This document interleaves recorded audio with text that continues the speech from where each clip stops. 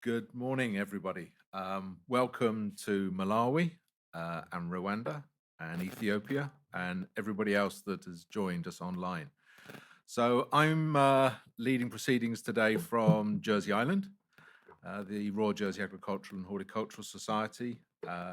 We sort of run the projects in those countries.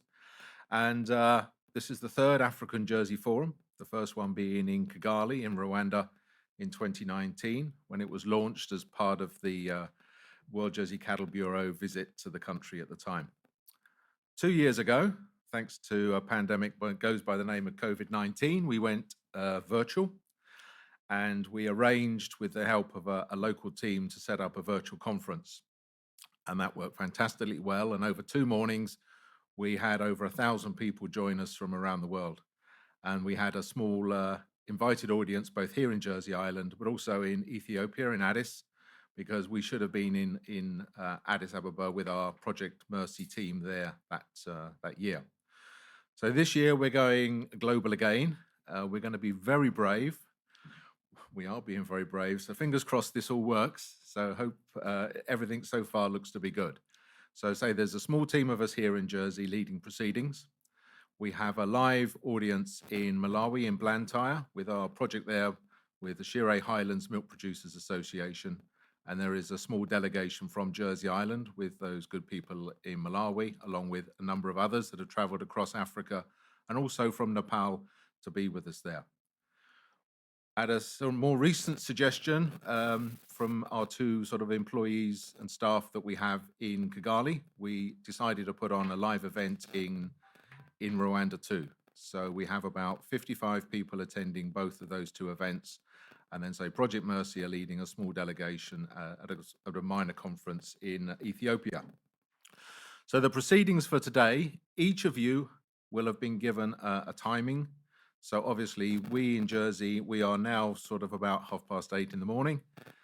In Malawi and Kigali, it's 9:30, and in Ethiopia, it'll be 10:30. So I apologize if I make references to times that mean nothing to you, but it may be that you need to think about the times I'm referencing are probably here in Jersey Island.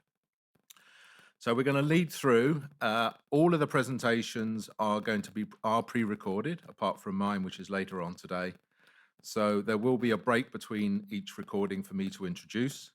But we thought we'd start, being as we can't all be in Malawi this week, we'd start with a fantastic video that was put together by the Shempa team, telling us all about their project and smallholder dairy in that area of Malawi. Guys, you ready?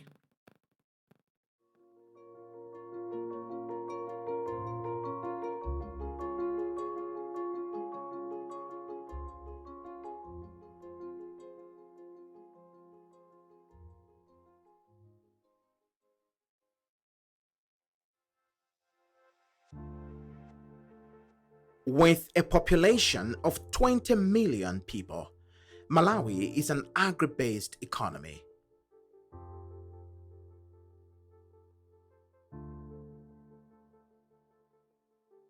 With a national crop productivity that stands at 40% of annual potential yield, minimal land holding and malnutrition, Malawian smallholder farmers have these challenges to manage.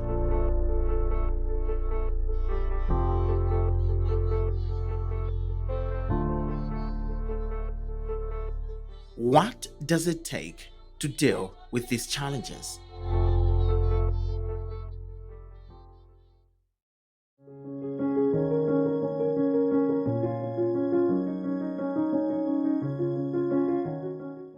We visit this small village in Blantyre district, southern Malawi.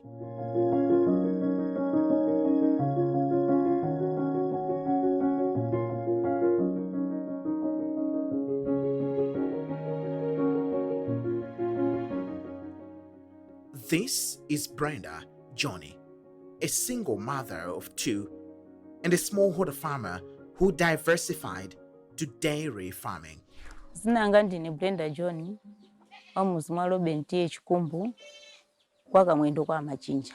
Ndine mulimi wa ng'ombe za nkaka. Nisanambe ulimi umenewo moyo wangu wa siku ndi siku unali ovuta kwambiri.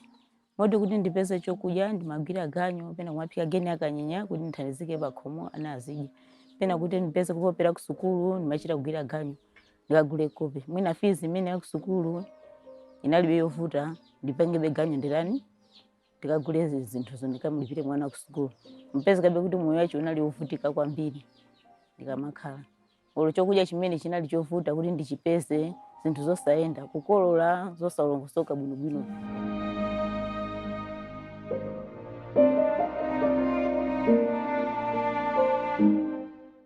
Blantyre Johnny's story is the story of many farmers in Malawi, most of whom are women. Ine zina langa ndi Grace Khoziwa wa kuchisitu koma ndimachokera muzi mwana makucha afumu akwathu ndi ana makucha.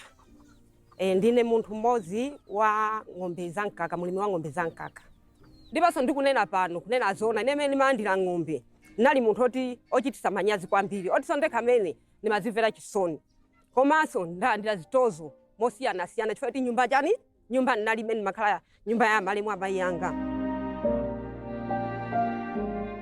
In one corner of this region, we meet Ziwone Chipaka, a Shimpa extension worker. Shimpa is a Shire Highlands Milk Producers Association. This association covers 5 districts. It started in 1985. Actually it started to make sure that the farmers are well organized. The leadership of Shimpa comprises of members from all the 5 districts. And their role is to make sure that there's proper coordination between the farmers and the processors, and the marketing strategies are followed properly. This is the story of dairy farming in Malawi, with a special focus on the southern region where 70% of the country's milk is produced.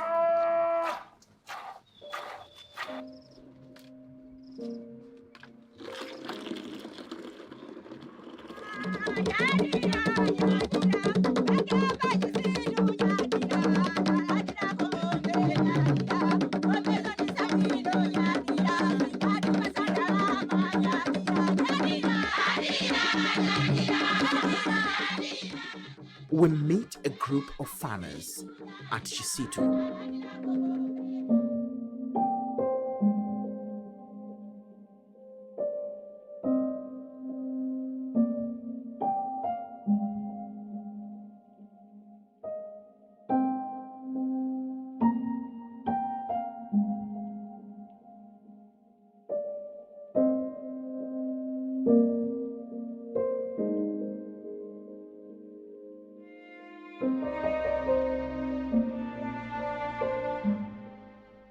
From a backdrop of unstructured dairy production, one farmers' association stepped in to fill the gap.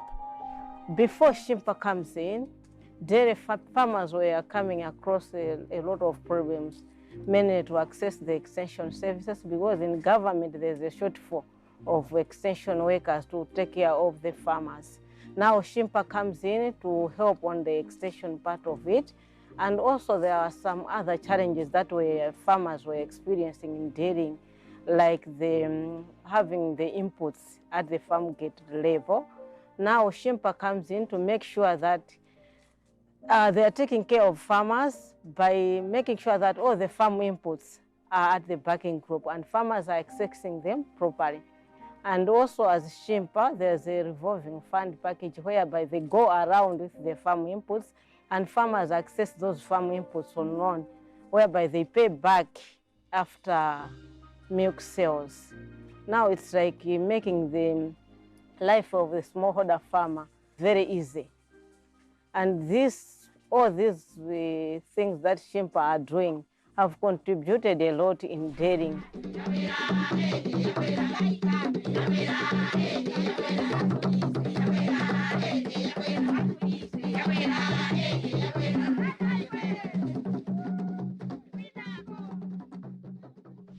Ine ndi Hussein Malikita, udindo wanga ndi secretary.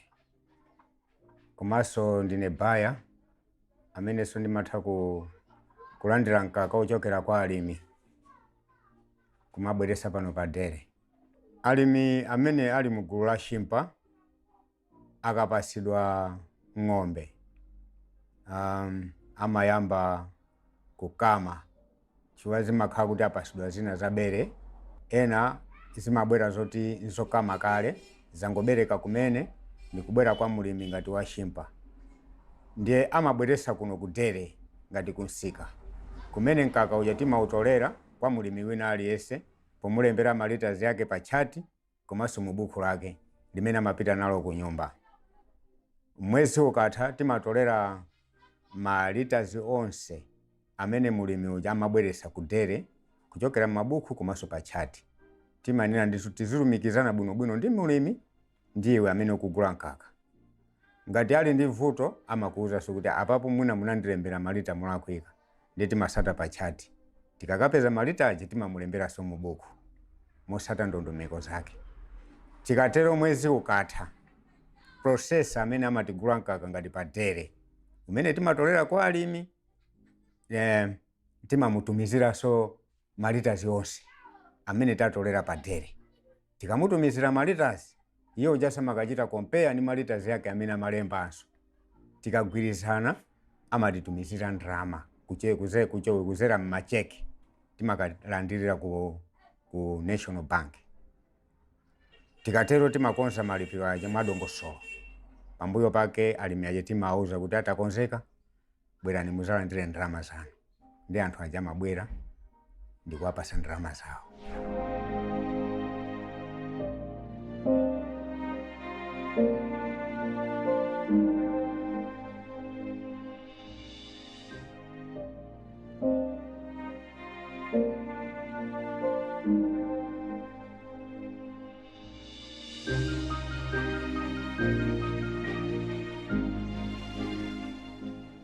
Life for some farmers has really changed since getting into the milk business. We return to Brenda Johnny. Moyo wanga ndamba ng'ombe ulimi wa ng'ombe za nkaka, moyo wangu asintha motero. Moti mama kunja kukacha ndimalawira kukhola, ndikasese, ndikolope, mazanga makhali pa moto osukira mabere. Ndikasuka mabere aja ndimakama nkakanga ndipite ndikasiye kudere. Ndikasiya kudere kuja choncho kosiku ndisiku ndimakatani ndimakasiya paka mwezi uti. Mwezi ukatha ndimalandira ndama yanga ndikalandira ndimapanga budget. Ndigula chokudya changa chimanga, ndimagula madeya, ndibwera na skulu. Ndikatere ndigula makope kumaso fees ndio savuta. Kumaso pano pamene ndikunena mndamangisa nyumbanga ndiyiro kuyi. Nyumba imwe ndinayo ine kale ndiyiro kuyi. Kumaso pano ndagula maita ina kuti ndifani ndike pa quarters. Moti asala 4 kuti ndimalize kutani kugula. Kumaso magesi asola pano ndinaikisa timapereka pang'ono. Moti mwezi wangu kuja ndikumaliza manyumba ndikumaliza magesi asola kulipira. Zina anga ndi Modesta Kauzu, ndimakhala ndera la fumu wankulu chikumbu boma la Mulanje muzi wa Ng'oma.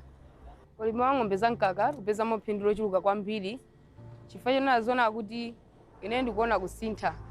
Monga ndanena poyamba kuti makolo anga ndokalamba ndinalibe chithandizo china chilichonse choyenera pa khomo. Koma chifukwa cha kupeza ulimi umenewo wa ng'ombe za nkaka pakali pano pa azibale anga kuphunzira mosavuta. Chifukwa tikapeza ndalama ija tikumayitenga makalipira school fees mosavuta. Komanso kuchokeraso apopo ifeyo kwathu nyumba ya kwathu inali ya mauzu. Pakali pano patakwanisa kukhoma nyumba ija malata ndithu ndikuona kuti pali phindu lalikulu. Komanso matupi athu akoneka athanzi chifukwa kuti tikumatenga nkakawo ndikumamwa. Koma ndangolandira ng'ombe naonjezera malata pano ndamanga nyumba ya malata 32. Oti ayi nyumba yomasuka ndi ananga ndithu kumagwirizana kuti tikangoti wina kugona pa koma pano mwana lesa ndijani andi chipinda chacho kuchokera mujani mu ng'ombemo. Mwa ananga 6 ndi ana 6 ose 5 palibe amene waphunzira kulekeza standard 8 chifukwa cha mavuto. Koma ndikunena pano ndini mwana wa form 1 ali wamba form 1 pa chisitupo chifukwa kuchokera mujani mu ng'ombe ndikumulipira mosavuta akuchena so mosatani mosavuta kuti anthu akamona umakhala ngati so ndiphunzisi koma ali mwana wachani wa school kuzera mujani mu ng'ombe. Change has also come in the manner of how this association contributes to the dairy sector at national level. At the moment, we are about 13,000 members, and the growth rate, it's about 1,500 members per year, an increase of 1,500 members plus per year. Yeah, which is a success story on its own, because it's a symbol that a lot of people are joining dairy and they are interested to join dairying. So by the end of the day, I think we will achieve 100% dairying here in the south, as the country is even dreaming of 1 cow per household. I think we will definitely achieve that as time goes, because dairying is like an option for survival here in the south. Many of the new farmers started their herds with a loan from Shimpa Mkakazi scheme. The scheme supports 400 women to start dairy farming every year. Ashimpa amatipasa ng'ombe zipangongole. Katitenga amatipisa kumaphunziro, katiphunzisa kwa fupi 1 week. Ndeti kamabwa kumeneko amakhala atipasa zida zapakhola, simenti, mitengo, misomali, izina zonse, komanso zida, zikwanje, machani, zonse amatipasa ndithu. Imeneja ndi ngongole. Imene ng'ombe yathu ikaswa amazatidula. Ndipo ng'ombeyo amatipasa ili ya bere ukachita mwayi. Ngati kumeneko yachokera sinagwire ikhala yopanda bere, koma kawiri kawiri amatipasa ya bere. Ndife timapitiriza kulera mbeyo.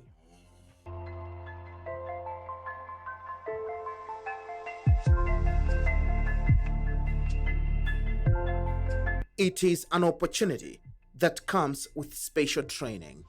Ndi siza mthali mulangizwe tatenena kuti project officer kushimpa kuza amene kuti nayamba mande nali nkalasi full time magawo wangapo ndambiri ndithu mano general management ya ng'ombezo ndi mapunza akajesedwa ka ng'ombe mena angapelesere ng'ombe mena angaizwire ng'ombe kuti ifuna kupelesedwa ubwino okhala ndikhola ndi chifukwa chani akuyijesa ng'ombeyo ayi ng'ombe ijezo tani zina mwa zimene timakhali waphunzisa ndio timakhali nkalasi lolemba lachiwiri mama mpaka pazulu ndi lachitatu ndi lachinayi ngati lero timabwerano ku field ngati kukhola kwa mzimayi wina wake kumene zimene timaphunzisana ku kalasi zija tizipange eno pa ground cholinga choti akamakafika kumanyumba makwawo sakakhale zachilendo. Zina langa ndine Luse Diamond, ndine mmodzi mwa alimi amene ndachita mwayi kulandira ng'ombe ya mkaka ya Shimpa. Kukalasiku timaphunzira mmene tingasamalirire pakhola. Timaphunzira kuti tizipasira zakudya za ng'ombe ngati monga ng'ombe imadya za magulu 4, choyambirira kupasira ngati nsipu komanso masamba, maminerals ndi madzi. Kenako ngati ng'ombe ili yansote tiziwonaona ngati ingapange hit.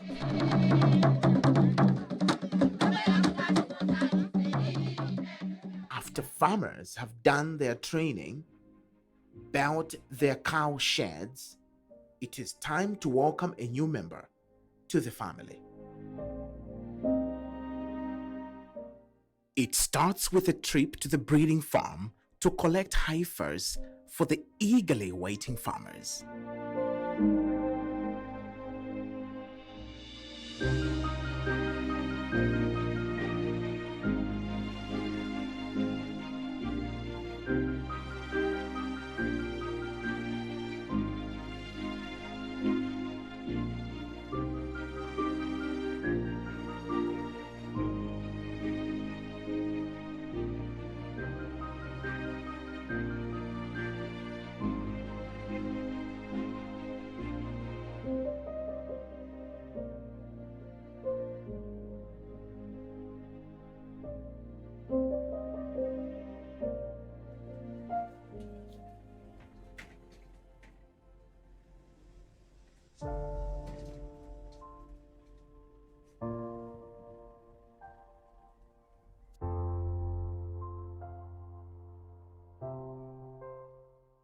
Zina langa ndine Regina Louis. Ndimachokera muzi mwa Nairo. Tiye Mpama. Boma la Chilazulu. Ine ndi mulimi wa ng'ombe wa mkakazi. amene tisanayambe kukama. Choyamba tinapita kumaphunziro. Ndipo tinapita kumaphunziro anatiphunzitsa amene tingakwanisire kudyesera chiweto chathu. Mwa icho pobwera kumaphunziro anatipasako ndowa. Kachiwiri anatipasa chani chomwe choti tikakama mkaka wathu uja tiyike tithire chani muja. Anatipasanso maminuyozi. Maminuyozi yo ndi awa. Titachoka pamenepo anatipasanso dibi. Mankhwala a dibiwa ntchito yake ndi kusambisa ng'ombe kupangira kuti ng'ombe yathu imatha kugwidwa matenda zapakhungu.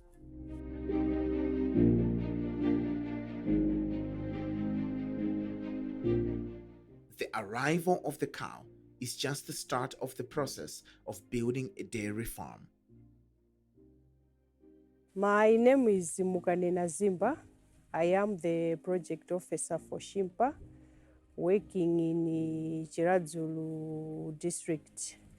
After delivering the cow safely in the collar, we dip it. After we've done that, we've also explained the record keeping, which normally involves what we call the yellow card for us. So this yellow card is mainly the identity of the cow, plus it also holds any information that is to deal with the cow. The pregnancy dates, when the cow was mated, and when it is expected to calve. So after that, what we have done is we have also reminded the farmer of the right procedures to feed the cow, the right amounts to feed the cow, the water to give the cow, and all other necessities to have to do with the cow. So what is going to happen now is we are going to leave the farmer with her cow, but we are going to keep on coming to this farm so that we keep on monitoring her.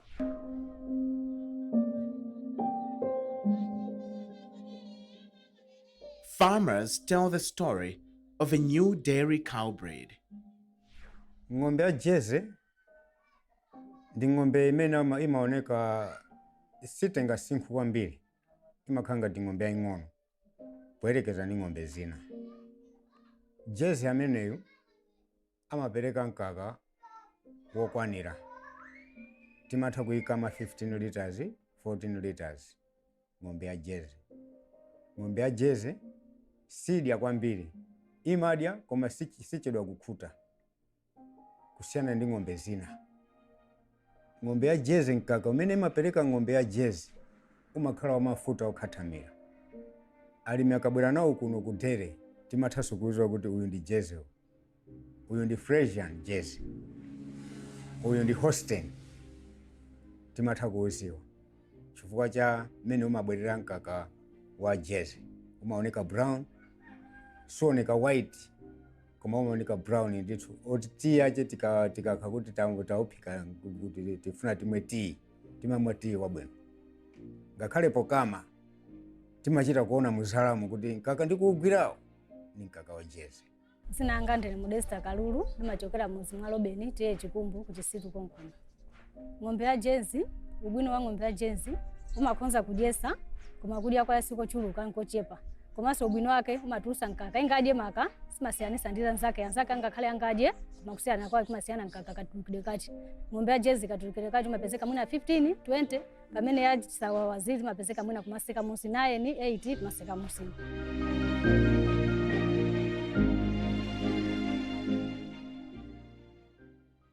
This new breed is being introduced by crossing local cows with Jersey Island bulls by way of artificial insemination.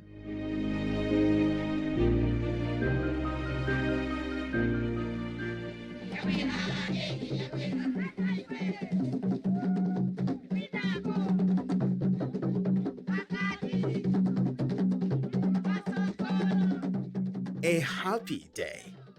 A day to get paid. From the sweat, something sweet.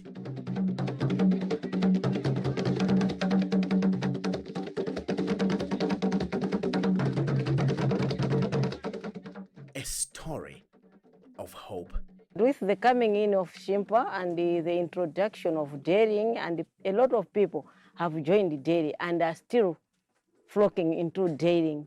As a result, that problem of poor harvest is also now eradicated here in the south. And right now, a lot of people are venturing into dairy here in the south. By the end of the day, I think here in the south will be the region of dairying.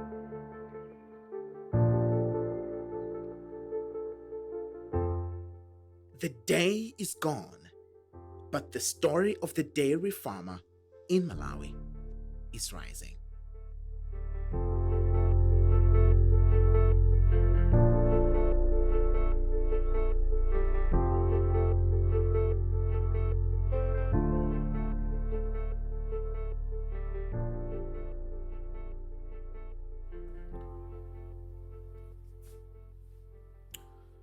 So, I hope you now feel that we're all in Malawi.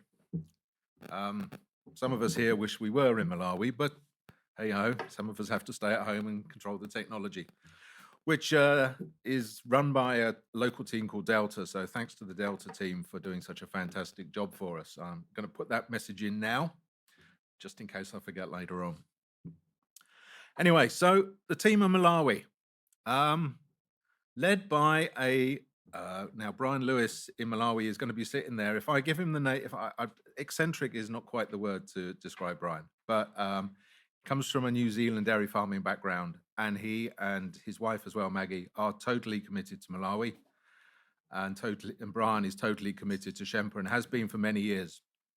So we have something of a dream team at Shempa. So we have Brian leading the pack, ably assisted by a project vet, a Kenyan, Rulex.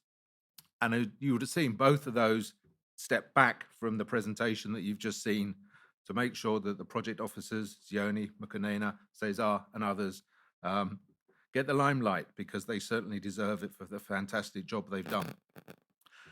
When we get to my presentation later, I will show you a graph which will indicate the rise in Shempa's ability to produce milk for Malawi. The numbers seem to vary. Sometimes it's 75% of Malawi's domestic milk supply, sometimes 90%. But whatever it is a very high percentage of Malawi's domestic milk supply come from Shempa's farmers. And as you will have seen, a very high percentage of them are female farmers, and quite often single women running the family unit. So this sort of leads on in terms of our next speaker, which is Dr. Betty Kawonga from Luanar, which is the University of Agriculture and Natural Resources based in Lilongwe, Lilongwe being the capital of the country. So Dr. Betty, from her CV, has been a lecturer at Luanar for over 10 years. And in recent years, Betty has been involved in a collaborative dairy research program involving 5 research universities from Africa, Europe, and Australia: the Lilongwe University of Agriculture and Natural Resources, the University of Ghana, the University of Nairobi, the University of Bristol, and the University of Western Australia. And her research focuses on developing alternative dairy cattle feeds and feeding technologies to improve the productivity of the existing breeds whilst mitigating emissions. Betty will provide local contextual insights on the dairy and livestock sector in Malawi. So are we ready, guys, for that presentation? Hello, my name is Betty Kawonga. I'm a lecturer at the Lilongwe University of Agriculture and Natural Resources. Today I will be presenting on the dairy production systems in Malawi, and through the introduction, looking at the overview of dairy in Malawi and also the strategy that the government has employed over the years of dairy intensification. We'll also look at some of the projects that align with the dairy intensification. Then we'll go through challenges that smallholder dairy production system faces in Malawi and the opportunities that can be harnessed to promote or improve smallholder dairying in Malawi. In terms of dairy sector in Malawi, it is categorized as estates, which mostly employ the semi-intensive system, high input, high output.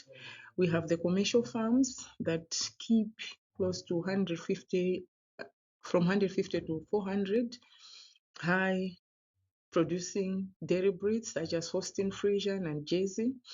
They employ the intensive production where we have high inputs in terms of housing, labor, feed, as well as they have high outputs in terms of milk.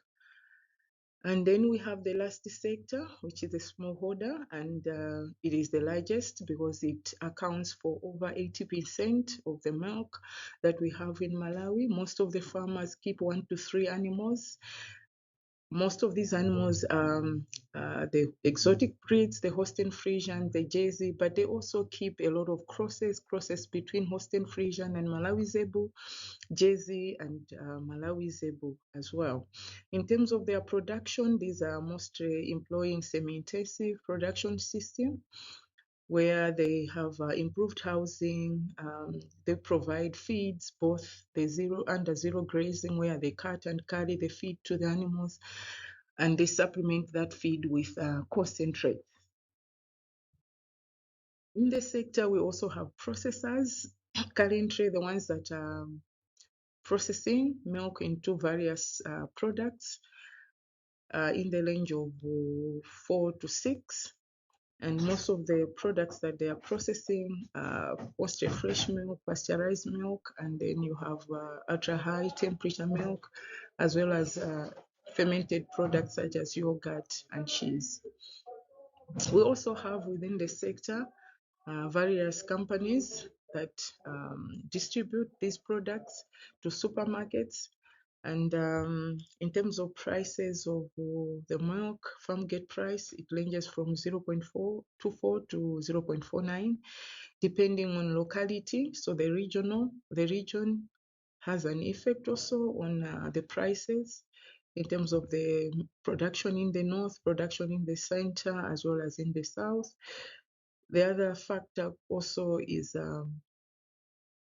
the contracts that farmers have with the various companies, or where they don't have those contracts, farmers tend to sell milk to informal buyers known as vendors. So in terms of prices, you find higher prices with the vending or informal sector, whilst the formal sector, they will be around 0.24. And these products, as well as the fresh milk, they are sold to consumers both in urban, peri-urban, as well as the rural sector. Now, when we talk about smallholder, there are certain characteristics that define these smallholder farmers. One of it was that they keep fewer animals, 1 to 3 animals, but in terms of the farmers, most of them in the age range all the way from elderly. We have those that are in the middle age group, as well as those that can be categorized as youth. So those that are under 35 years of age, they are part and parcel of the smallholder dairying. In terms of gender, we have both males and females. Of course, males are on the higher side, around 62%. So in terms of describing the smallholder in Malawi, we can say it's both gender and age compliant. And we have a lot of non-profit organizations that target the poorest of the communities and those that are vulnerable. Hence, smallholder dairying can also be an intervention that targets climate change affected areas. Now let's zero in on Malawi's strategy of dairy intensification. And so when we talk about dairy intensification, as far as Malawi strategy is concerned, it encompasses both genetic, ecological, as well as the social economic intensification.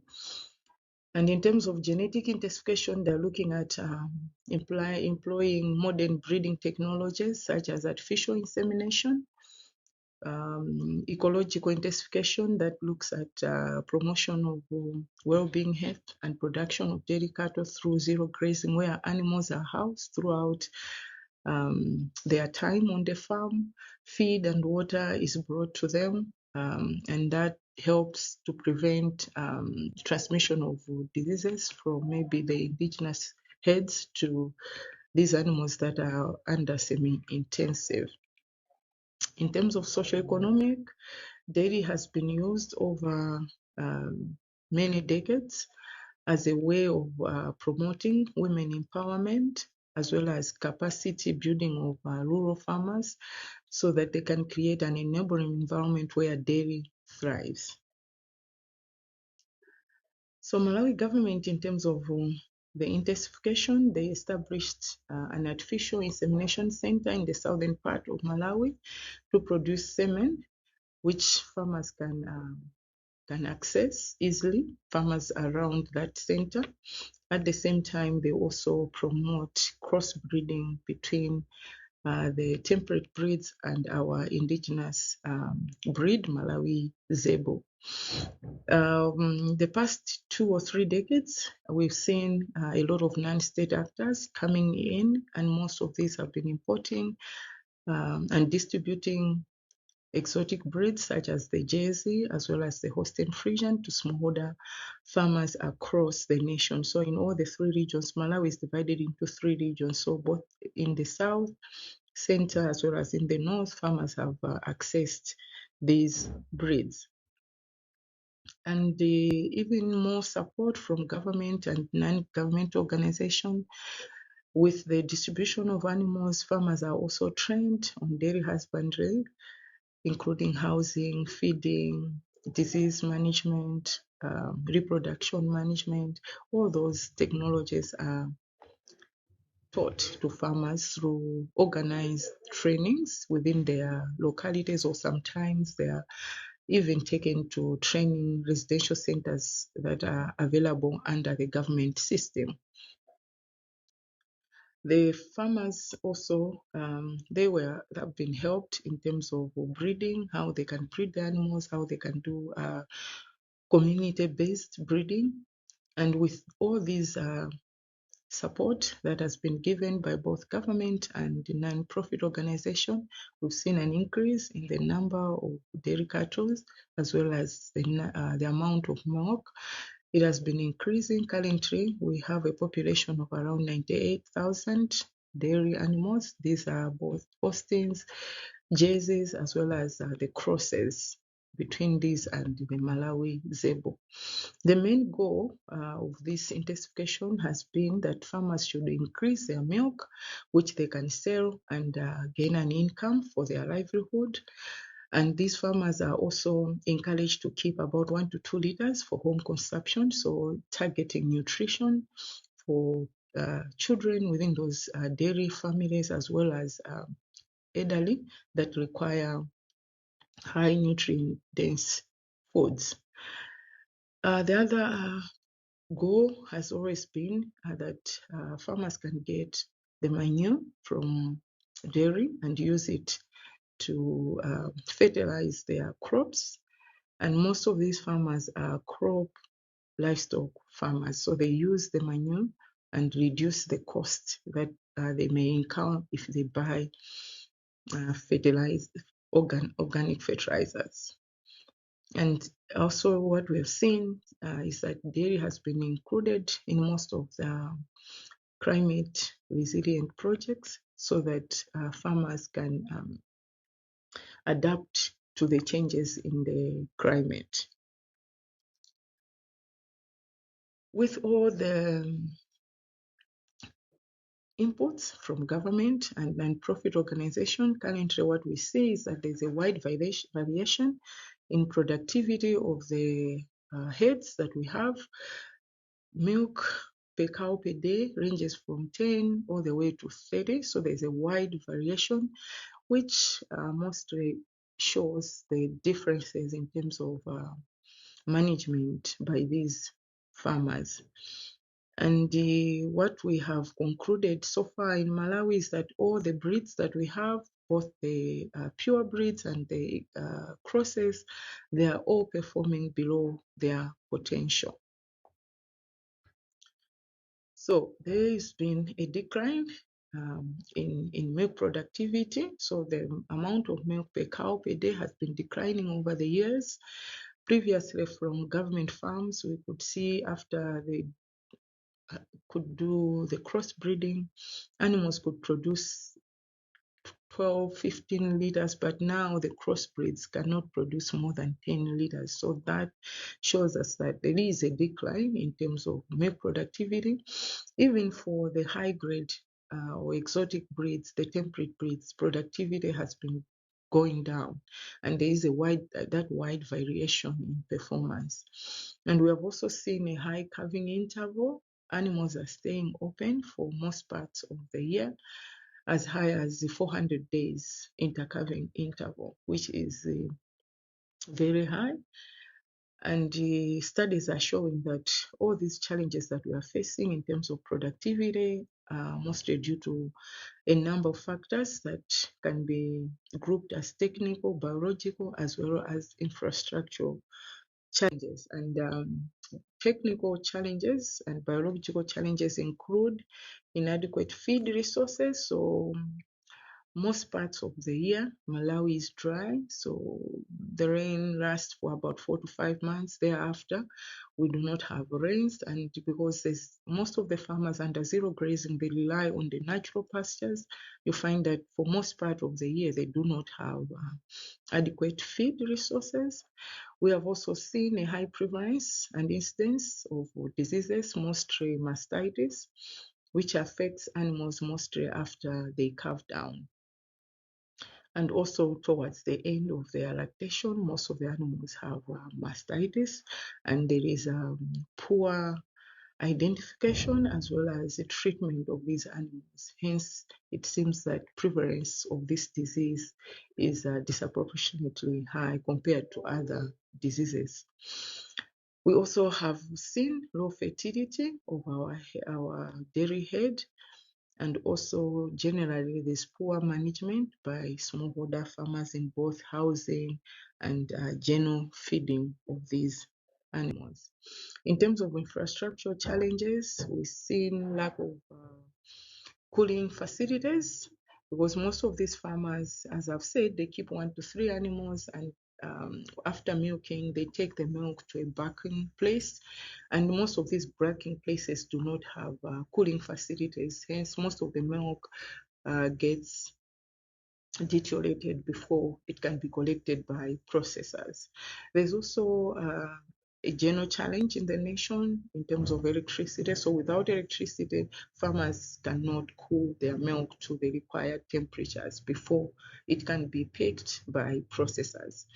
We also see that in most of these bagging centers, there are no running water, which is a necessary utility for the farmers to be able to clean. The issues of hygiene, issues of sanitation can be compromised.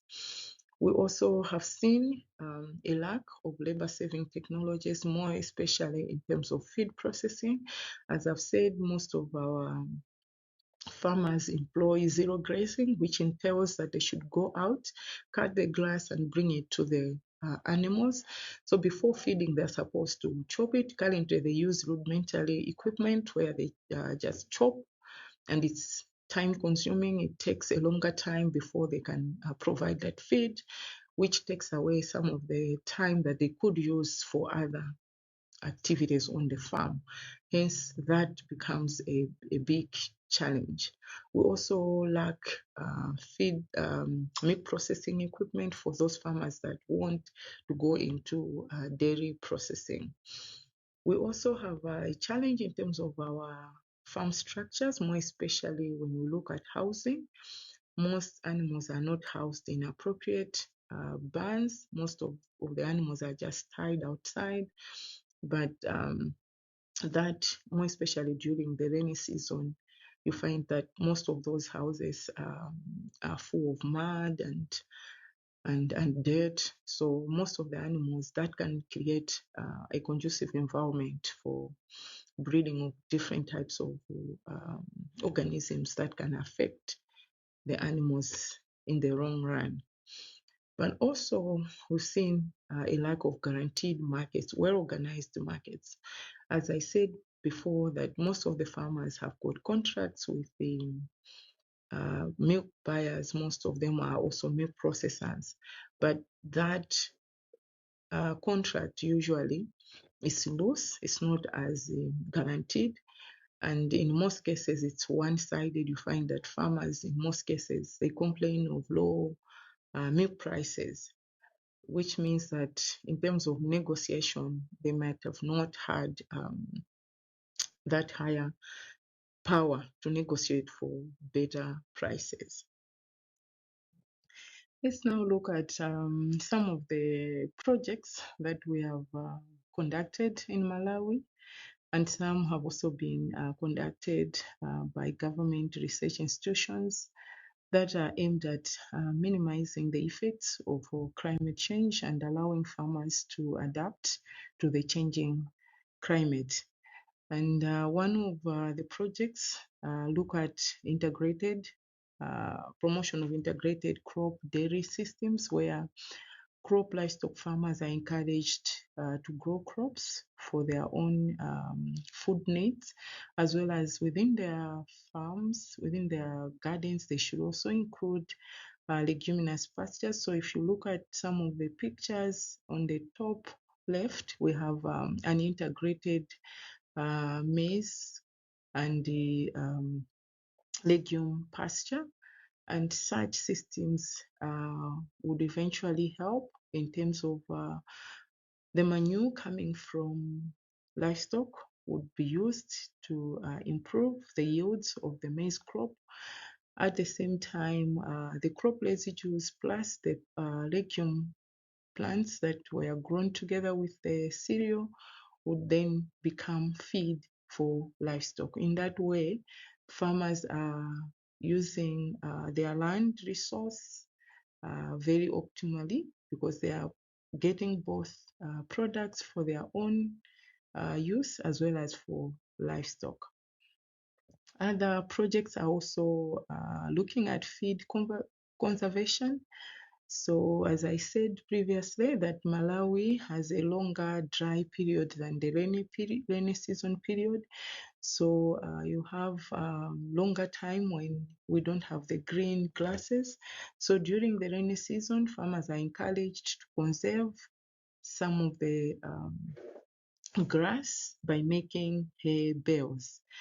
Other interventions also focus on production of feed using locally available ingredients, as well as promotion of multi-purpose trees within their homestead, so that they can use those trees for firewood, as well as the leaves of those and multi-purpose trees for feed for their livestock.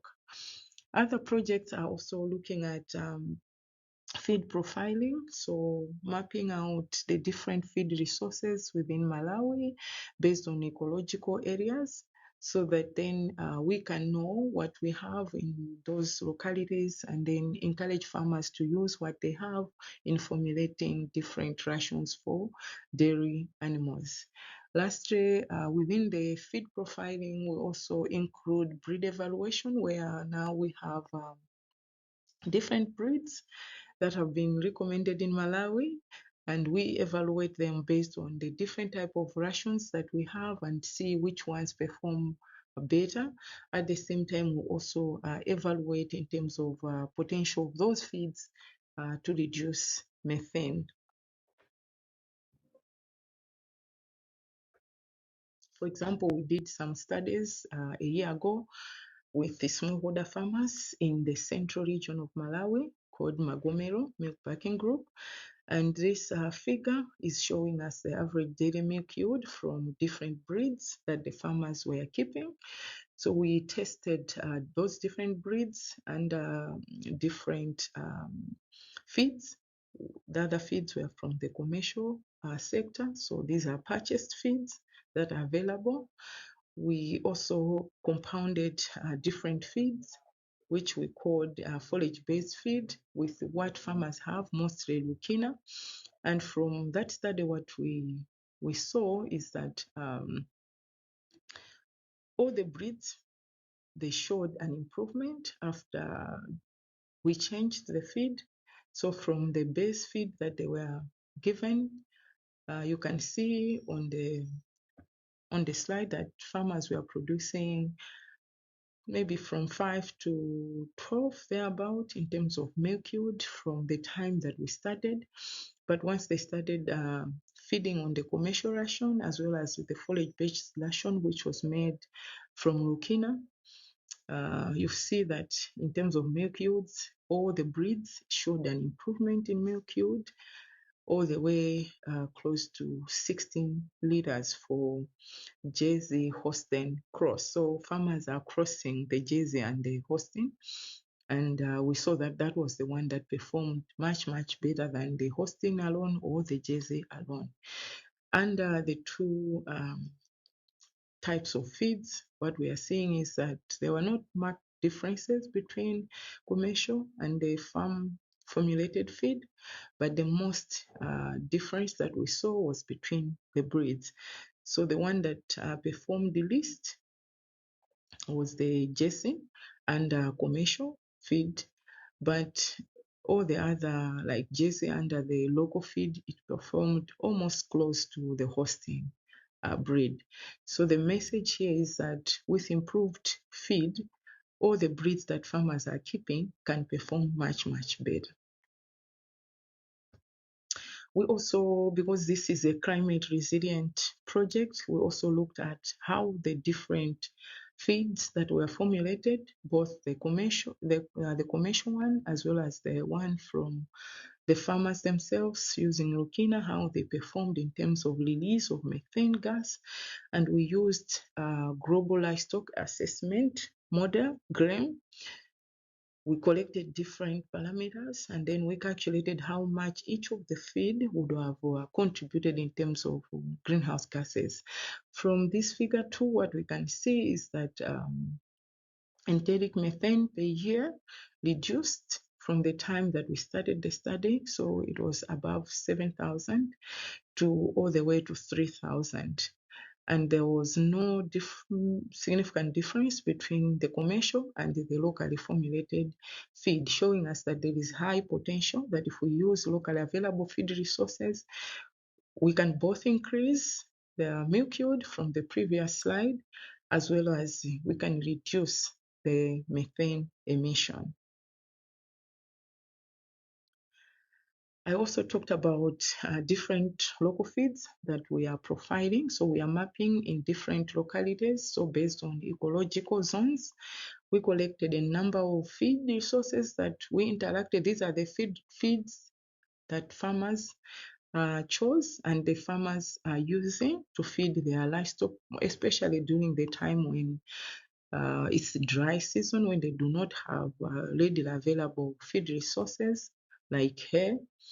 They are mostly using other feed resources, so such as blackjack, Biden, Pilosa, Comelina, as well as Richard, Scabra. These are some of the locally available shrubs that farmers are using.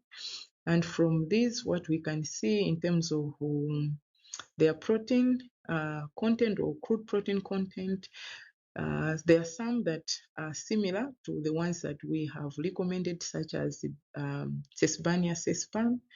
You see that in terms of crude protein, it's within the ranges of 900. And another interesting thing is that in terms of methane, the feeds that farmers are using and are choosing, they have low methane emission compared to even the ones that we have recommended, such as Lukina leucocephala. Let's now move on and look at opportunities that are there in the Malawi dairy sector.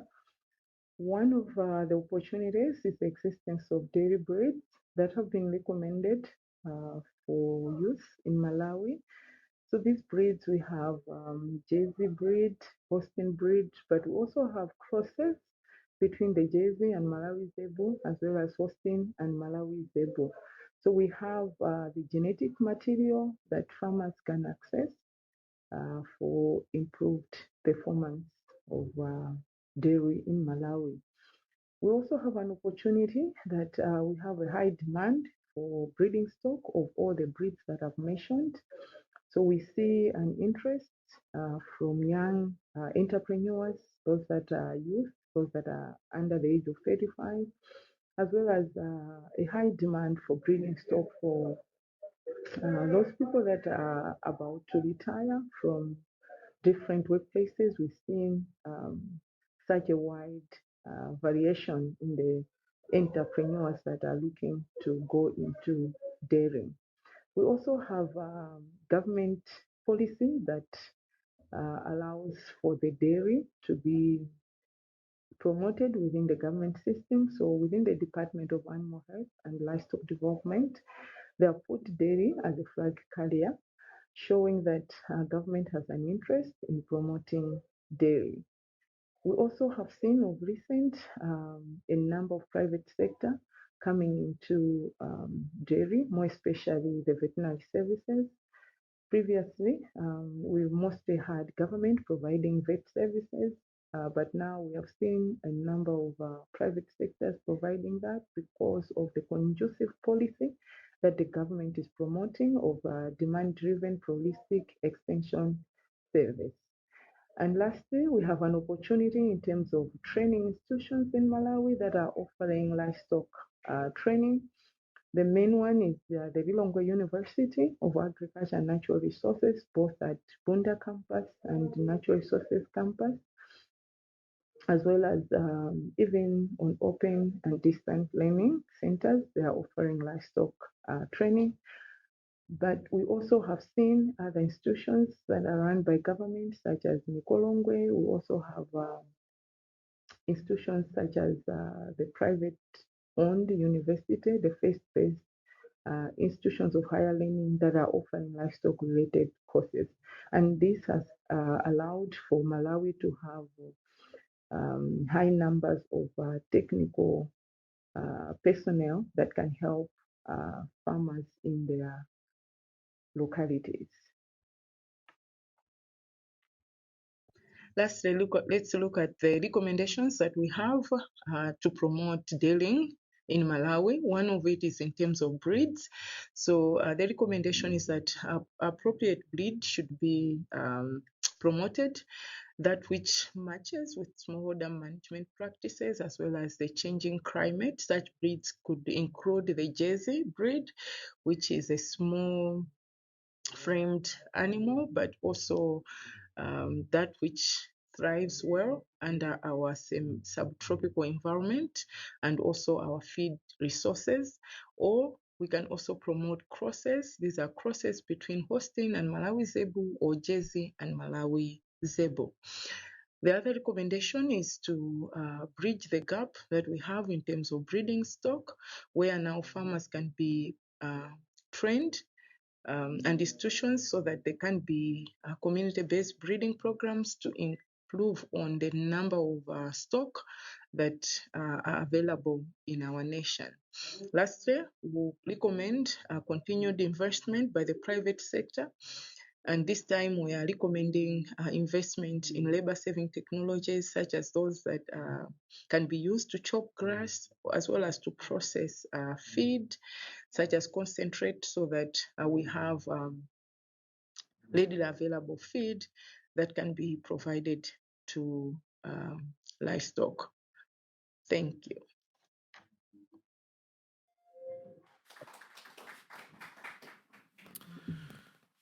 So thank you, Dr. Betty. Now, Betty is actually with the live audience in Blantyre, so we'll be able to connect with Betty later on, hopefully. So before we press on with the next presentation, just go through the Q&A sessions that we've indicated will be available. So just after 10 o'clock will be the first question and answer session, which will be on the video and these first two speakers. So the questions will be put onto Slido. So when those of you that have connected within that email, there was a link to Slido where you have to enter a code, the code is #AJF23. So we're looking forward to having your questions in. I understand from my colleague Louise, who's here helping on the technology here in Jersey, that questions are already stacking up in some number. So we will probably go through them on the basis of those that we're comfortable that we can answer, but I promise that every question will be put on to the presenter and you will receive your answer in due course. Also, just to let you know that all of the presentations and the videos will be available on the African Jersey Forum website in due course. So for those of you that have not ventured to our website, it is www.africanjerseyforum.com. So nice and simple. So on there are lots of training videos, lots of discussion points, and some of the other facilities that we're trying to roll out across the continent. So an opportunity to quickly go through some of those that are in Malawi. So we have I mentioned earlier, a small delegation from Jersey Island. So the Minister for International Development, Deputy Carolyn Labby, as part of the audience and leading the delegation, and as is Simon Barras, the Director of Jersey Overseas Aid, and Jersey Overseas Aid fund this fantastic facility through the forum. Also out there we have Mr. Robert Pershard, who is the President of our society here in Jersey, Mr. Stephen Lefevre, who is President of the World Jersey Cattle Bureau. So just to give an indication of the linkage to the World Jersey Cattle Bureau, the World Jersey Cattle Bureau has 5 global zones, and each of those zones has a sort of representation on the World Jersey Cattle Bureau. So Steve is out there representing that global organization. And we also have the Dean of Jersey is also as part of that team that's out there. So I think we'll now press on. Hoping we understand that we're currently not able to connect to Brendan Irving, our next presenter, for his questions, but during his pre-recorded presentation, hopefully we'll be able to get back in touch with Brendan, who could be somewhere in the middle of Mongolia, so knowing some of his projects that he runs.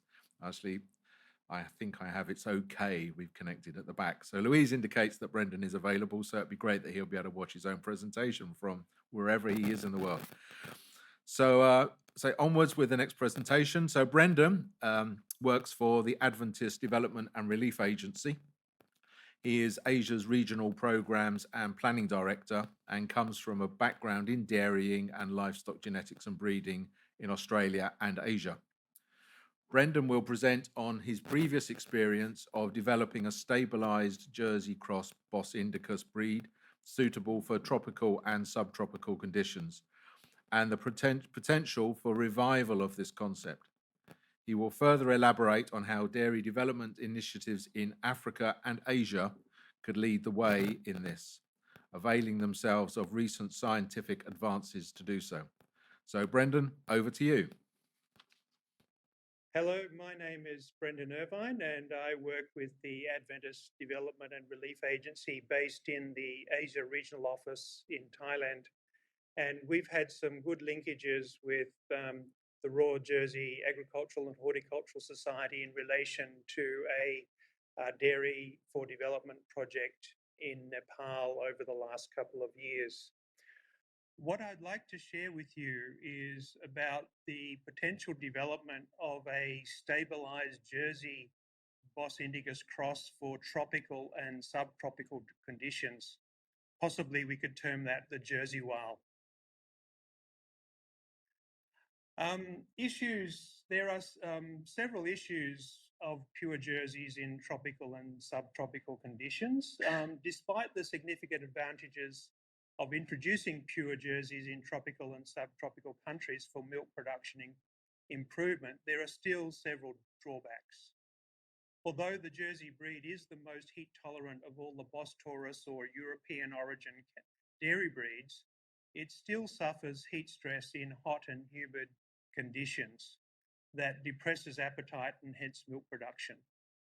This is because it does not have the density or size of sweat glands in the skin that Zebu or Bos Indicus cattle have that enable them to sweat sufficiently to cool the body. These conditions are quite prevalent in tropical and subtropical countries for at least a large portion of the year and would hence affect production ability of pure Jerseys. The other key issue is that the Jersey breed is not genetically tick resistant to the cattle ticks that are prevalent in tropical and subtropical countries, unlike the Zebu or Bos Indicus cattle that are naturally tick resistant.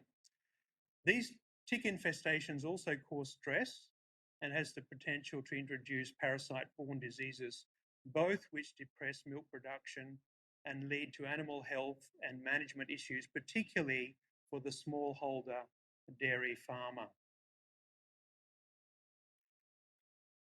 These disadvantages are largely overcome if the Jersey breed is used in a crossbreeding programs to upgrade local cattle, generally zebu or Bos indicus cattle in tropical and subtropical areas, to have improved milk production while retaining the heat tolerance and tick resistance that comes from the zebu cattle.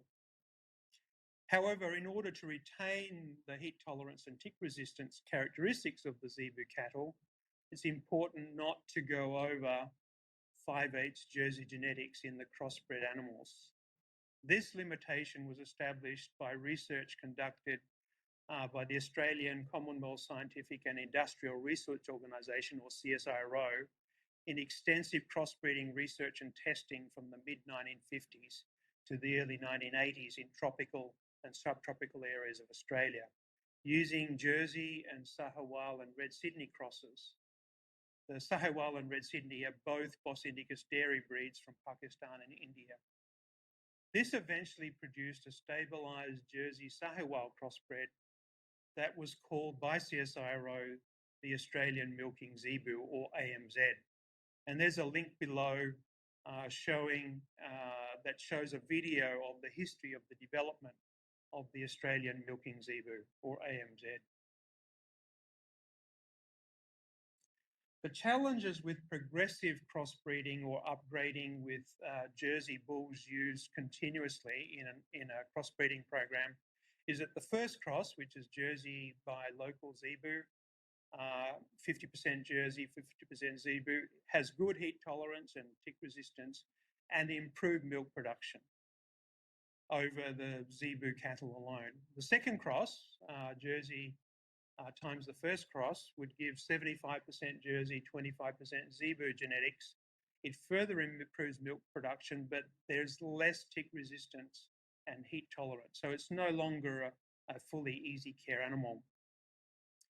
The third cross of Jersey times the second cross would give us 87.5% Jersey and 12.5% zebu, really starts to lose heat tolerance and has tick infestation problems. So it's no longer a robust, easy care animal for the smallholder farmer. As CSIRO in Australia has established, the optimal animal is a stabilised 5/8 Jersey or 62.5% Jersey and 3/8 zebu, which is basically a first cross times a second cross as per above, which balances a good level of milk production from the Jersey genetics while retaining the heat and humidity tolerance and tick resistance of the zebu genetics. This is just a quick background showing you how the AMZ was developed. At the time, Jersey production capacity from Jersey cows was in that 3.5 to 4,600 litre per lactation. And the Sahiwal genetics that Australia obtained from Pakistan was around that 2,000 litre per lactation genetics. The Jersey, of course, not tick resistance, whereas the Sahiwal was tick resistant.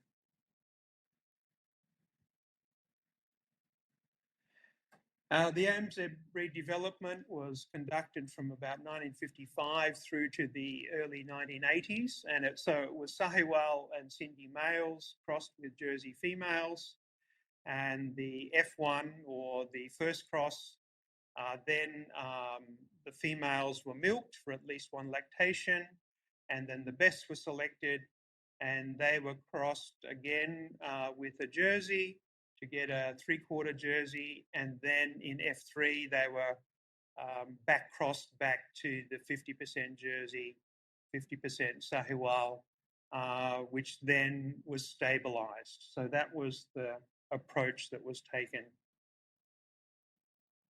And then there was a very rigorous testing and selection process, particularly on the bull side. The bull calves were selected from the best performing cows, up to 40 bulls at a time per generation. They were put into hot room testing environments with high temperature, high humidity. From that, the best 12 performing in the hot room in terms of ability to sweat.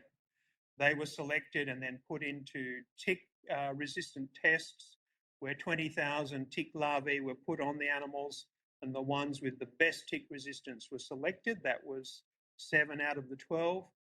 And then they were testing on semen quality, and the best 6 out of the 7 were selected and used then as selected bulls for the next generation. So by the mid-1970s, there was a stabilised Australian milking zebu, 5/8 Jersey, 3/8 Sahiwal, that was heat tolerant, tick resistant, good milk production average of about 3,500 litres, given the genetic background of the Jersey and the Sahiwal at that time. And some of the elite animals were performing up to 4,600 litres per lactation. And here's just a photo of a proven progeny tested AMZ bull that was used for semen collection in that latter half of the 1970s and the early 1980s.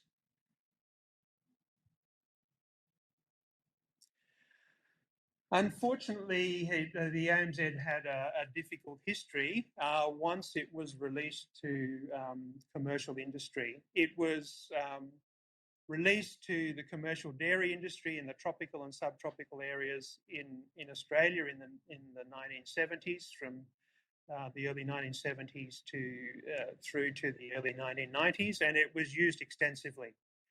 The CSIRO retained control of the breeding nucleus of elite animals and bulls that were progeny tested and proven up until the early 1990s. And then they were on-sold by government-controlled CSIRO to a commercial artificial breeding company.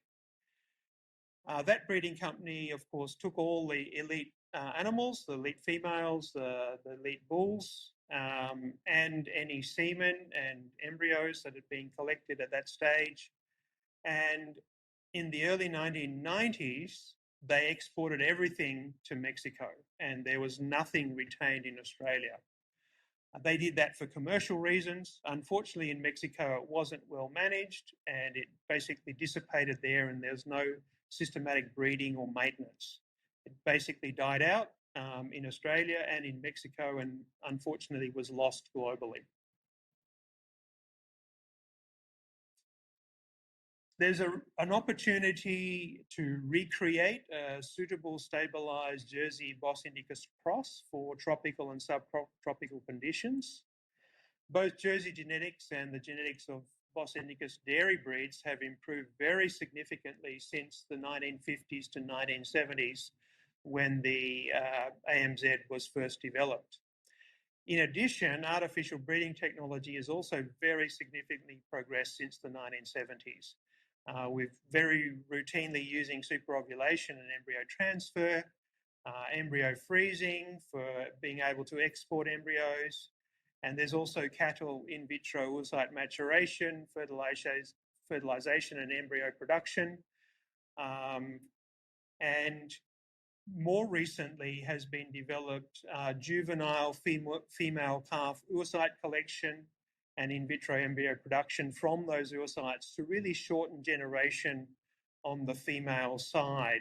It effectively can be down to 1 year generation interval on the female side in a technique called GIVIT. We've also had the emergence of genomics, DNA testing to identify key markers for key milk and other production characteristics that enables very early selection of juveniles. And then, of course, is the emergence of the use of sex semen. So there's a lot of artificial breeding technology that has emerged that could really enable us to quite rapidly recreate a stabilised Jersey Bos Indicus cross, much more rapidly than the 20 years needed for the Australian milking zebu, and potentially within a 6 to 8 year period with the use of in vitro embryo production techniques, GIVIT, and genomics.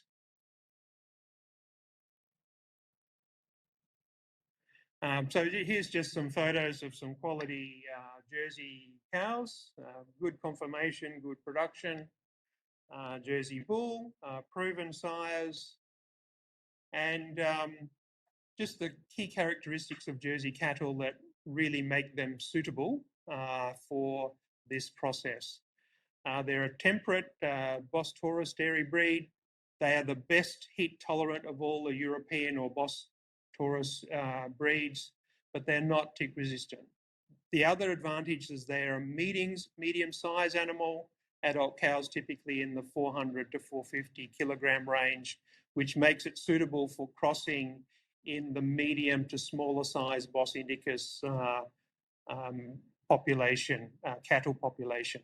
Very good milk production in the 1970s. It was around that 3,000 to 5,000 litre per lactation, but elite animals these days is from 7,000 to 9,500 litre per lactation, with excellent milk solid contents of greater than 5% fat and greater than 4% protein. Here's a picture of a Sahiwal cow. It's one of the best Bos Indicus or zebu dairy breeds in terms of production. And there's a bull. And the characteristics of the Sahiwal cattle is that they are an indigenous dairy breed from northwest India and Pakistan.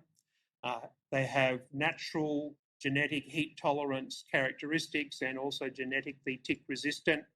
They're a medium size of that 350 to 375 for adult cow weight, good milk production and the lactation duration of 9 to 10 months. In the 1970s, they were typically producing in that 1,500 to 2,000 litre per lactation range. But now elite animals at the National Dairy Research Institute in India, NDRI, they're producing in the range of 3,500 to 4,500 litres per lactation, with generally over 5% fat content. So if we're wanting to revive a stabilised Jersey Sahiwal cross, one option would be to use a Sahiwal cow and cross with a Jersey bull, or the other option would be to use high-producing Jersey cows and to cross with a proven Sahiwal bull with dam production of over 4,000 litre per lactation. So looking at options for reviving and recreating a stabilised Jersey Sahiwal cross, probably the easiest option is going to be using proven Jersey bulls in that 7,500 to 9,000 litre per lactation range with identified elite Sahiwal cows out of India in that 3,500 to 4,500 litre lactation range to get a first cross or an F1 producing in the range of about 5,500 litres per lactation. Then to produce the F2 or the 75% Jersey would cross the F1 with another proven elite Jersey bull. That could get an F2, which should be 75% Jersey, 25% Sahiwal, should be able to produce around that 6,500 litre per lactation range. And then to create the F3 or the 5H Jersey, 3H Sahiwal, we would then cross the F2 back cross to the F1.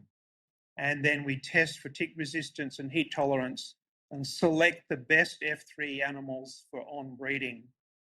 And they would be then bred within each other, within that population pool of F3s, and to create F4s, which should be that stabilised 5H Jersey, 3H Sahiwal, which perhaps we can term the Jersey Wal. and then select the best F4 for on-breeding and for semen widespread reuse and embryo production. We would need to use advanced breeding technology, juvenile in vitro embryo production techniques, multiple ovulation embryo transfer techniques, genomics for very young animal selection, for oocyte collection and selection of young bulls to go into AI programs, semen collection programs, and the use of sex semen. All of this should be able to shorten generation interval to quickly produce a stabilized Jersey Sahiwal breed within 4 generations. This is possible within around a 6 to 8 year period with proven production capacity in a high temperature, humidity and high tick pressure environment. Production should stabilize out at around 6,000 litres per lactation with greater than 5% fat and greater than 4% protein content in the milk, while maintaining a minimum of that 37.5% or 3/8 Bos indicus genetics to keep the high level of heat tolerance and disease resistance. So if we aim for this modern,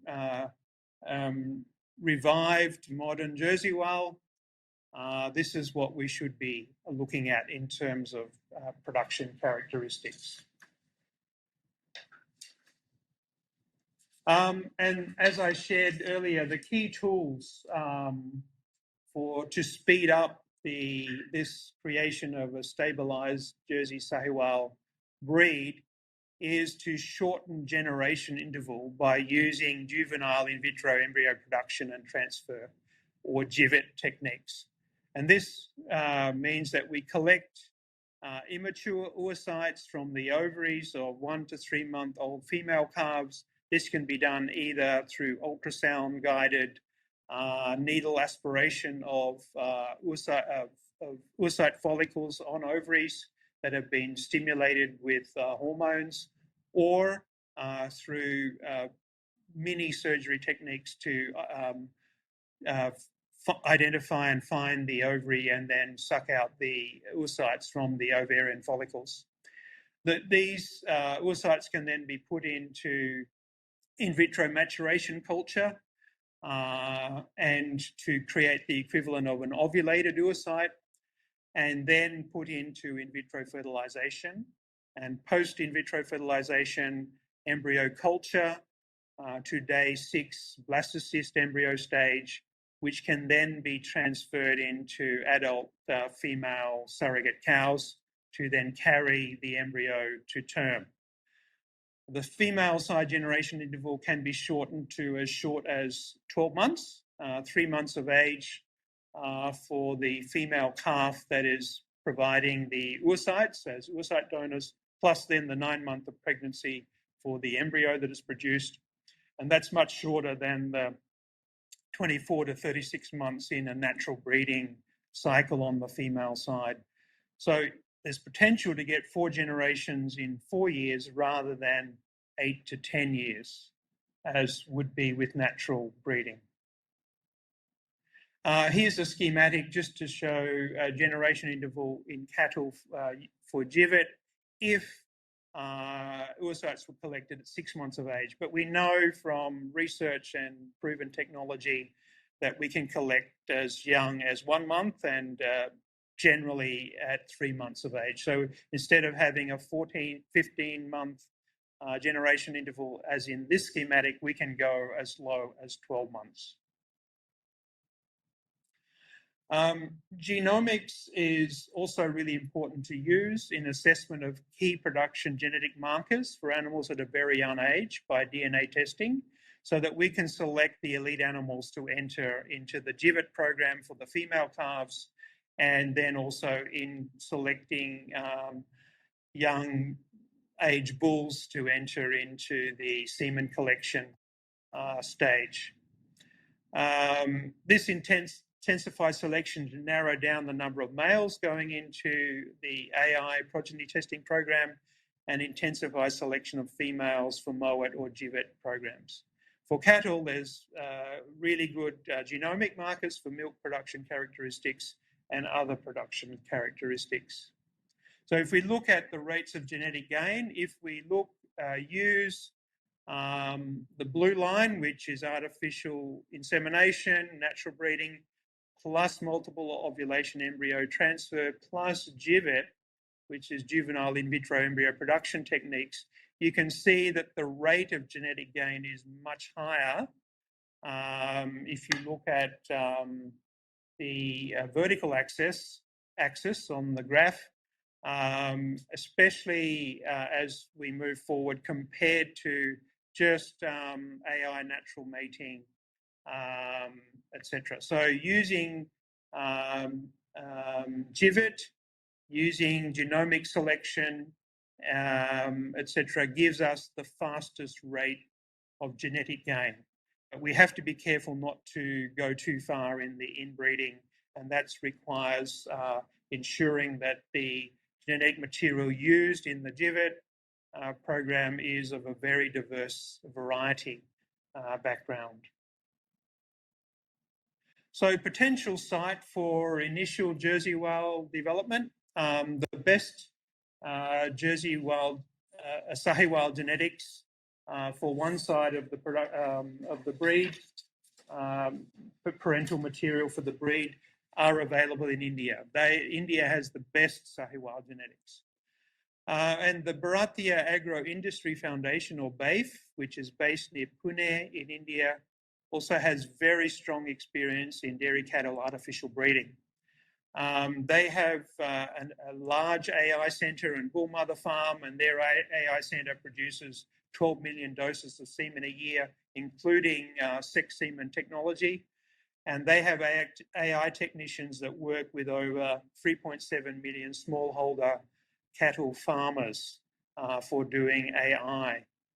They also do ultrasound-guided oocyte pickup aspiration from ovarian follicles, and they then put those oocytes into in vitro embryo production techniques, and they're doing that on a weekly basis in the embryology laboratory, particularly for oocyte collection from their elite cows to produce future bulls for their AI centre. So they have very strong technical capacity. BAIF are keen to partner on this endeavour to develop stabilised Jersey whale and then produce Jersey whale semen embryos to export to interesting countries in the tropical and subtropical regions to enable establishment of more nucleus herds for further multiplication and use within the commercial industries in tropical and subtropical countries. In addition, the technical and scientific support cost structures are much more affordable in India than in other Western countries that have established in vitro embryo production labs and capacities. So the signs are good. We can potentially work with this in India, with then export into other countries in Asia and Africa and potentially Latin America for establishment of more nucleus herds of Jersey whale for then selection in local conditions. So this is what I'd like to just share with you as the potential for developing a suitable stabilised crossbreed that can really have a place in the dairy industry in tropical and subtropical countries, that has a very strong Jersey component and also a useful Sahiwal component. Thank you very much.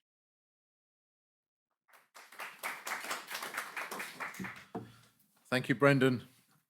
So through the wonders of mobile phone technology and WhatsApp, we are now quietly confident that we have Dr. Betty in a room in Blantyre ready to receive her questions, and also Brendan, who I'm guessing might be, I recognise the room. I think you're in Bangkok, Brendan. Yeah. I was a little concerned the other day. He connected with me on a call, and he was genuinely in the middle of Mongolia and had to drive something ridiculous like 150 miles or something just to get Wi-Fi pickup. And talking about Wi-Fi pickup, I have to apologise. I understand that some people have been finding me a little crackly. Obviously, those in the room here with me not, but everybody else has been.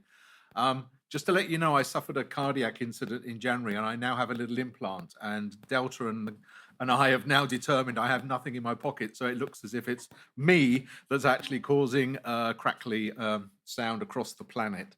So anyway, that gets me out of this job next year. So thank you very much. So the questions are arriving in considerable numbers through Slido, and they are in front of me. So the first one is we're going to run through, I think, Betty's questions first, I believe, is how is government managing this situation for the country to maintain availability of milk in Malawi for a sustainable way? What about the Shempa project? And that's from Anonymous. So, Betty.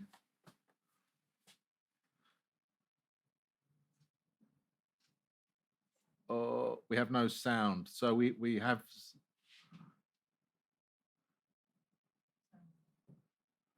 Hello? Yes, we can hear you, Betty. We can hear you here in Jersey. Hopefully everybody can hear you. Can you come again with the question? Okay.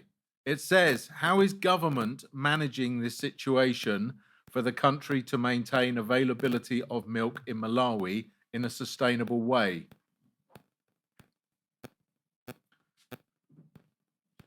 Okay, thank you so much for that excellent question.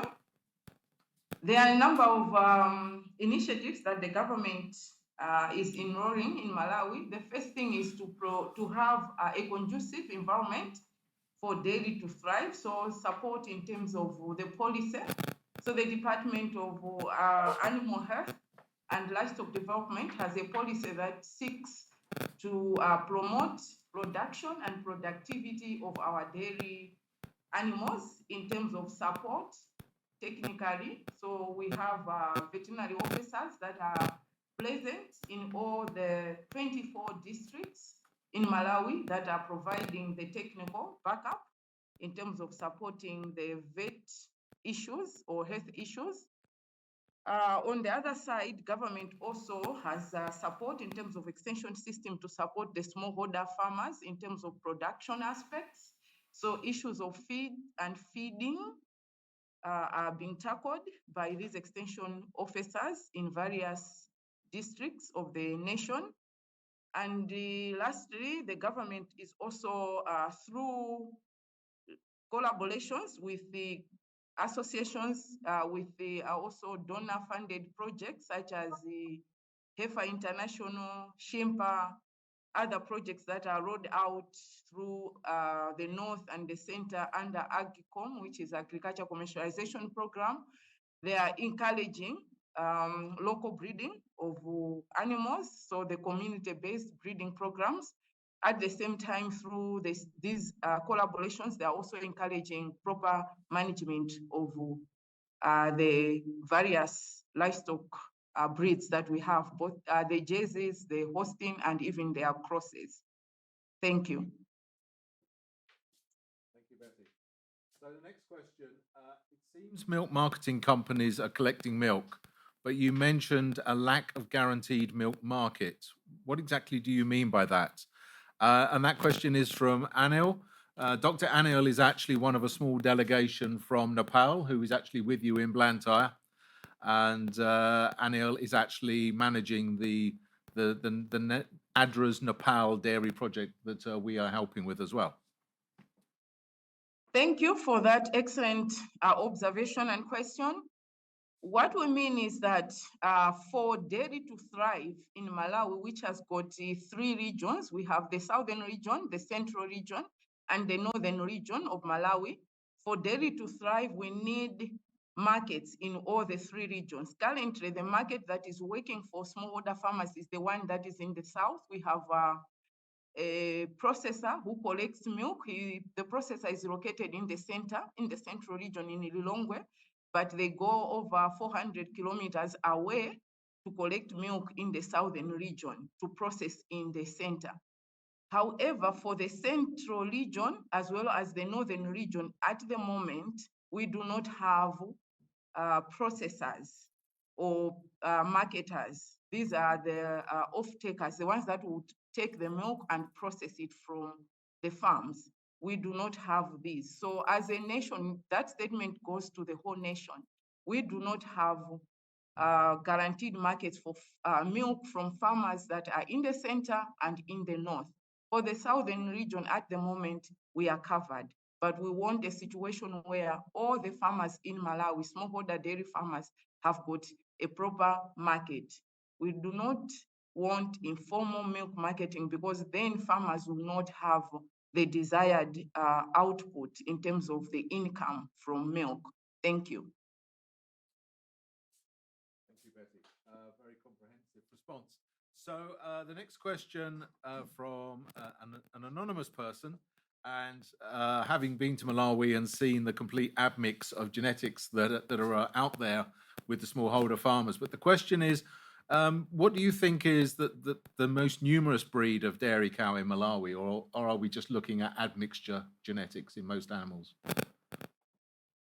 In terms of populations, what we see is a lot of crosses. Those will be number one. Even when you look at the agriculture estimates from the Malawi government, which are done every year, these are just estimates, but what you see mostly are the crosses. These will be the crosses between Malawi Zebu and the Holstein Friesian, or it could be the crosses between Malawi Zebu and Jersey. And then the second one in population-wise would be the Holstein Friesian, and then lastly we'll have the Jersey at the moment. Thank you. Okay, so from my experience of visiting the Shempa team, I know at their heifer rearing farms, they have predominantly bulls that are, the bulls are run with the heifers to get them in calf before they go out to the loan farmers, are not necessarily pure Jersey, but they are definitely sort of dominantly Jersey in that. And it's also been very interesting looking at our projects in other countries, especially in Rwanda, is we need sometimes, because the brown of the Jersey coat is not dominant, if the animal we're putting onto is a dark color or has Holstein genetics in it, so therefore is black, sometimes it can take 2 or 3 generations for the Jersey color to come through. And you find that as well in sort of other countries around the world where the Holstein and the Jersey is crossed. So we have found it very interesting that there are animals out there that are still very black, that when you actually look at the genetics, they are actually predominantly Jersey. They just haven't lost that dark coloring. So we're finding that is actually affecting the numbers we presume to be out there that have Jersey in them. So the next question, Dr. Betty, this is from my colleague here actually in Jersey. So in comparing milk yields between breeds in litres per day, was any assessment made in terms of the yields of milk solids? Thank you. That assessment for that particular project was not done, but we've had the other analysis that we have conducted in terms of milk components, and the trends are that these were mostly in the central region of Malawi. What we have observed is that for the milk components, the one that is ranking highly is the Jersey cow, then seconded by the Holstein in terms of butter fat, as well as then the crosses thereof. However, for Malawi, unfortunately, farmers are not paid by components, so it's not an indicator that most farmers are happy with. We know it might be a benefit for the processor because they always enjoy milk from the center and the north, which is having a lot of butter fat, but farmers are not paid for their butter fat. They are just paid by volume. Thank you. Okay, thank you very much. So another question, you did not recommend the promotion of Jersey and Malawi Zebu cross. Were there any reasons behind that, or was it just the way you did your presentation? Okay, maybe I passed through that, but the recommendation from what we are getting from our stakeholders when we are doing this research is that if Malawi government wants to promote these animals, previously what the government used to say was that you need to promote crossbreeds.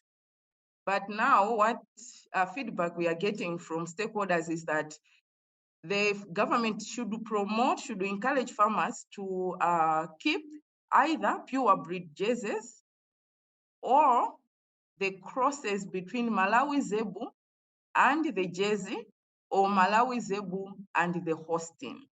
For the Holstein, it appears stakeholders are saying it's not good to keep the pure ones. Whilst for the jersey, stakeholders are saying at a certain level of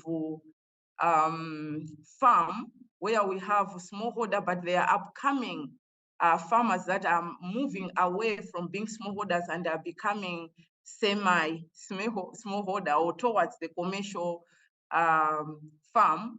Those can keep the jersey animal as long as they are able to manage it, to provide appropriate management for the jersey cow. That would be a recommended breed.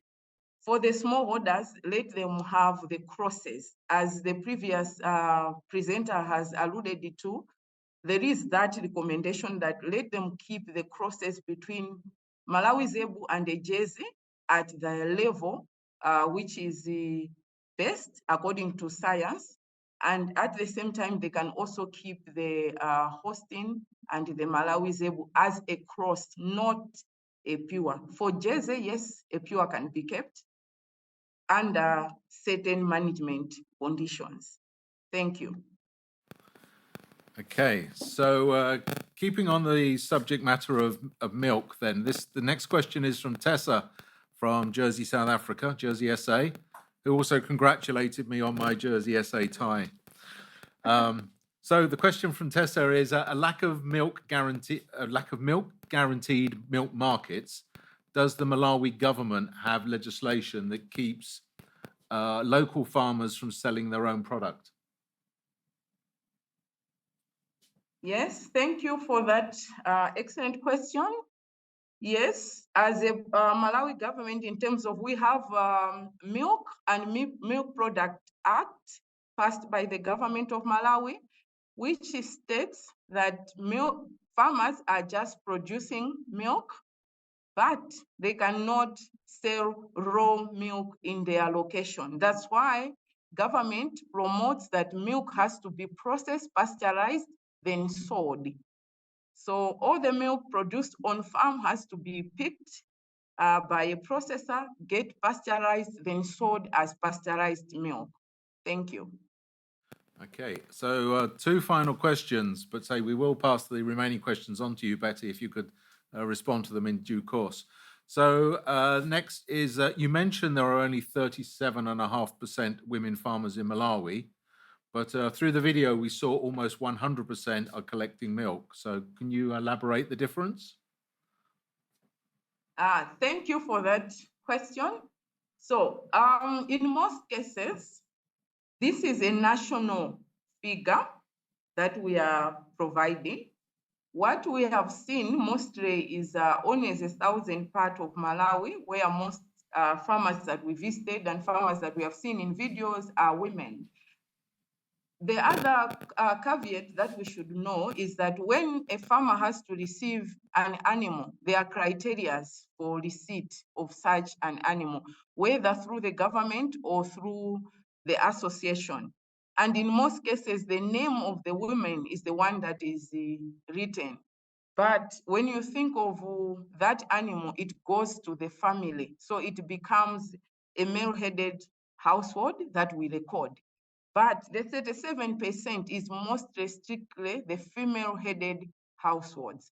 So in terms of just looking at the number, we may find that there are more women that are participating, maybe because the man just says the woman goes and participate at training and other things because the woman is the one who takes care of the animal.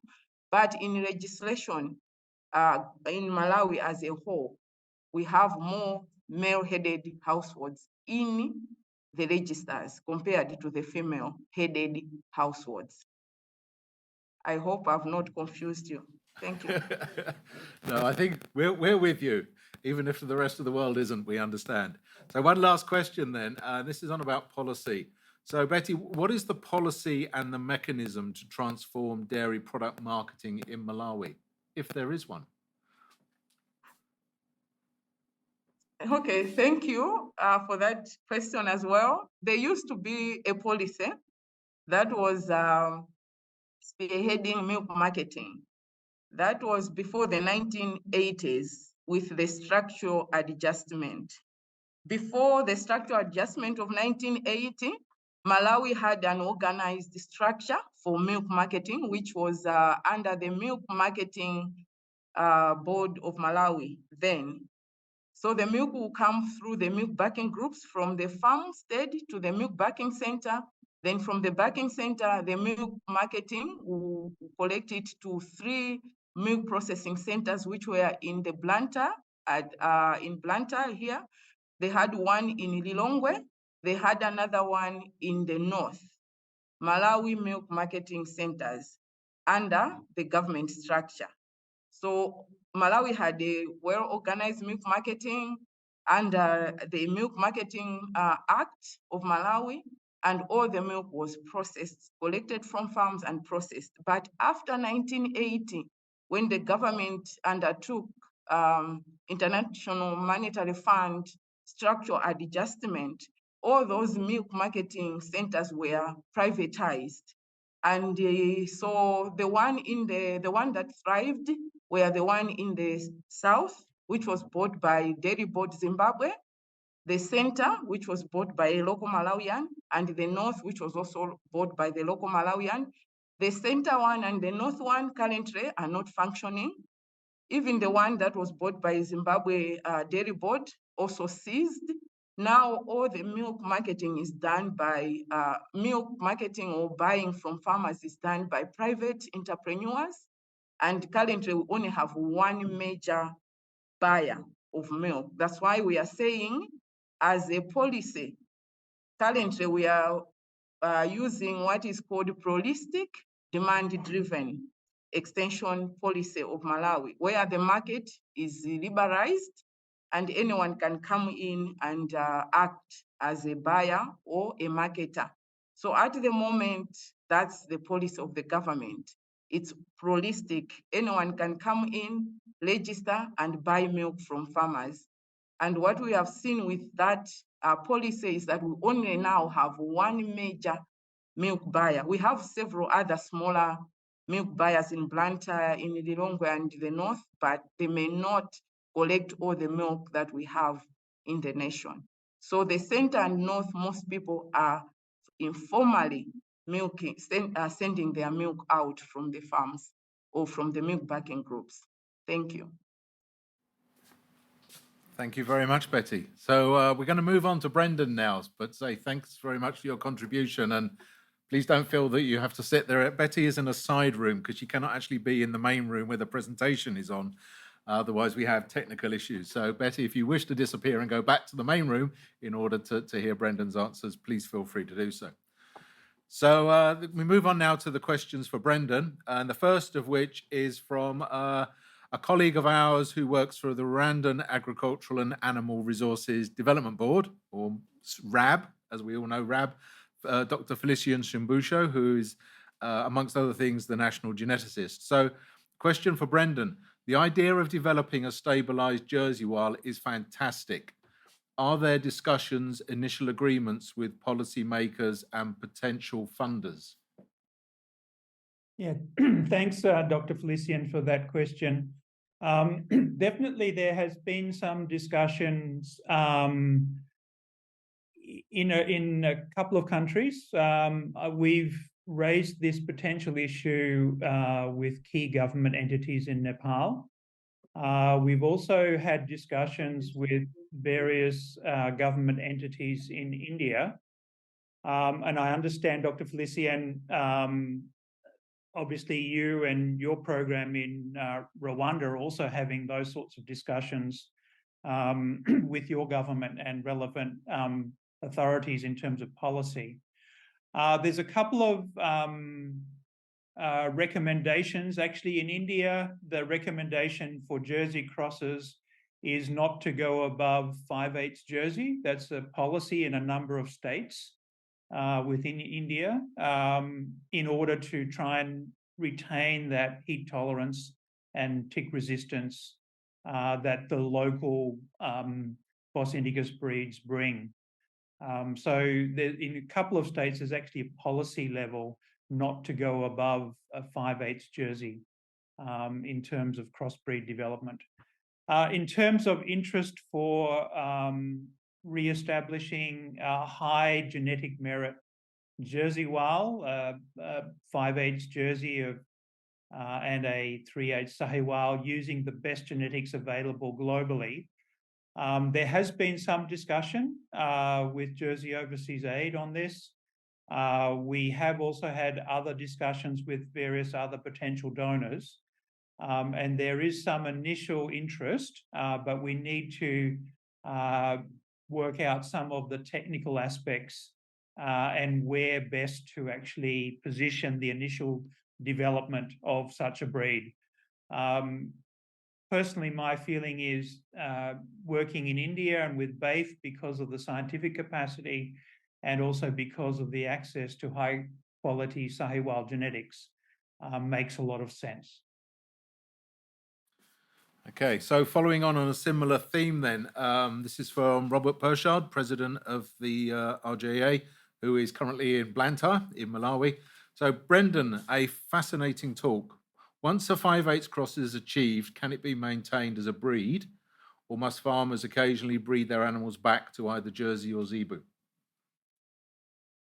Definitely, as CSIRO established in Australia in that development of the Australian milking zebu,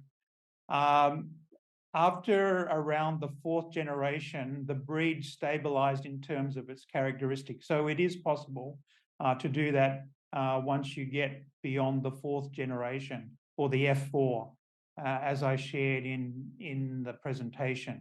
That's definitely possible. It's also possible to back cross backwards and forwards with Jersey and Sahiwal backwards and forwards, doing various crosses to try and maintain roughly that 5/8 Jersey breed. But you do start to then get not the stability that you would optimally have by developing 4th generation 5/8 Jersey, 3/8 Sahiwal, and then breeding within that pool to stabilize everything and maintain that stability. That would give the better result rather than crossing backwards and forwards, because you would then get lurched towards more Sahiwal and more Jersey backwards and forwards if you do that type of crossing.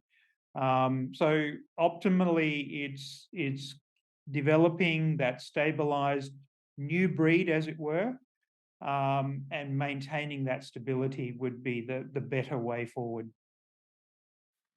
Okay, thank you. So this question is from Tiffany Wood, who's actually here with us in Jersey today. Tiffany is one of our presenters later on in the day. So Brendan, for the first step of creating a new crossbreed, how many cows would you need to create the first generation? Yes, definitely. What we've been looking at is in order to prevent inbreeding and to create enough genetic diversity, what we would be looking at would be a minimum of somewhere between 15 to 20 Sahiwal cow lines or cows that from different lines that are unrelated to each other. And using then for each cow, using a proven Jersey bull that is also as unrelated as possible, a series of bulls, Jersey bulls that are unrelated as possible. So that's what we would probably aim for. And then in the second generation, where you're breeding again back to Jersey to make it 75% Jersey before back crossing to the first cross, where again we would ensure a very different bull family line would be used in the artificial breeding program. And then back crossing the F1 and the F2, we would then ensure that no related animals are back crossed to each other. So that's the way we would intend to ensure that we don't have an inbreeding issue, that we have at least a 15 to 20 cow line and then at least a 15 to 20 different Jersey bull line in the development, the initial development of the breed.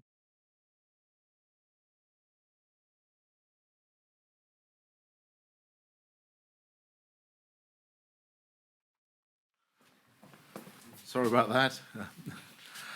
One last question then, Brendan, because we're actually already over time for the break. But this has Africa context, so you'll enjoy this one because you and I have had this conversation already. So this is from Steve Lefevre. So has any research been carried out with the Buran? From personal experience in Kenya in the 60s and 70s, the F1, F2 Jersey Buran was a great cow. I would say is probably undoubtedly would be a very good animal. The Buran being very well adapted and bred for many generations within that African context, and then crossbred with a Jersey to get a suitable stability. That could also be a potentially very interesting animal. So definitely worth considering as well. I'm not sure the milk production characteristics of the Buran, whether it is viewed as an African dairy breed, indigenous dairy breed, or whether it is a dual purpose type animal. So for those reasons, I'm not 100% sure. But if maybe David, if you could share your knowledge of the Buran, that would be helpful. Then we could give advice. I'm afraid my understanding of the Buran is fairly limited, and the person that would have spoken on that is really Steve, who's in Blantyre. So, but yeah, I think this is a discussion that we've had, is that of the tropical breeds that seem to mix well with the Jersey, the Sahiwal is probably one of very few that actually has milk recorded populations. So we can actually work on that with some certainty that we would not lose the milking ability of the Jersey, especially when we get down to third or the F3s or the F4s. But that's something that discussions I've also had in Rwanda in particular as well, is possibly a side project looking at the Buran as an African option, if there are any sort of perhaps cultural issues with the idea of using the Sahiwal across Africa or in parts of Africa.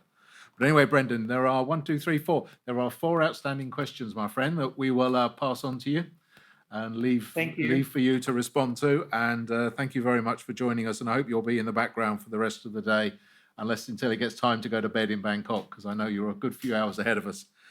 So thank you, Brendan. And thank you, Betty. Welcome back, everybody.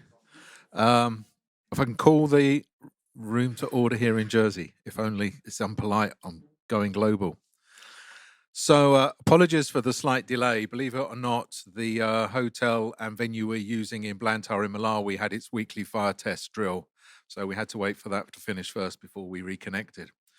But anyway, we now have 2 speakers, both of which are going to be a little more technical.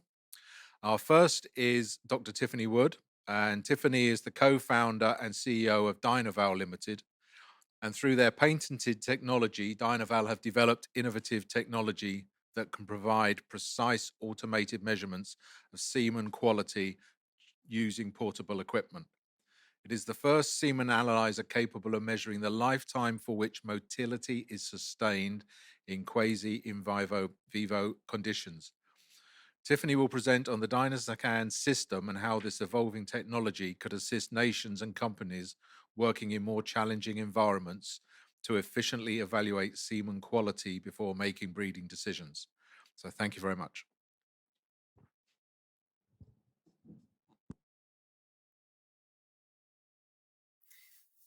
Hello, my name is Dr. Tiffany Wood, and I am the CEO, co-founder of Dynaval Limited. We have an innovative technology for measuring the motility of microorganisms, and our vision is to become the expert's choice for semen quality analysis, accessible to anyone, anywhere. It is our belief that with better monitoring of semen quality across the supply chain, we'll be able to provide better food security and a more environmentally sustainable future for livestock production. We're all very aware of the problems ahead for global food security because the population is projected to reach 9 billion by 2050. And so this is putting enormous pressure on the planet to produce sufficient food for the population. The consumption of global meat and milk is expected to increase by over 50%.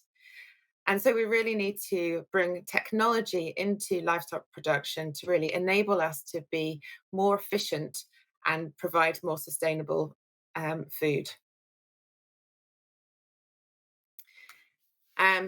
It is well known that livestock production has an effect on the environment because around 15% of global greenhouse gas emissions are from livestock production. And this is largely due to cattle, which produce significant quantities of methane through their digestive processes. If we can improve the efficiency of livestock production, then we can really reduce the greenhouse gas emissions. It is known that the emissions intensity is 25 times worse in pastoral settings where livestock production is less efficient. And there are a lot of benefits to be gained by raising conception rates. Fertility is really the cornerstone of profitable farming. Here is an example based on UK farms. If we can actually return conception rates to the levels they were in the 1960s, the average UK farm will be able to retain more profits of up to £37,000 per year. And at the same time, they'll be able to reduce their methane emissions by 7.5%. Additionally, the improvements in efficiency will reduce competition for land and will also give us the opportunity to accelerate genetic gain so that the cows are producing a higher milk yield for the same level of effort. And farmers often focus heavily on the female fertility because they're the animals they have on their farm. So they're very good at looking out for signs of heat and inseminating at the correct time and ensuring their cows are in good health. However, when it comes to conception, male fertility is half of the problem. And so it's very important that we consider the semen quality and ensure that we're serving the cows the best semen quality available. So just to rein it all back before I talk a lot about motility, I thought I'd first explain what is motility. So motility is the ability of a microorganism, such as a sperm cell, to propel itself. So we often talk about the percentage progressive motility, and that is essentially the number of cells that are moving in a fairly straight line times 100 over the total population. We can also measure the mean swimming speed, and that is the average swimming speed of all those cells that are considered progressively motile. And so we're able to monitor their speed over time. And this is all achievable with our Dynascan instrument, which can be easily carried to the farm using a robust and portable box, which you can see at the top half, which can take the laptop and the instrument. And at the bottom, we have an accessories case so that measurements can be performed anywhere. And this is a very new and innovative technique, completely different from all other semen analysis technologies, because it relies on the application of statistical physics to intensity fluctuations in a video image. And because of the way it works, it means that we can measure thousands of cells at once, and we have a very portable, small instrument, which is essentially around the same size as a toaster. Every user has a user account, so they can go onto a web app and they can look at historical data, and they're able to see the measurements over time and actually create a PDF and share it with their partners and their customers.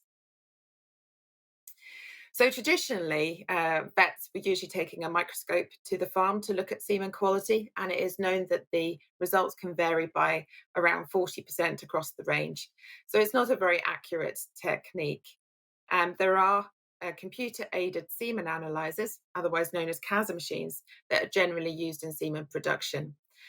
but they only work over a narrow range of concentrations. So it means that dilution is usually required to perform a good measurement. And the results can be very much dependent on the user because there's lots of different settings you can configure on the machine. The Dynascan is entirely automated because of the way it works. So no matter who uses it, they get very reproducible results. And it works across a very wide range of concentrations. So you don't need to dilute or affect the sample. It works from 1 million to 550 million cells per mil. And historical data is always available in the web app. It is also the first technology capable of measuring the lifetime of semen samples. And so these are two example graphs. In the top one, you can see the mean swimming speed over time. And you can see at the beginning, it was swimming at around about 80 microns per second and was moving quite fast. But the speed dropped at around about 20 minutes to kind of move to about half of that speed. So this is because the sperm cells are consuming oxygen in the media, but once that's consumed, they have to find a new route to a new metabolic pathway to fuel their motility and enable them to swim. They need another source of fuel, which is usually glucose. What we should see, as we can see in this example, is that there's no effect on the percentage motility, despite this change in the speed. And so this sample was able to maintain swimming behavior for well over 2 hours.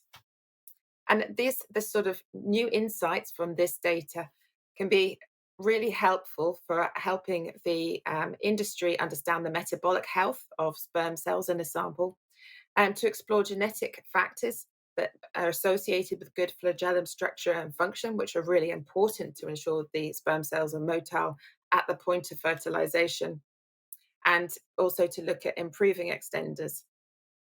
And motility is essential because the semen has, after it's been inseminated, has to pass the uterus and swim through the oviduct to reach the oocyte or egg cell.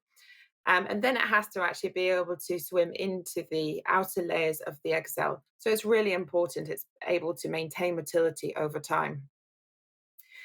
And this data is an example just taken from a typical tank on a UK farm. And you can see there's a range of different bulls here. Normally, when a vet was looking at a sample such as this on a microscope, they would consider that bull X was good and it passed because the percentage progressive motility at time 0 is around 45%. But you can see with this data that bull X lost its motility around about sort of 20, 30 minutes and would not be able to maintain motility for long enough to fertilize an egg. We then looked at different batches from this bull X. We looked at the same batch and repeated the measurement. So you can see the orange data is very close to the red data, which shows the reproducibility of this technique. But you can also see there's a lot of variation between different batches. And this is why it's really important to perform semen analysis on every batch to make sure that it's of sufficient quality to favor good conception rates.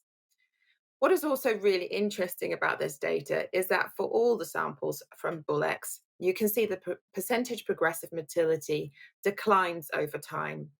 And this was not true for other samples that we studied in the tank, for example, bull Z, where motility was sustained for over 6 hours very nicely.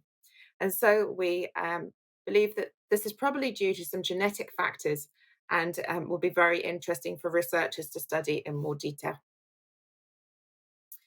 So because we can gather this sort of data, we've come up with a new index to enable us to compare batches, which is the Sustained Motility Lifetime, or SML, which is essentially the time taken for the percentage progressive motility to reduce by a fixed amount, which we've fixed by 40% here. And the samples here that you see in this example are all of sex semen. So bull A was about 30% motile and able to sustain motility well over 2 hours. Bull B was only able to sustain motility for around 82 minutes, and bull C was very limited to around 41 minutes. And so with this sort of information, vets are already advising their farmers on the best breeding plans, exploring how to choose which sample, which batch might be used for fixed time AI. So, for example, one with a limited lifetime might be more suitable for fixed time AI. And also looking to see which batches may be more suitable for maybe older cows where the fertility is more compromised, in which case that might be bull A. So they can really tailor the breeding plan to make sure they're making best use out of the semen samples. So independently, vets have actually been using the DynaScan to look at correlations between the sustained motility lifetime and conception rates.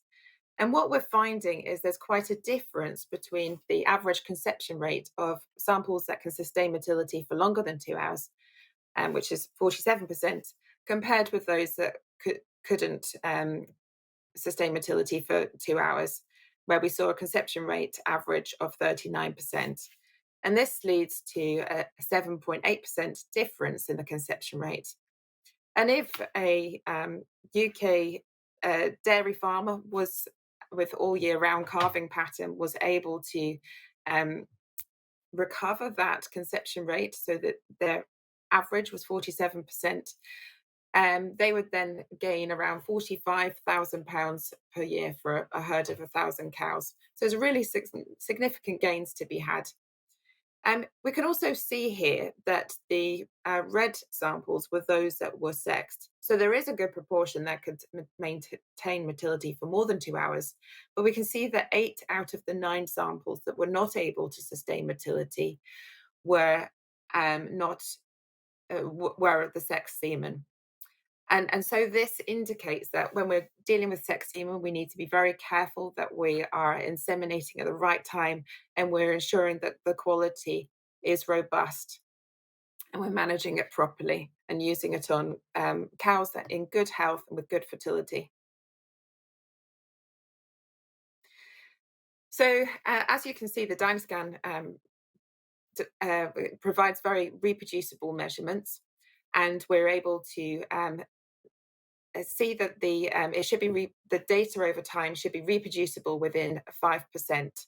And so this means that it's a very useful tool for use from the point of semen production, again after importation into another country, and then also prior to insemination. So at every stage we can get a nice trace of the semen quality over time.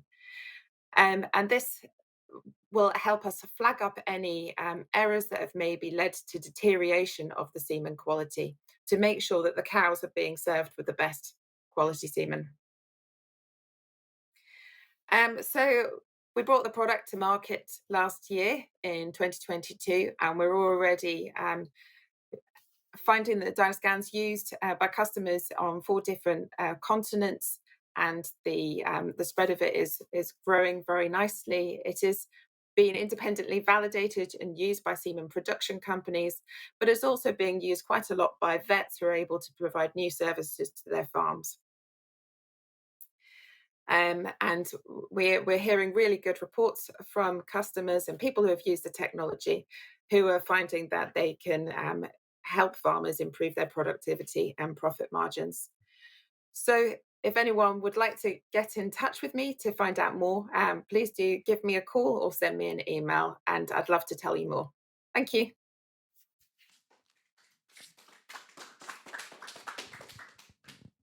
Thank you, Tiffany.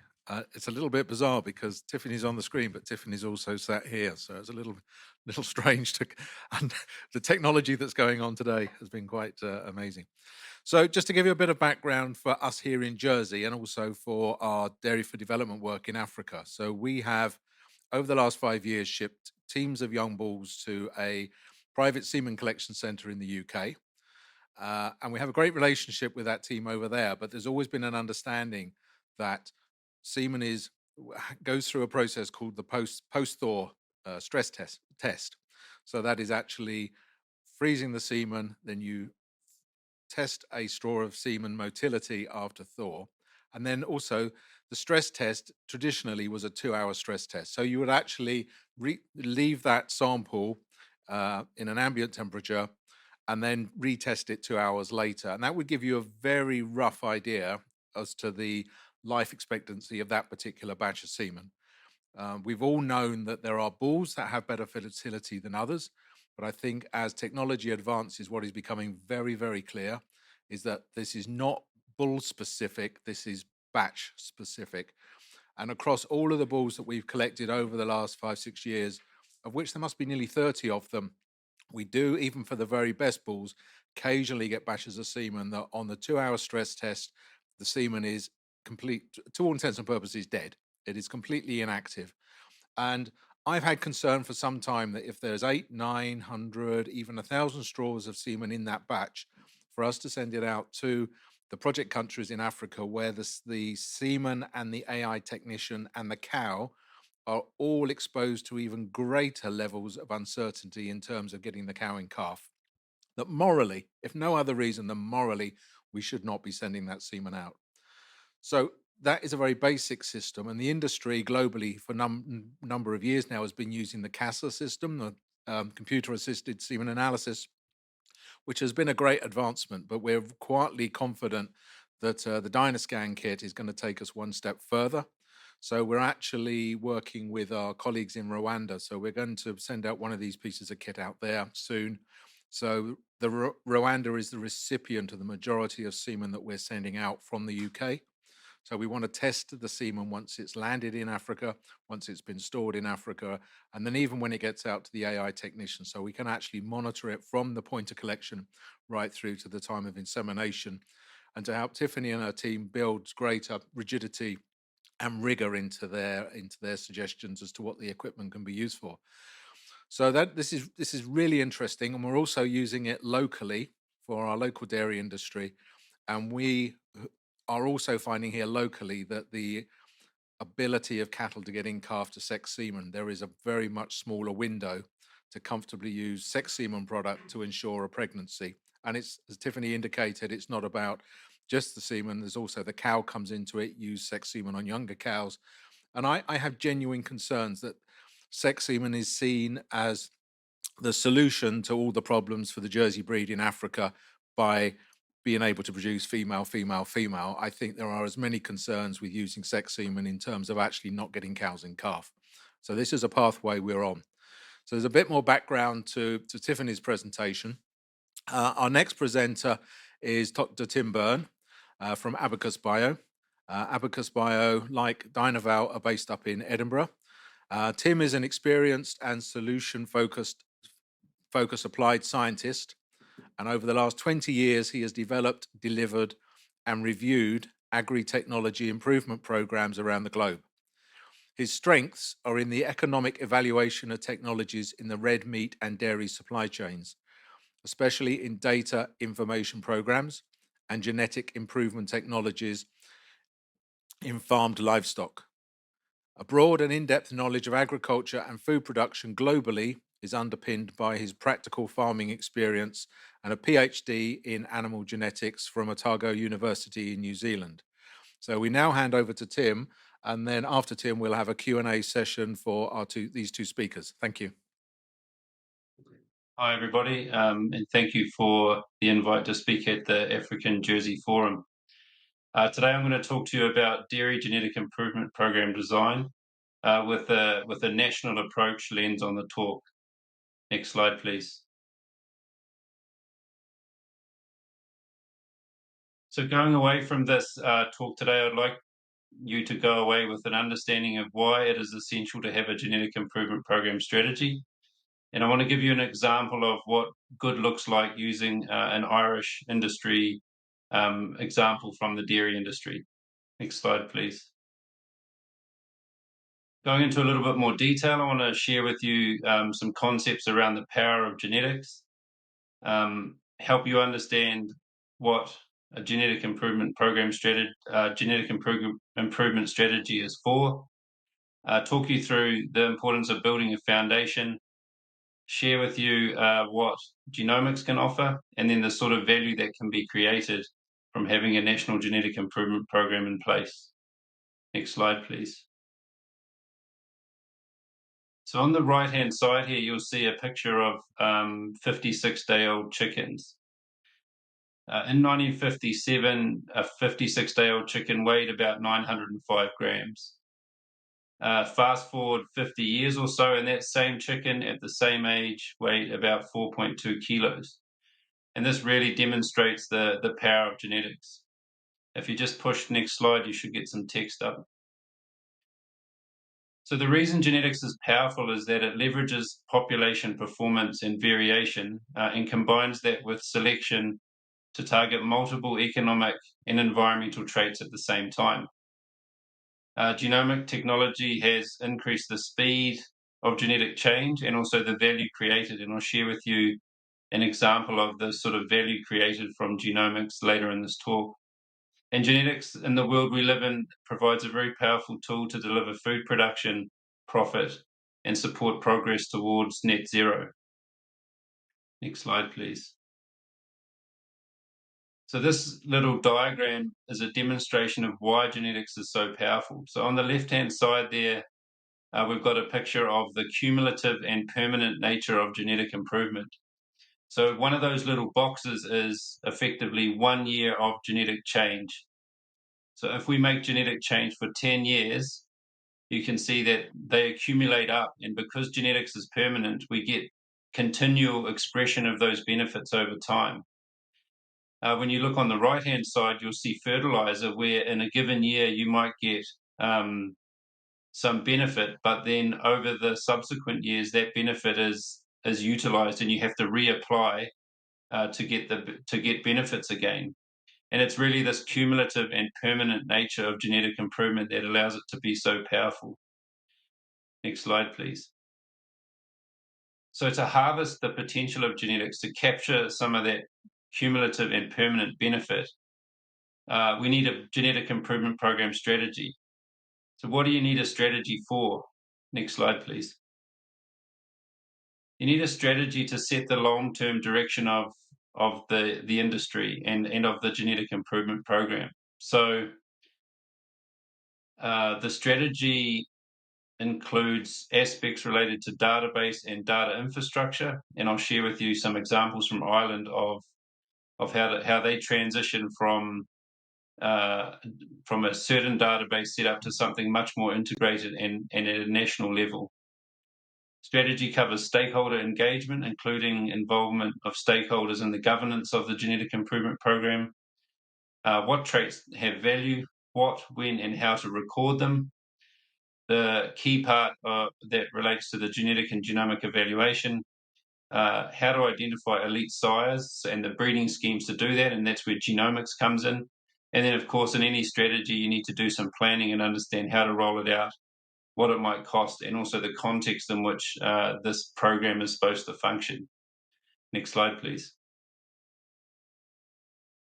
So if you look at this strategic or organized approach to genetic evaluation, by the textbook, it revolves around a central database, which I've written here as one version of the truth. So that's central to the functioning of a national genetic improvement program. Up the top there, you've got choose your breeding goal. So that's where the program starts. That's about picking what the industry wants to achieve from the genetic improvement program. Once that goal is defined, then the next step is to define the breeding objective. So that's defining what traits are going to add value to the industry. So in a dairy context, that includes things like milk production, animal health, longevity, fertility, and feed efficiency, for example.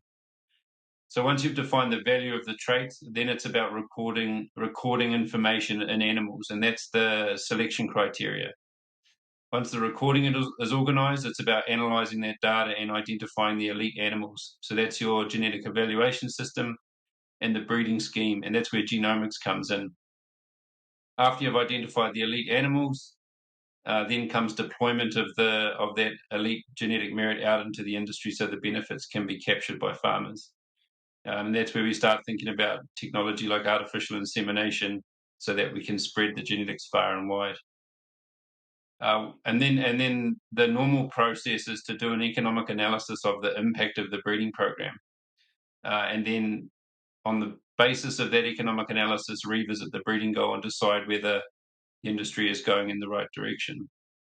And I've got an example of an economic analysis of the Irish dairy industry coming up to demonstrate the kind of scale of impact that can be created. Next slide, please. So those are the components of a genetic improvement program. The reality is that they never really happen in that kind of sequenced order, but all of the key components are essential to making it work. Sometimes there's an opportunity to build on a green field where there's no infrastructure in place, and that provides a great opportunity to design something perfect from the beginning. Next slide, please. But often things are not green field, and here's an example from the Irish industry of the data and performance recording infrastructure that was in place in the 1990s. So the first thing you can see down the left-hand side there is a whole lot of different databases which have some connections between them, and each of those databases is held by a service provider. So milk recording, herd books, meat factories, and calf registrations and whatnot are all there as independent service providers to farmers, and they provide services to the dairy and beef herds, and they get data back, and they provide information as well. But there's clearly not one version of the truth here. There's not one central database to underpin the genetic evaluation. So what the Irish industry did was they developed the Irish Cattle Breeding Federation, where they reorganised this, and a picture of that is on the next slide, please. So here we have a reorganisation of the genetic evaluation and genetic improvement infrastructure at the national level. So you can see right in the middle there the Irish Cattle Breeding Federation database, where all of the service providers put their data into that one database. Some of the service providers get information back and then subsequently provide services back to farmers. So we have a rearrangement of the core element of a national breeding program to have one version of the truth in a central database. And this is really a key concept to any national efforts to produce a genetic evaluation system, is that there's one version of the truth and that there's one database that underpins the genetic evaluation. Next slide, please. So with a national database in place with one version of the truth, an important aspect of a genetic improvement program is a breeding scheme. So breeding schemes are designed to identify the most elite individuals in the population. And the contemporary technology to do this is genomics. So next slide, please. So genomics works by building what's called a reference population. So the reference population is a group of animals in industry or designed by the genetic improvement program to have a bunch of phenotypes for important traits. Usually hard to measure or very expensive traits are recorded in reference populations. And those animals also have a genotype taken. So then the combination of those phenotypic measurements and genotypes means that a genomic evaluation can be done. And that genomic evaluation is able to provide estimates of genetic merit for animals that have genotypes only. So potential selection candidates. So in a dairy context, young bulls where they don't have a phenotype yet, or they haven't had daughters to have a milking phenotype, but they have a genotype, and that reference population of animals with genotypes and phenotypes can be leveraged to produce an estimate of genetic merit for those selection candidates. Next slide, please. So genomics is a key tool in the genetic improvement toolbox, but it's important that one considers the phenotypes required when trying to deploy genomic selection. So this graph shows the estimated accuracy of genomic selection in in genotype selection candidates on the y-axis, dependent on the number of animals with genotypes and phenotypes in the reference population on the x-axis. And so there's 3 lines on there. So at one extreme, we've got a line with a heritability of 0.1, so that's the bottom line. And you can see that to get an accuracy of prediction in selection candidates of 60%, about 10,500 animals are needed with genotypes and phenotypes in the reference population. For a trait with a heritability of 0.3, so significantly more heritable, only 3,500 animals with genotypes and phenotypes are needed in the reference population to get a genomic prediction accuracy of 0.6 or 60% in the genotype selection candidates. So the important thing here to note is that in the world of genomics, phenotypes are essentially important, and they're a key part of the development of a breeding scheme and should not be forgotten in building a national breeding program. Next slide, please. So just to demonstrate the sort of value that that genomics can create. So this is the Irish dairy industry again, where on the left-hand axis there you can see profit in the National Selection Index, so the National Economic Selection Index for dairy cattle in Ireland. And you can see some lines on that graph which demonstrate different periods. So to the left of the green dotted line between 2002 and 2008, that was the Irish dairy industry when there was no genomics. And the genetic trend in that blue line there is delivering about $8.50 of profit per cow per year. If you then shift to the right-hand side of that dotted line where the blue genetic trend increases rapidly, that's the genomics era. So between 2009 and 2022, the rate of genetic gain was delivering $13 of profit per cow per year, which is a 50% increase in profit to the farmer as a result of genomics. So there's significant value to be gained through a national program which can deploy genomics at scale. Next slide, please. But what sort of value can be created overall? So we've got lots of value created by genomics. We've got a key one version of the Truth database as the central pillar of this genetic improvement program. So what sort of benefits can accrue to farmers? Next slide, please.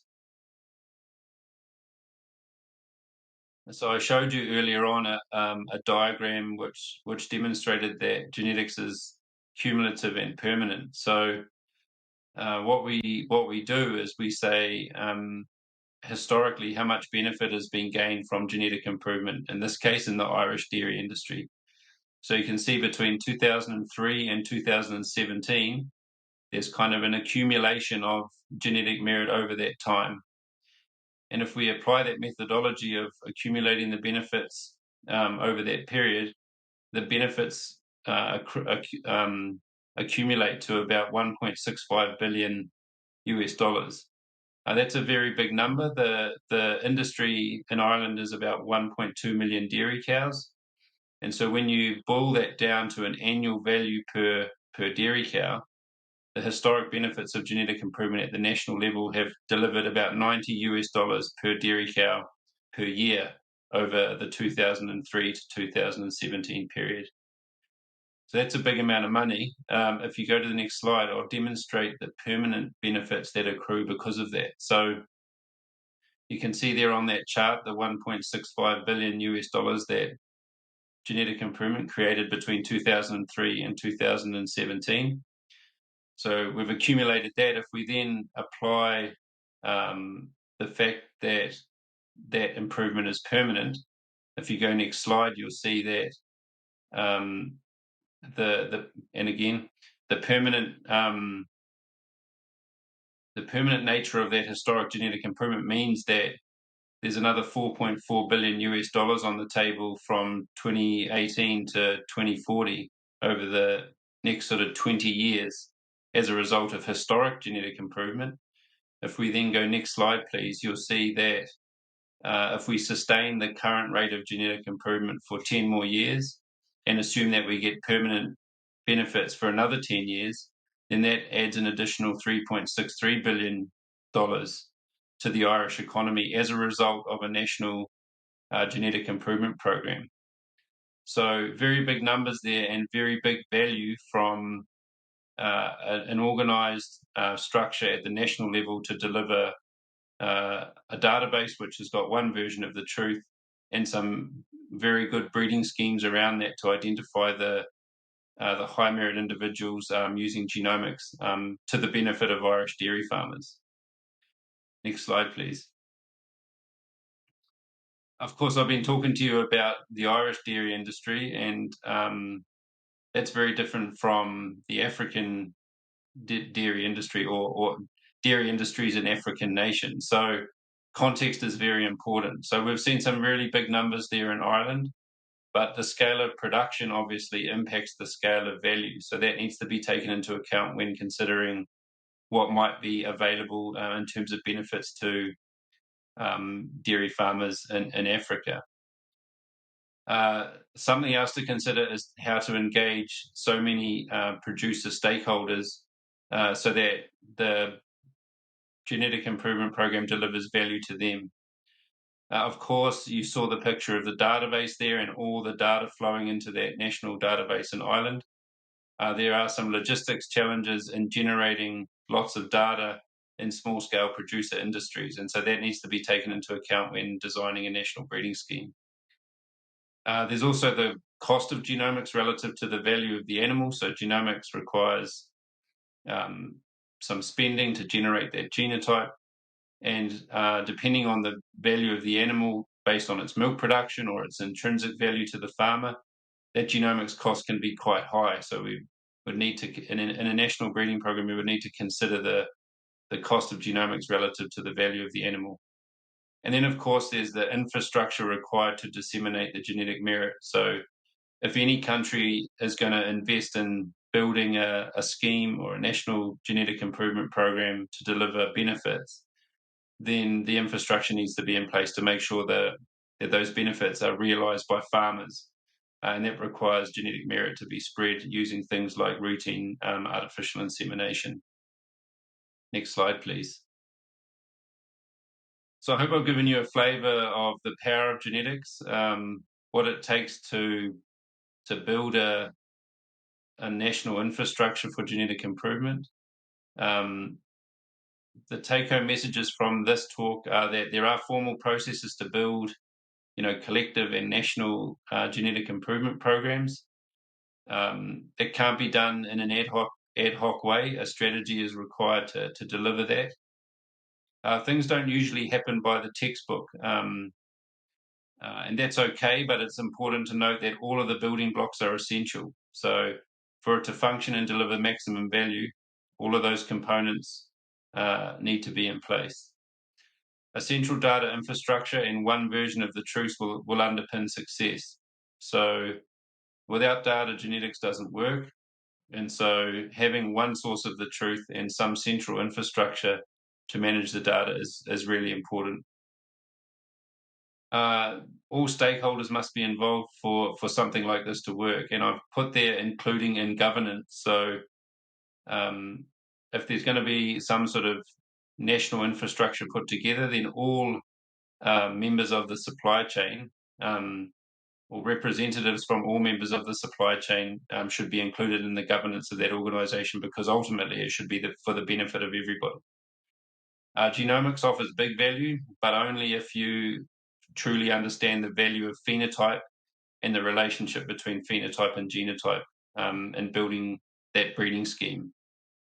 And of course, a formal national genetic improvement strategy offers huge value if indeed the context for rollout and adoption are considered, and so that it delivers value to the whole industry. Thank you very much, and look forward to questions. Next slide, please. So thank you, Tim. Just looking down at the questions, it looks as if, I think this is time connected, Tim, but also possibly possibly fewer of our African audiences can grasp some of the content of what you're saying. So I thought just lead into a question from me to Tim is, for the last 5 years, we've been attempting to collect milk recording data, conception rate data in Rwanda. And as part of our work in Rwanda, we're actually working with the Rwandan government in developing what is now known as the Rwanda National Livestock Database. So it's primarily cattle and the cattle owners, but in time, hopefully, we can roll out to be multi-species as well. So as part of that work, we've been looking at what other organizations are out there, and we've been working very closely with an organization based up at Edinburgh University called CTLGH, or the Centre for Tropical Livestock Genetics and Health. And Tim is based in Edinburgh too. So the two teams sort of know of each other and occasionally work together. So we asked Tim to actually carry out a review of the CTLGH work to date. And one thing that we have struggled with, Tim, as we've progressed on this path, is in a African smallholder driven environment where we're looking at perhaps having, in order to collect data from 2,000 cows, we might be looking at working with 1,500 farmers. Is the practicalities of on the ground encouraging smallholder farmers to understand the merit in doing milk recording data, understanding with a cow, an environment where for those farmers that only have one cow and therefore struggle to catch that cow on heat, actually the complexities of getting cows in calf. So do you have any thoughts on numbers that you would see as key to developing a very basic dairy profit index? Are there any magic numbers we should be looking at, or is it sort of contextual in terms of you have more of this, you have less than this, and what percentage of the genomic data is important to that process? That's a great question, David. I guess the answer is that it depends. So with a genetic evaluation, usually the more data, the better, because that enables the evaluation to produce accurate estimates of genetic merit. So usually the more, the better. In terms of a minimum requirement for estimates of genetic merit on bulls, for a given bull, you might need, what would you need? You need maybe for 30 to 50 milking daughters to generate a reasonable accuracy of prediction. So those are the sort of numbers, and it depends on the scale of your industry and how many bulls you want to get genetic merit estimates on. In my talk, I spoke of genomics. So genomics is a very powerful tool, but it doesn't work without phenotype. So in order to get genomics working for milk production traits, which are fairly heritable, you're going to need somewhere in the order of 3,000 to 4,000 animals with genotypes and phenotypes for milking. So those are the sort of scale of numbers, David. I'm not sure that helps you. Like, I think in any national program that there would be a job to sit down and look at the scale of the industry, look at the cost and benefits of accumulating data and trying to build something that works practically, because I completely acknowledge the challenges on the ground of generating data from small scale producer farms. Okay, thank you, Tim. So I'm just quickly looking at the questions. Okay, so Tim, how do you go about drawing links between phenotype and genotype in smallholder herds with very few animals and little consistency in management? I suppose that's taking my last question on one step further. Yeah, so well, it probably requires volumes of data. So a colleague of mine, his name's Mike Coffey, he says in the world of genotype, phenotype is king. And what that means is that there's no point genotyping an animal unless you can be confident that the phenotype that you've got is accurate. So the first thing is that, we for the genetic evaluation system to work, there would need to be confidence that if you're going to genotype an animal, that the record you've got is a reflection of the performance of that animal. So that's at the individual animal level.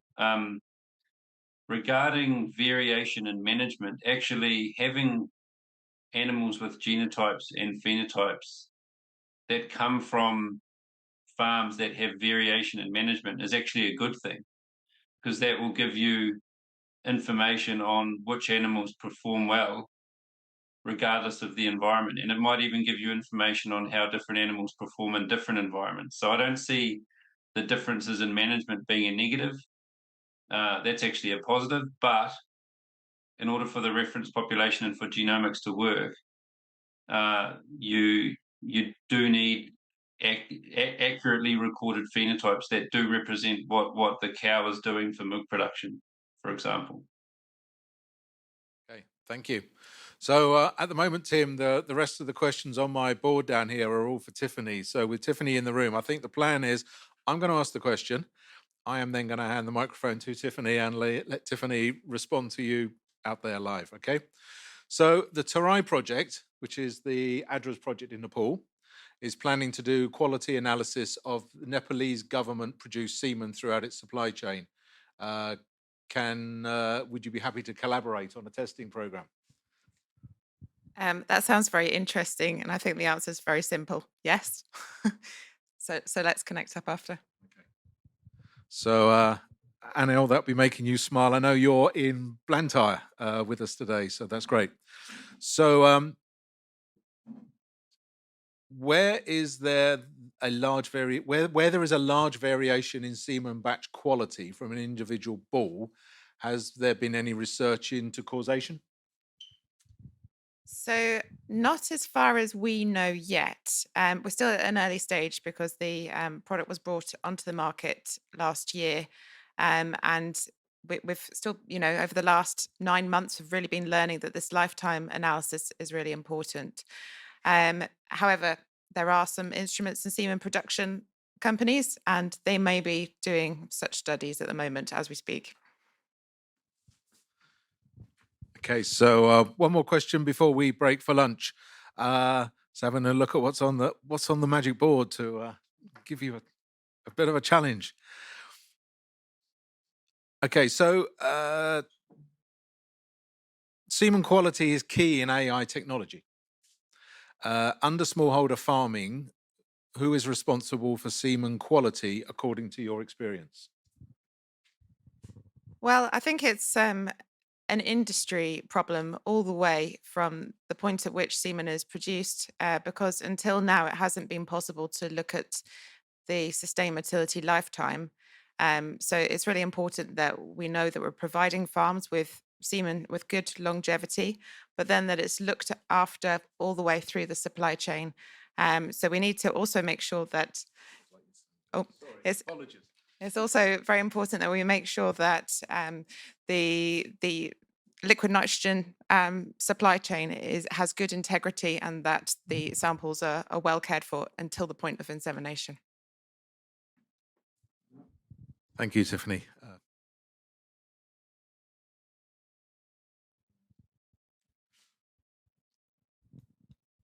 Hello, everybody. So welcome back to Jersey. Welcome back from lunch.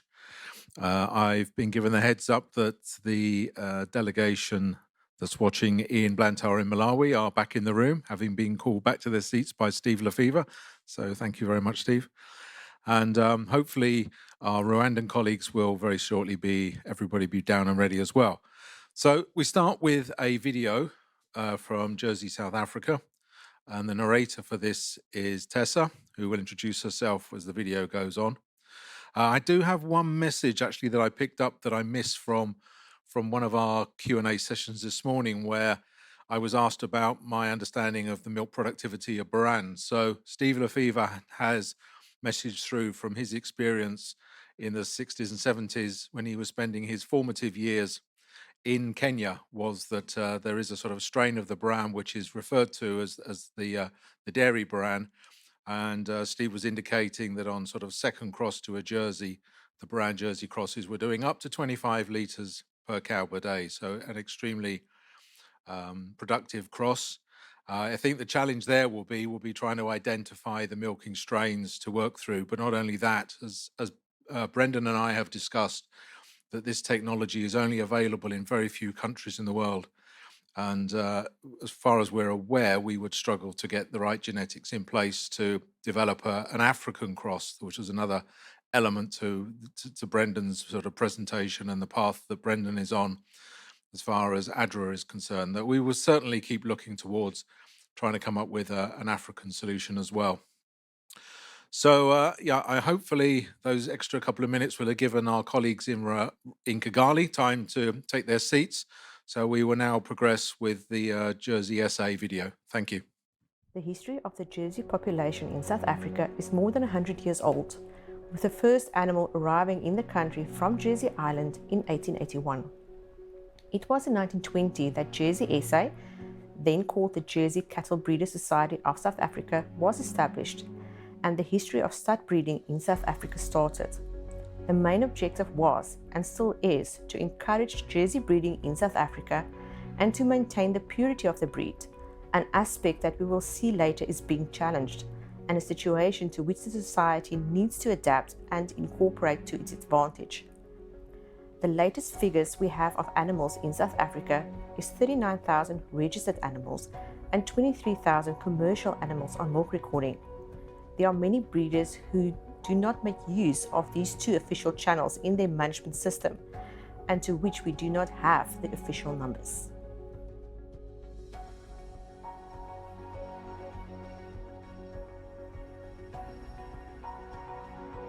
Hi, my name is Tessa and I'm from Jersey, South Africa. Today we will be looking at the role the Jersey cow has to play commercially in South Africa. We have seen over the last few years that commercial breeders versus registered breeders has increased immensely. There are two factors that we have identified that contributes to this decision of the breeders, and those two are finances and technology. On the financial side, the milk price in South Africa fluctuates quite a lot.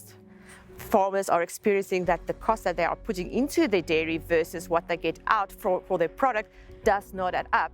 And they have to make decisions to make their farming or their dairy more profitable or financially viable. Therefore, they are growing their herds. We are seeing that herds numbers are increasing much more, and that the smaller dairy farmer is falling away.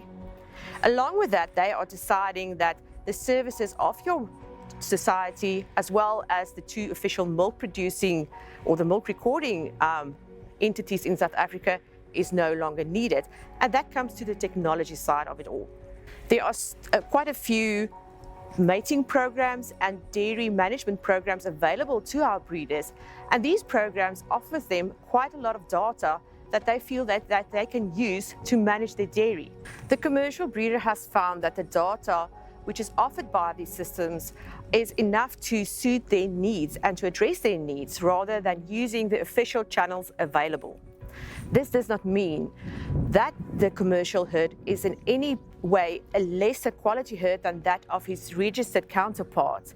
There are many commercial breeds out there with deep pools of genetics that is on equal par with that of their registered counterparts. As a society, Jersey SA is acutely aware that innovative approaches is needed from our side to be able to accommodate the need of these commercial breeders, to have them form part of the national herd database. And we are in need of their data so that we can incorporate this data and grow the population that we have for research in the Jersey breed of South Africa. The biggest contribution of the commercial Jersey farmer in South Africa is towards the producing and delivering of high quality milk with enough solids to support the local cheese demand, the production of yogurt, mass, cream and butter, forming part of the staple foods in many South African households. South Africa is also an exporter of milk. Statistics from the MPO shows that in April 2021, South Africa has exported 34 million litres of milk. Just one of the main qualities of the Jersey cow that sets her apart from other breeds and makes her ideal for export into other countries is her production of high-quality, nutritional, full-cream milk, forming a basis of many African household diets. Jersey SA has developed its own index called the SA Inet to be able to add breeding values to the traits of our cows. traits such as somatic cell count, butterfat, protein, and longevity.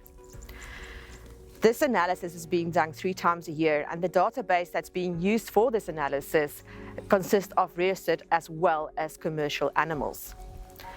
Once this analysis has been done, it is being made public by publishing it on our website, www.jerseysa.co.za, so that anyone has access to it to be able to make their next line of decisions in their genetics.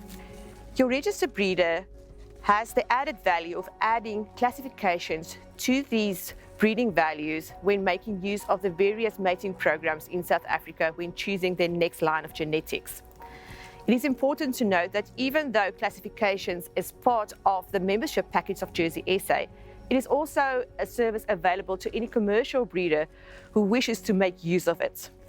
The scientists of the Logix Milk team are responsible for the compiling and the management of our genetic database, as well as the compiling of our indexes.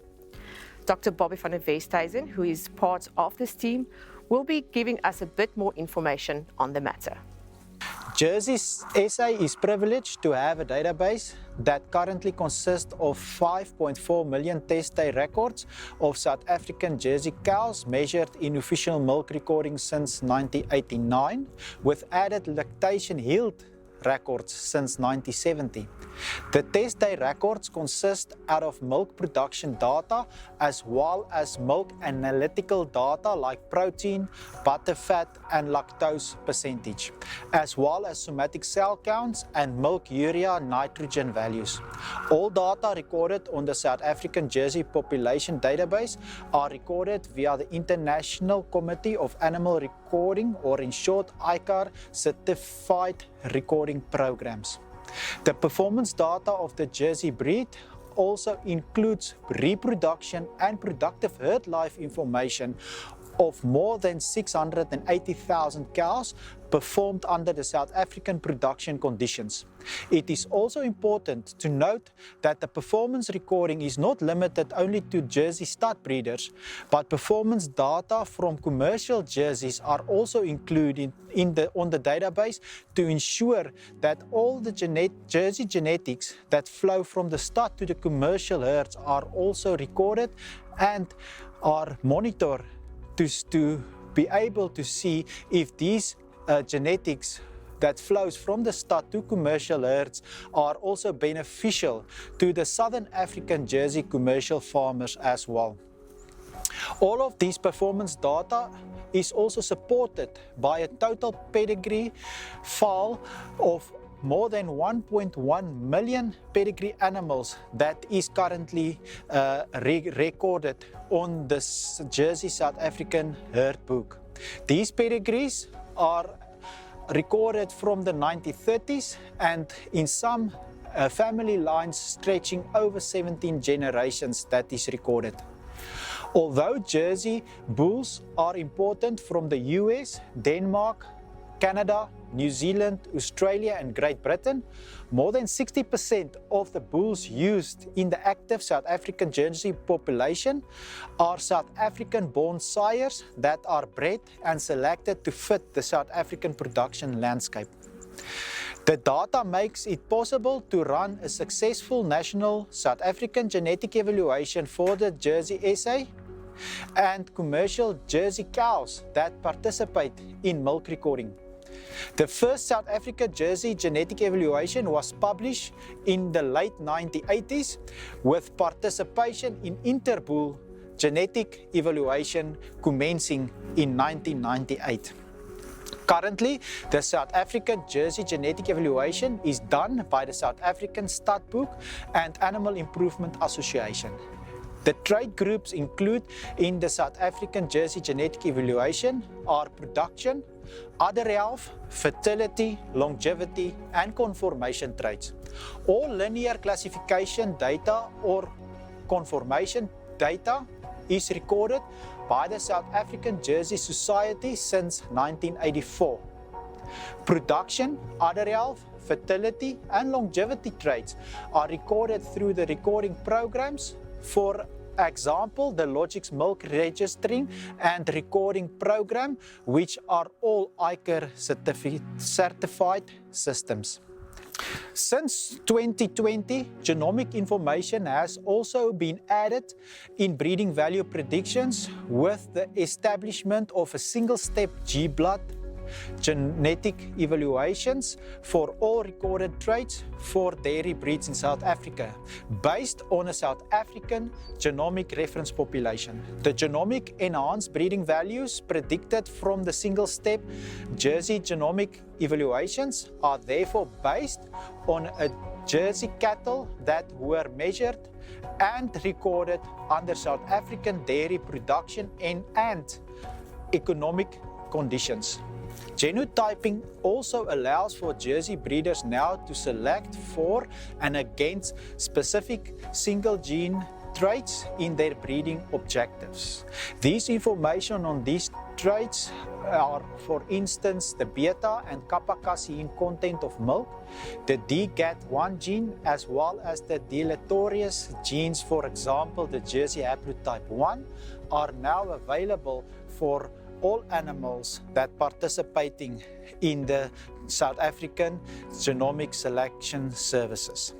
The South African Jersey population is the 7th biggest population of 12 countries that is currently participating in the interpool evaluations for the Jersey breed.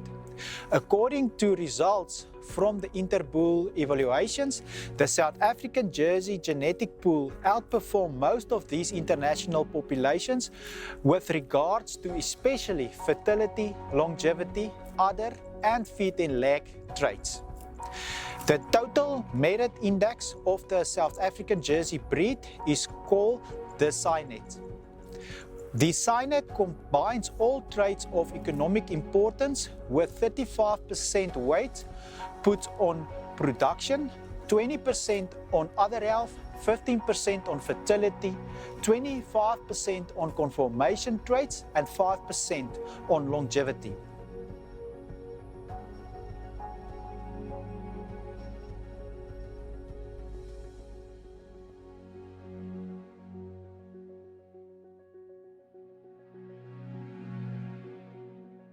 A fluid merit index with more emphasis put on milk yield, and as well as a cheese yield index with more emphasis put on solid yields are also available to the Jersey industry.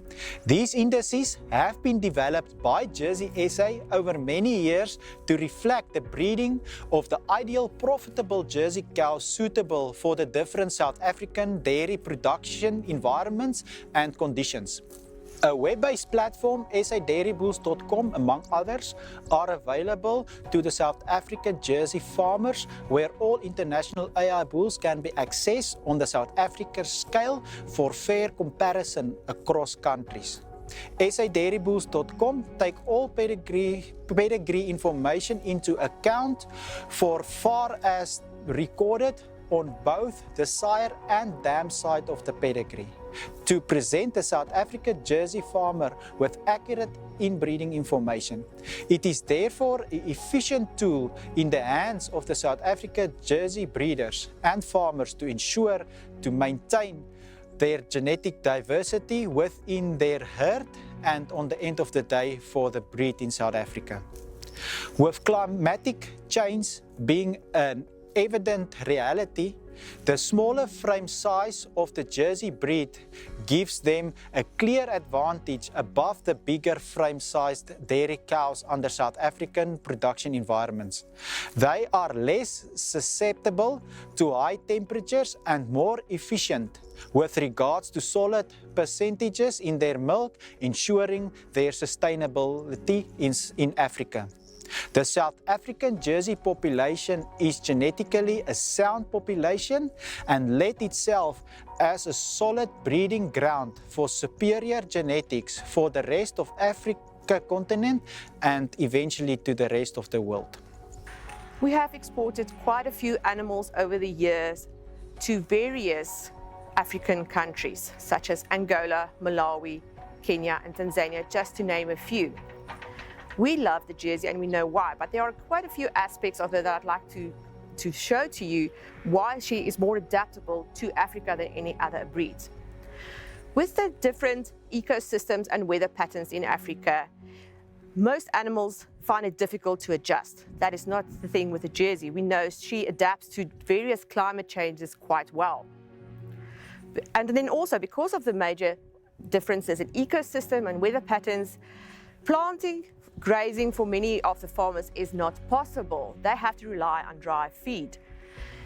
Because of the smaller stature of the Jersey, she will need less feed in order to produce a high quality milk and still give you the volumes that you need. Therefore, she is more economical in that way for any farmer in South Africa or in Africa.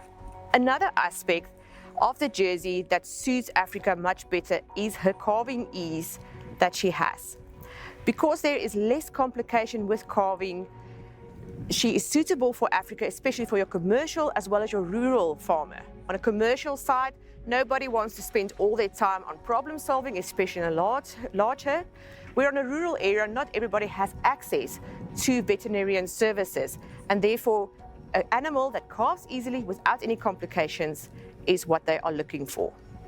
Because the Jersey calves much more earlier than any other dairy breed, this will enable you to grow your dairy and your herds much easier and quicker and more economically than with any other dairy breed.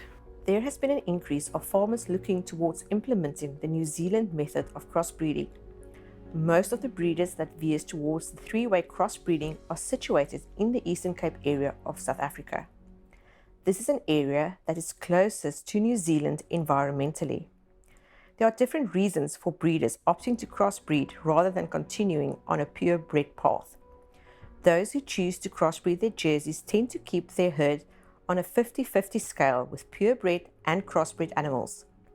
The role that the milk buyer plays in this decision is a pertinent one.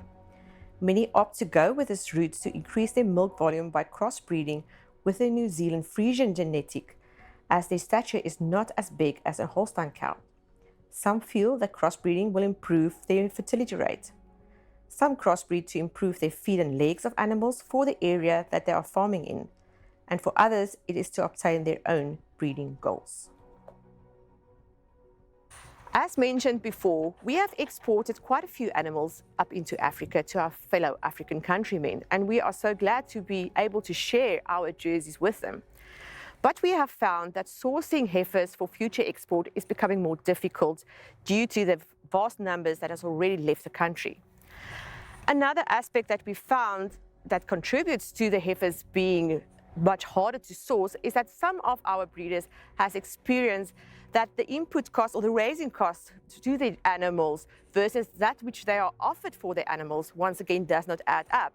And therefore they have opted to AI their heifers or their cows to, or a percentage of that at least, to beef semen to make up for the deficits that they are experiencing in prices. The Jersey cow has proven herself reliable over and over again to help address the challenges Africa is experiencing in food production as well as finances. We also feel that the South African Jersey has much genetically to offer all our fellow Jersey breeders worldwide. We as Jersey SA is very excited about the future of our breeders as well as our animals. We would like to thank you for spending some time with us today and enjoying what we all love, a beautiful Jersey cow. Take care, keep safe, and God bless.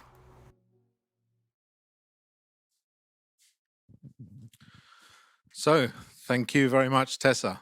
Fascinating video, and hopefully will lead on to our next speaker, Dr. Bernice Mostert from Logix. You heard Logix mentioned as the genetic element of the essay stud book. So we will now move on with that presentation. So, but just to give you the heads up, so we have Bernice, and then we have John Sassel, and John is a resident of Ghana, and he will give us his views on the Jersey's role in sort of Western and North Africa in particular. So, and then we will follow with a Q&A session after the next two presentations. So if we can now move on with Dr. Bernice Mostert and her presentation, which is looking at the sustainability of breeding. So Bernice is a senior geneticist working with the SA Studbook, and she has published extensively in national and international publications on animal breeding and genetic subjects. Bernice will speak with a focus on a recent publication in the South African Jersey Journal on the concept of breeding a sustainable Jersey for Africa. So you will see some of the elements that came out of the previous video more succinctly put together for that purpose.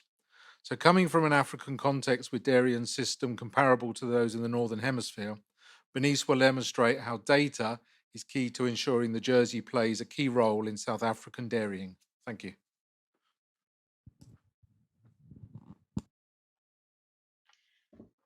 Hello, I am Dr. Bernice Mostert of SA Studbook. I am responsible for the genetic evaluations of the dairy and small stock breeds in South Africa. Thank you for this invitation to talk on a subject that's of real importance to me, breeding a sustainable Jersey for Africa. Cows differ in their ability to cope with environmental disturbances, being it pathogens, heat waves, or even changes in feed composition and feed quantity.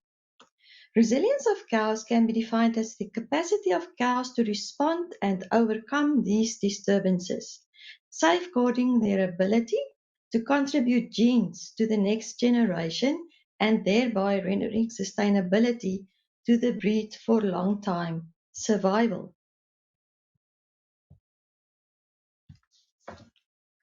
Lifetime resilient cows can be defined as those cows completing multiple lactations that exhibit good productive and reproductive performance, that face few health problems that are easily overcome, and that are efficient and consistent in their milk production. We often refer to these cows as silent or the invisible cows of the herd, as they have sufficient production to keep them in the herds and experience no problems that renders the attention of the producer.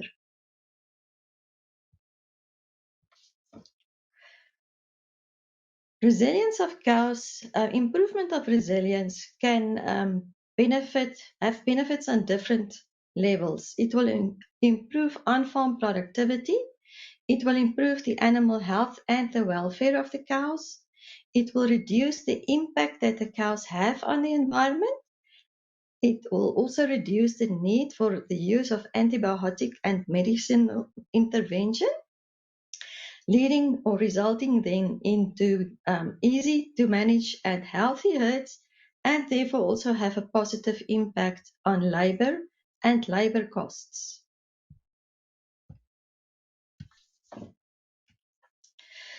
In the last century, the focus of selection and breeding of dairy cows was on the improvement of milk yield.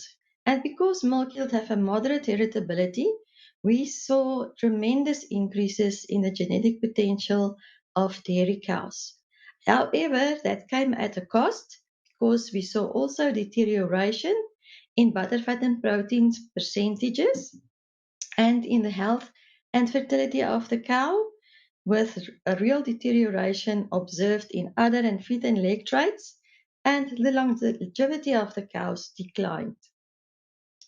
But over the last 2 to 3 decades, total merit indices all over the world also started to include traits like fertility, disease resistance, conformation traits, efficiency, calving traits, and survival of the cows.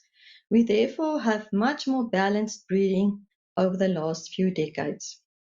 In countries like Canada and the Netherlands, we said that they also now look at including the resistance of cows to heat stress and diseases in their total merit.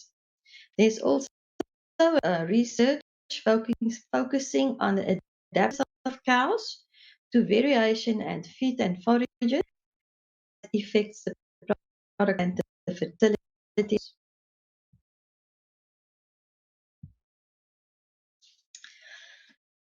Precision stock farming technology to us precise insight behavior, health, activity of cows, much more effective to manage. Cows can be diagnosed and treated much quicker, of course, helping to costs of a dairy enterprise down. This can also be used to signal insemination times very effectively. Application of this technology therefore supports improved health and fertility of our cows, aiding in a sustainable of populations.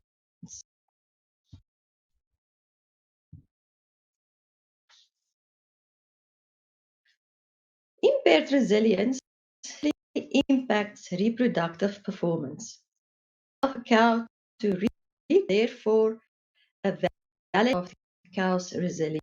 In the Netherlands, a lifetime resilience score has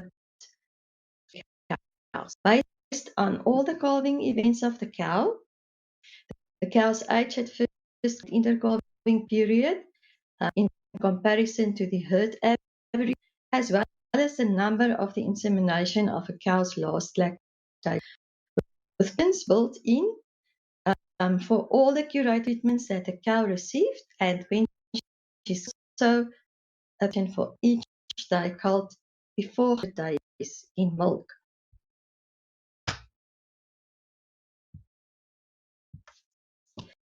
Approach can easily employ the South African Jersey population.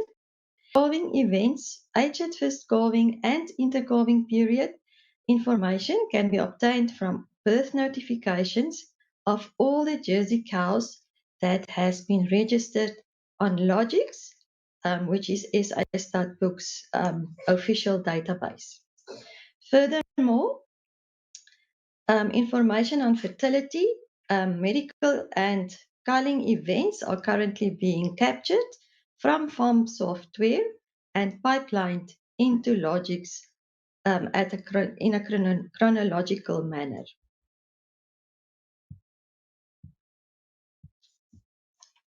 Another approach that can be followed is using the variation of the daily milk yields of the cows. Milk yield of cows shows response to environmental disturbances. And with research, it has been indicated that cows with less variance in their daily milk yields have better udder health, less ketosis, and better longevity. Heritability estimates for this trait of between 20 and 24% are being published in the literature, indicating that selection response can be expected when selecting for this trait.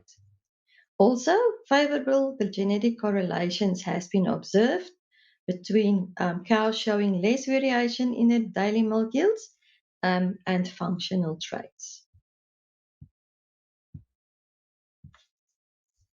But what information are currently available to the South African Jersey breeders? First of all, comprehensive herd management reports are being sent on a weekly basis to our producers. These reports give a herd overview with regards to all births that have been recorded, heifer mortalities that occurred, the pregnancy status of the heifers and the cows of the herd, all lactations that have been completed, as well as cow erosion that occurred over the specific monitoring period. Furthermore, reproduction trends are being given for the heifers as well as for the cows of the herd for various reproduction traits. And this is against the breed average, the dotted lines on those graphs, as well as with the median at the top of the population, which is the green dotted lines. Then on top, we also indicate the average for this reporting period for that specific trait, and then indicators showing if the herd improved, which will then be the green arrows, or deteriorated, which will then be the red arrows with regards to the previous reporting period. And then at the bottom, the average of the herd over the last 12 months are indicated. This is then also done for all the information obtained from the latest official milk recording test on which the herd participated.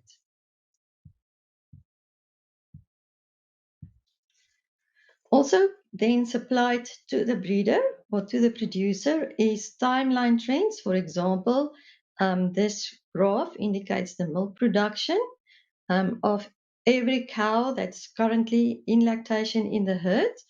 And then with color coding, we indicate which cows are the fresh cows, which will be the blue circles. And then the cows that have been inseminated is the yellow blocks. Those that still need to be inseminated are the orange dots. And then the red ones are the cows that's been inseminated but tested not pregnant, while our green blocks then indicate all the pregnant cows of the herd.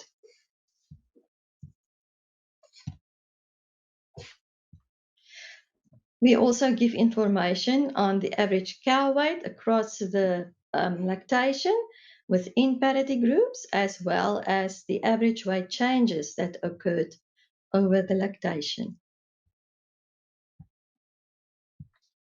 Then the producers are also supplied with various action lists to which he can respond immediately. For example, all the heifers that's not, sorry, I cannot see what is standing there.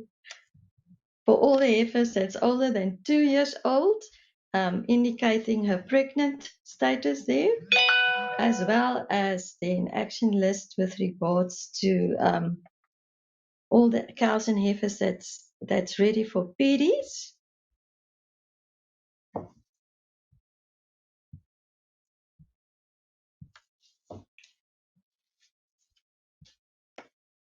The cows that has not yet been inseminated, also indicating their days in milk and weight change that occurred within the last 2 weeks. And then the cows that are dry for more than 55 days. The cows with very long intercalving periods.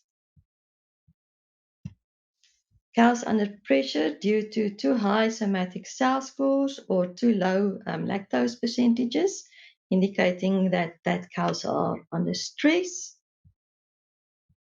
And then all the cows that have possibly acidosis, and an action list for all the cows that possibly might have ketosis. These management reports therefore assist our producers to act timeously and to ensure the sustainability of the herd. We then also supply our breeders with genetic information on their herds with regards to genetic reports sent to them 3 times a year. But we also have a publicly available platform called sadairybull.com, where the genetic and genomic information of the breeders' animals are being indicated. This is done for all the South African cows as well as bulls, but also for all international AI sires. And those international AI sires breeding values are indicated on the South African scale, meaning that it is directly comparable to the specific herd's genetic levels. So information obtained or showed on this platform is, for example, this is the South African Jersey bulls information. You can see on top there, we indicate, we have the genotyped logo indicating that this bull was genotyped. And then we indicate the genetic levels for all the traits and selection indices that we estimate in the genetic evaluation. Left on the top, we have the genomic information with regards to single gene traits.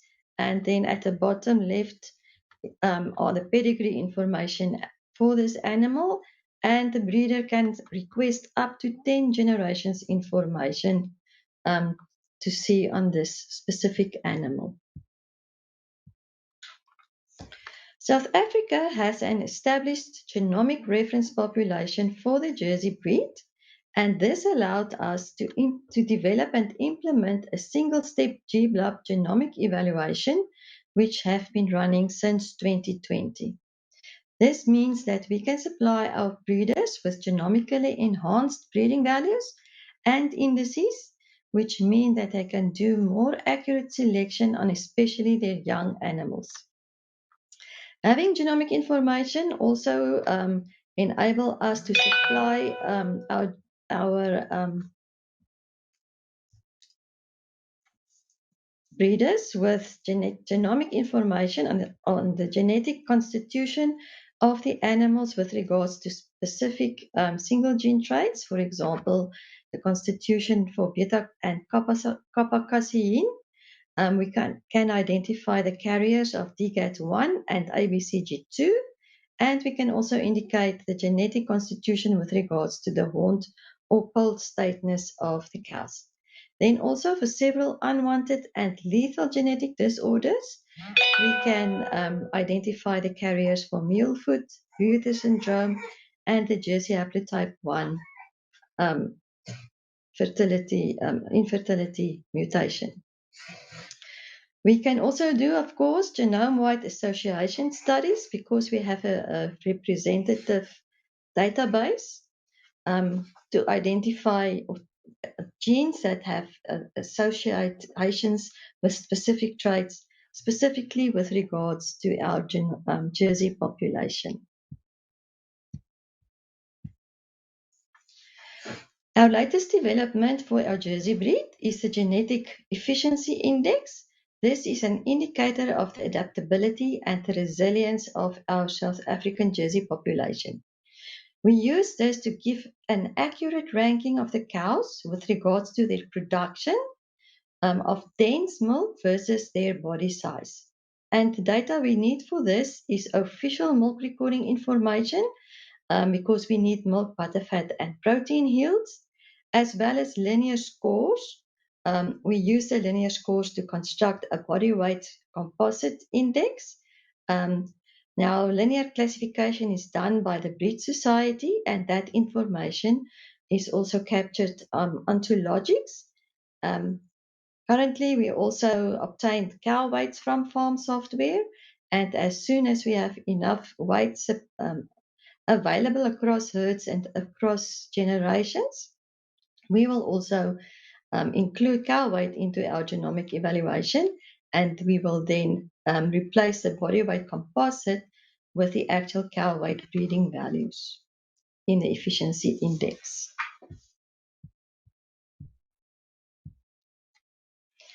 When we implemented this index, we saw that there are really ample variation available within the herds and across herds to be able to make genetic improvement with regards to this trait. For example, we have 3 cows here, and you can see that they are within the same herd. Their efficiency indices vary from 81 up to 128. You can see cow A have the lowest genetic levels for milk, butter, fat, and protein yields, giving her the lowest dense yield index of 104, but she's quite a large cow with a body weight composite of 120, and this then gives her an efficiency index of 81. Compared to her is cow C with the best genetic levels for milk, butter, fat, and protein. Her dense yield index is 120, but she is the smallest cow with a body weight composite of only 104, making her then the most efficient of the 3 cows.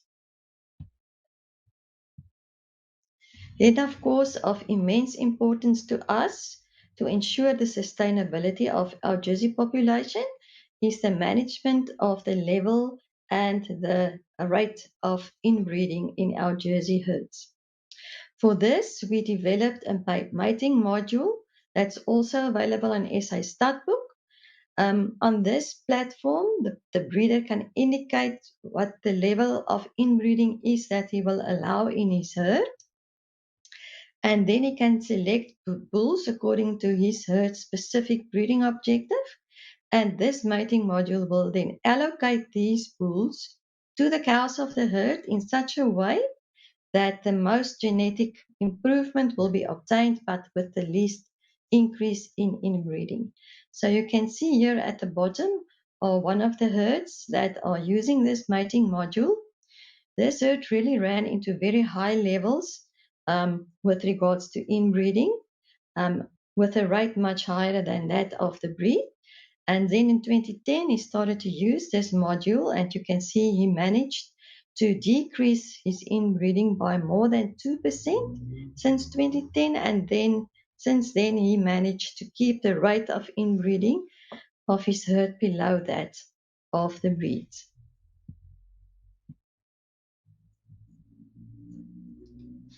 The South African Jersey population moved over the years from total mixrations to more pasture-based environments. The breeding objective of our population have already been adapted to focus on more capacity to process forages efficiently, and also then concentrating especially on sound feet and leg traits. The medium frame width capacity of the Jersey breed makes them better adapted to the South Africa's warm climate compared to our larger framed dairy breeds.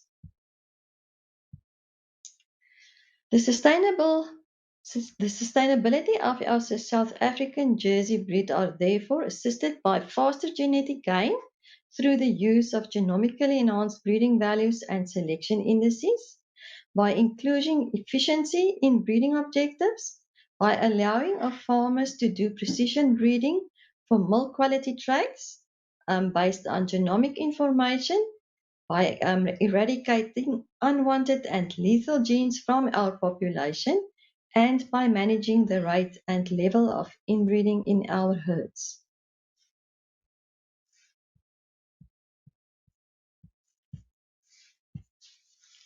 To conclude, surviving in a changing environment is a reality today. Informed decision-making based on data and scientific evidence are really essential. Breeders need to contribute phenotypes and genotypes of their animals to the South African database. This will allow for applied research and support to sustain the future of the Jersey breed in Africa. Thank you very much.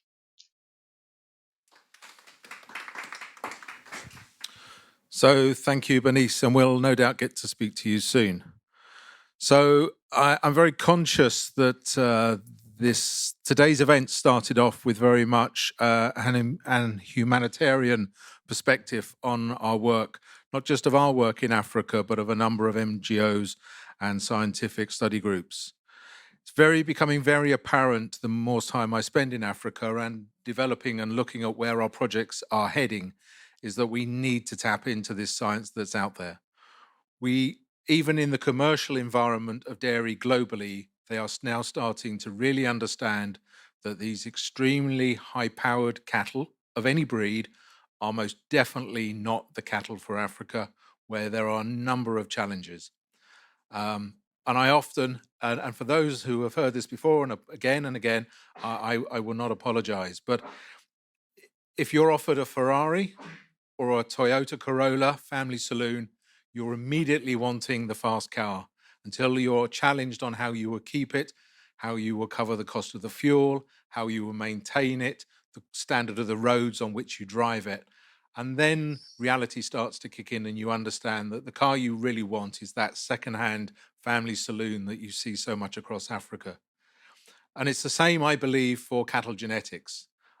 There is no doubt that the long-established Jersey herd that is in South Africa is a fantastic base for the rest of Africa from work from, especially those Jerseys that are up around the northern part of South Africa that are already adapted to a subtropical environment. So just hold those thoughts, please. And the next speaker is John Sassel. So John is an African-based livestock specialist and he's managing director of his own company, JS Africa, which is an international livestock consultancy. Originally from Luxembourg and has been based in Ghana for almost a decade. He has over 15 years of experience in the sector and works in livestock consultancy across sub-Saharan Africa. John will share with us his personal experience of the Jersey breed and how he encourages projects in West Africa, both national and private, to consider the Jersey as a breed of choice as he shares knowledge of the West African dairy systems. Thank you. Well, first of all, let me say that I'm very excited to be here today, and I want to thank the whole team of the African Jersey Forum to giving me the opportunity to speak today and share some of my experience on the dairy sector and the Jersey breed in West Africa. So let me first introduce myself.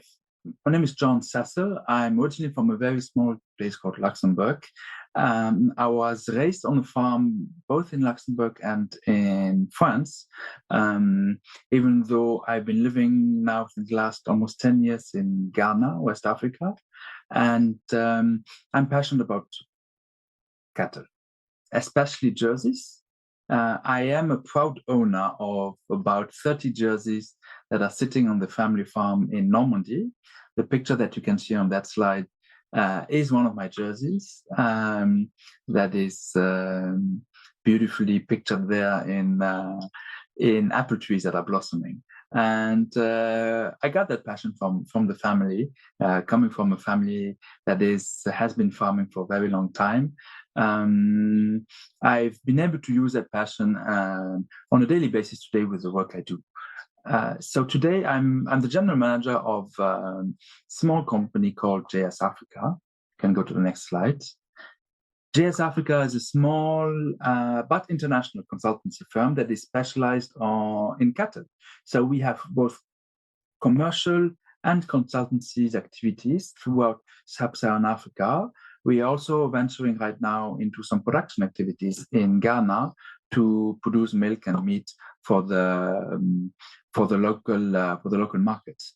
And I think that's what I always try to share with people is that whatever we do it with passion, and we do it with cows because that's what we like to do. And so whenever we talk cows with customers, the Jersey breed comes up very quickly. Can go to the next slide. And we do believe that the Jersey has its place in West Africa, and even a very specific and special place.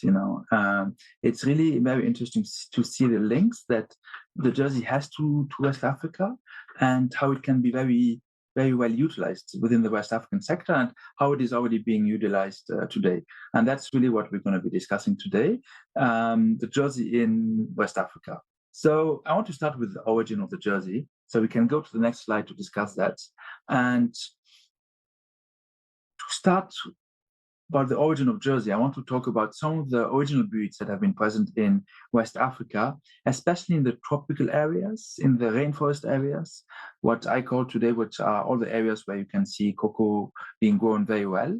There's this very specific type of breed that have developed in those areas. They are called the West African Shorthorns. They are small breeds. They are treatment tolerant and overall very, very resistant to diseases and adapted to those very hot and humid conditions, which larger cows are usually not adapted to. Because if you look at all the larger breeds, such as the Hudali, the White Fulani, that you can find all over West Africa, those have been brought from the Fulani by more northern climates, which are a little bit more arid and where conditions are a little bit different. And so those small breeds, because they are very small in size, just as the Jersey is, there's a few of them. There's a Muturu, which is quite well known in Nigeria. There's a Ndama, which you can find in a lot of countries in Western Africa. In Ghana, we have our own Ghana Shorthorn, which is part of the West African Shorthorn overall breed. And the reason why I'm mentioning that breed is that there's a very interesting link that can be established. And I do have to admit my evidence is very circumstantial, but just look at those pictures here on the next slide. slide number 6, you can see a Ndama cow, Ndama heifer, and a Jersey heifer. They are quite similar. They are both short, both brown. They both have a black nose. Well, the Ndama not always, but a lot. And one might think, this small Jersey cow on Jersey Island, how is it that it has good heat resistance? It's not very hot on Jersey Island. How is it that it has good disease resistance? Because Jersey is an island, has been exempt of a lot of diseases. So how is it that that Jersey cow does have those disease-resistant genes and is well adapted to hot climates? Well, I do believe that it has something to do with the migration of cattle that, of course, happened with the migration of people in the last 2,000 years. And it has been scientifically proven that some of the Bos Taurus breeds, and the Ndama is a Bos Taurus breed, that have been around in Central and Western Africa, have migrated at some point to Europe. And it is very easy to imagine that Ndama and Jersey breed have a lot of genetics together, and that maybe even they have a common ancestor. And that's why it's very interesting to see that the Jersey might be very well adapted to West African breed, because it shares a common ancestor to the Ndama breed. Now, when I say West Africa, it's, if you go to the next slide, you will see that we have some very particular conditions in West Africa, whether it is the climate or in terms of the presence of diseases. First of all, climate. Almost all areas, and I haven't been everywhere, but almost everywhere I've been, you can see either tropical, so hot and humid, or arid areas, so which are hot and dry. It's hot everywhere. And now we are all into cows. We know that Bos Taurus breeds usually do not do very well in hot climates. And you really have to select animals that are heat tolerant, or that have certain tolerance for heat. There's been so many examples of people bringing in cattle, whether it's Holstein, whether they're Montbéliard, whether they're Ayrshires, into West Africa with limited success, a lot of mortality due to temperature. Most of the times in most of the countries, there's a high temperature humidity index, and I have seen cases in Senegal, in Ghana, in Nigeria, in Kenya, in Mali, where people have brought cows from Europe and they have not done well because of the temperature. So that makes the West African zone very specific. And on the next slide, you will see that, when you have high temperature, so everything above 25 degrees, and high humidity, everything above 40%, you have an environment that is not very well suited to most temperate breeds. So whenever I come in as a consultant now for investors, for plantations that are telling me, John, how can JS Africa help us with setting up a dairy farm?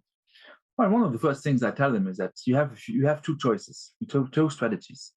Either you go with very high infrastructure investments. You build tunnel ventilated barns, for example, in tropical areas. Those are barns, and you can see on those pictures on the top right corner there, there's basically a whole wall of ventilators that will draw air and create an air current, an airflow within the barn, which sucks out some of the humidity and some of the heat. Of course, the roof is also isolated and everything. That makes it that you are able to create suitable conditions for all temperate breeds. Even the Holstein can survive. This system has been developed in Southeast United States, in Florida, Georgia, where you have very hot and humid climates as well during the summer. But it's very high infrastructure investment. And this is not suitable to everybody, because access to finance is not easy in most of West African countries. You have very high interest rates. So for people that are looking for a little bit, for systems that require less investments, you have grazing or even non-grazing systems where you can use either the Jersey breed, pure breed Jersey, or you can crossbreed. can take most of the local breeds, crossbreed them with any Jersey bull, and within 3 years you'll have a milking cow that will be adapted to the local conditions. And that's basically what we're looking at in West Africa in terms of climate. Now, of course, there's also the diseases. Diseases is always a big discussion when we talk about cattle farming in West Africa. We have, of course, a high prevalence of tsetse flies, just like you can see on the map on slide 9.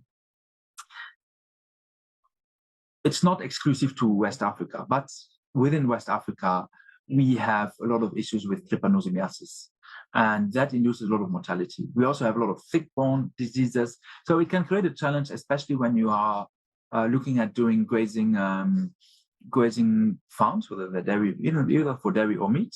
But I do believe that there also the Jersey, especially the Jersey crossbreed, can have real competitive advantages in our West African environments.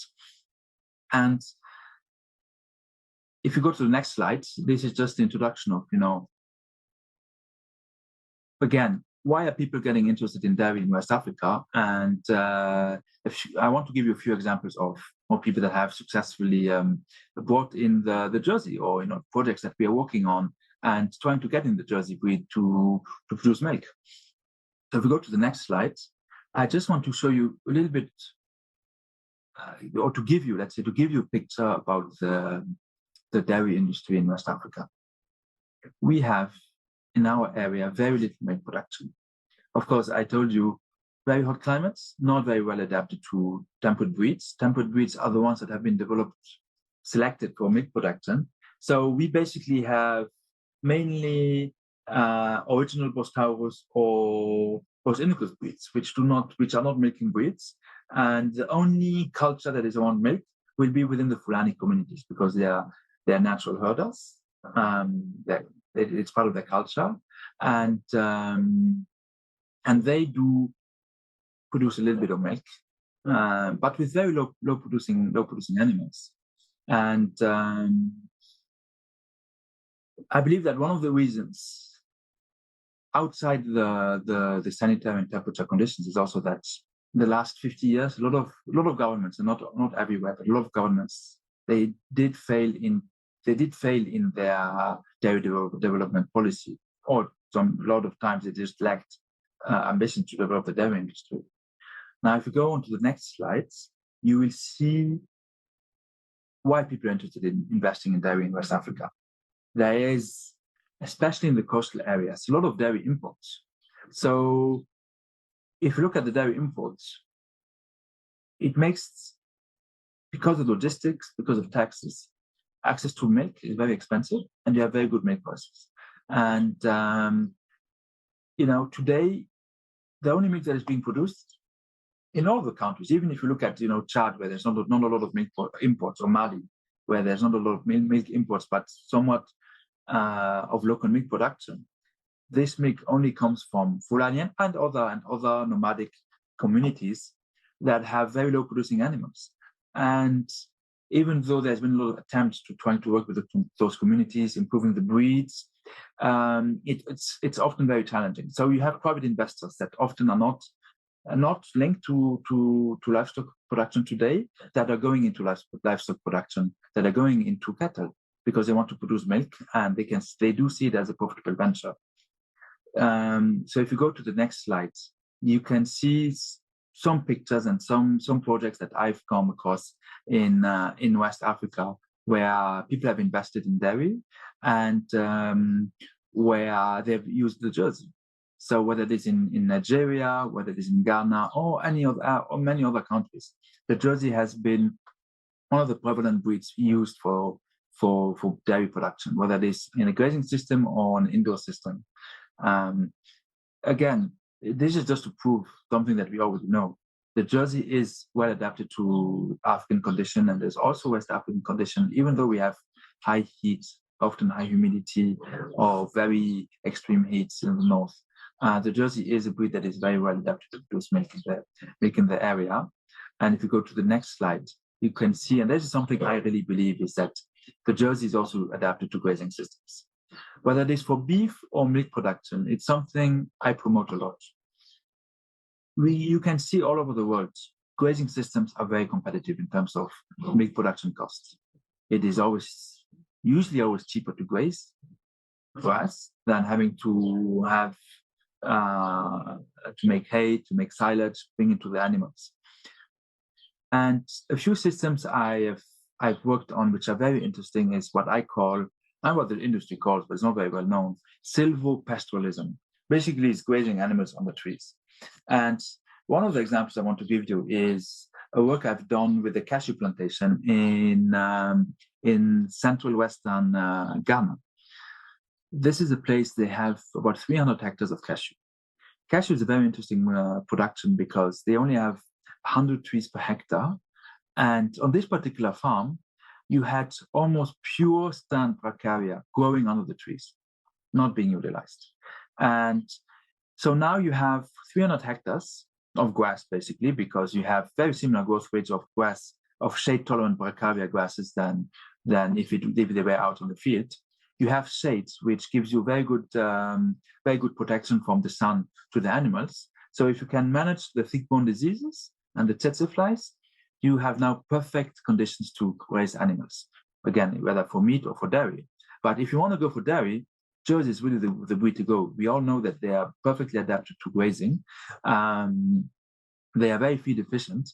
And this is really a system that I try to promote a lot within plantations. Whether it is cashew plantations, whether it is palm plantations, I've even talked to some rubber estates, trying to get them to introduce cattle into their operations and to have an holistic approach to their production.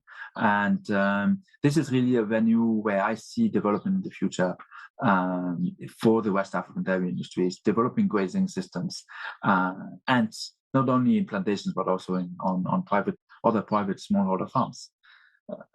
So if you go to the next slide, you can see that because of those grazing systems, often you will want to favor crossbreeds because of the little bit more extensive grazing system. Crossbreeds can be very well adapted, whether there's F1 or even F2 systems when there's good management. And I wanted to talk a little bit about the different crossbreeds that have been done in West Africa between Jerseys and local breeds. So you have the obvious choice, the Dama. They're very close. They're very related. And in Ivory Coast, they have done a lot of research on Dama Jersey crosses where they saw, of course, very big increase of milk and very nice milking animals. The same has been done with White Fulani. I'm very excited about that cross just because there's a lot of White Fulani in West Africa. Even more than the Gudali breed. I think it's one of the more prevalent breeds that you can find. And the crosses are just beautiful animals that milk very well adapted to grazing systems. And beautiful animals, just animals that you want to fall in love with. I've seen in Ghana, because they've imported pure Jersey breeds, pure Jersey cows about 15 years ago. They've crossbred them with some of the local Ghana Songa breeds, which are just also very nice animals. And then in Niger, even Nigeria, some people have crossed the Azawak with the Jersey, which is also a very nice outcome with good milk production. Basically, this just is to say, whatever local cows you have or you want to buy, I think most of them are very well adapted to cross with Jerseys and to start producing milk.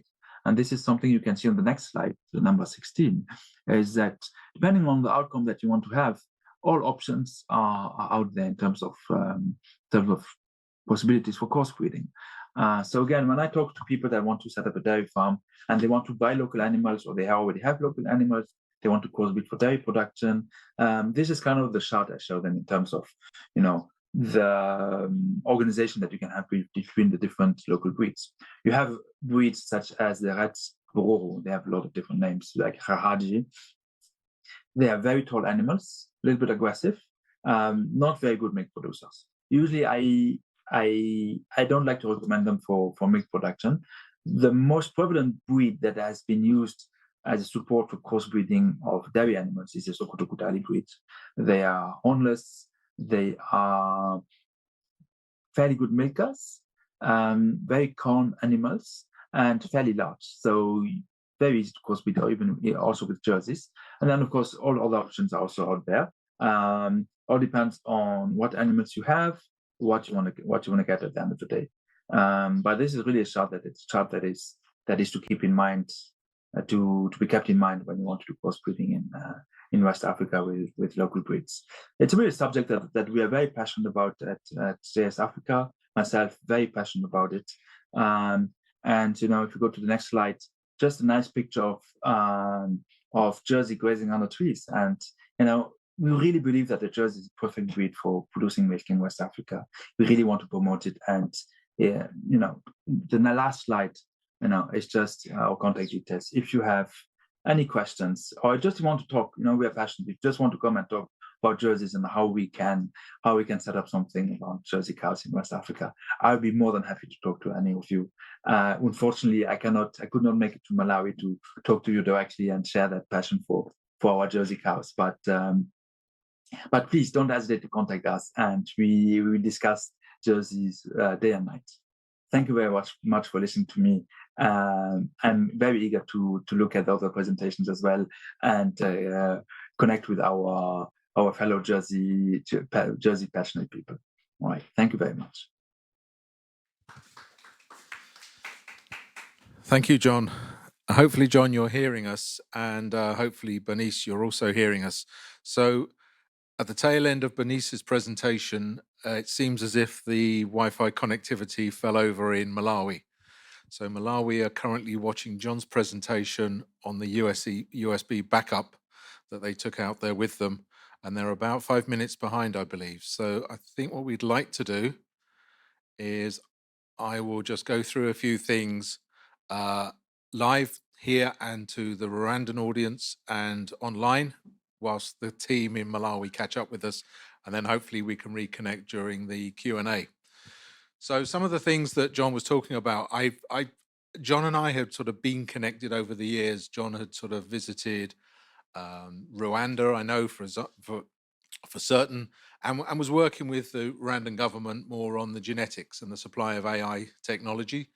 And then our paths crossed a few months ago when we were looking for consultants to join us in helping develop a Rwandan government farm.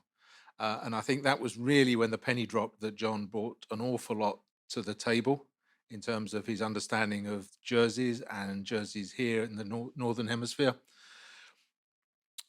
But also John's experience in West Africa. Now, as John mentioned, he's born in Luxembourg, spent time in France. So John has also offered to redo that presentation in French. So we're very conscious that on the African Jersey Forum website, we are lacking in French language content. So I'm hoping that John is the trigger for more French-speaking, French language content on the website soon.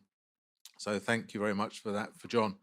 So so the Q&A. So those of you that are out there, we do now have a few questions coming through for both Bernice and for John. So what we'll do is say we'll just hang fire for a few minutes. I'm sort of waiting for somebody around the room to tell me, through the wonders of WhatsApp, we are in contact with the team in Blantyre, but we know they are running 2 or 3 minutes behind us.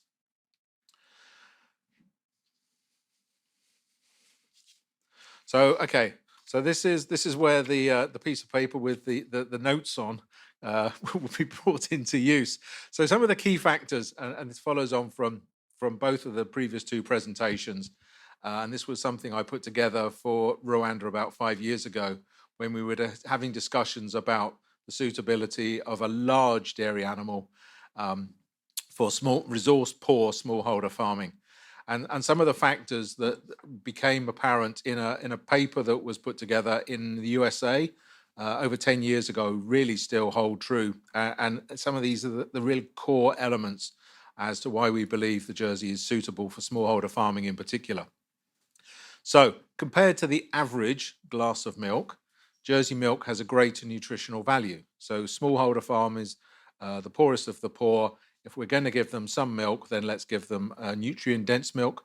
So Jersey milk has 15 to 20% more protein per litre, 20% more calcium, 10 to 20% more phosphorus, and considerably higher levels of the essential vitamin B12. Even though it is more nutrient dense, Jersey milk tastes better. There were a few years ago that in the UK, some of the global leaders in barista style coffee were using skim milk because it was deemed fashionable to use skim milk rather than full fat milk. But even as a skim milk product, the Jersey milk was more tasty, more creamy. And work more recently has identified that the specific proteins found in Jersey milk are what gives us that additional taste. And something that John did mention, the Nadama. I attended a conference in Scotland about 4 years ago, and I was approached by a poultry scientist who challenged me and said, what did I know about the Nadama? And at the time I put my hand up and said, absolutely nothing. I know, you tell me about the Nadama. And he said, of interest, he said, since we've cracked the bovine genome, he said, we've identified a specific milk protein in the Nadama. The only other breed we can find it in is the Jersey. So there is a link. And I think those of us that farm jerseys on Jersey Island have long been confused, isn't quite the right word, unlike my brain, but questioning of how did we manage to breed, how did we develop a breed that has an ability to withstand climatic extremes, both hot and cold. That did not happen here on a small island in the English Channel, which is extremely temperate. It comes from somewhere, and perhaps those shared histories with the Nadama, which is a very similar breed in both colour and size, are something we should investigate further. So I've now just been given the nod that we are now back all up and running in sync. So Louise, are we ready to? We are. So we're ready to ask questions, and John and Bernice are with us. Absolutely fantastic. Just love it when everything works correctly. So,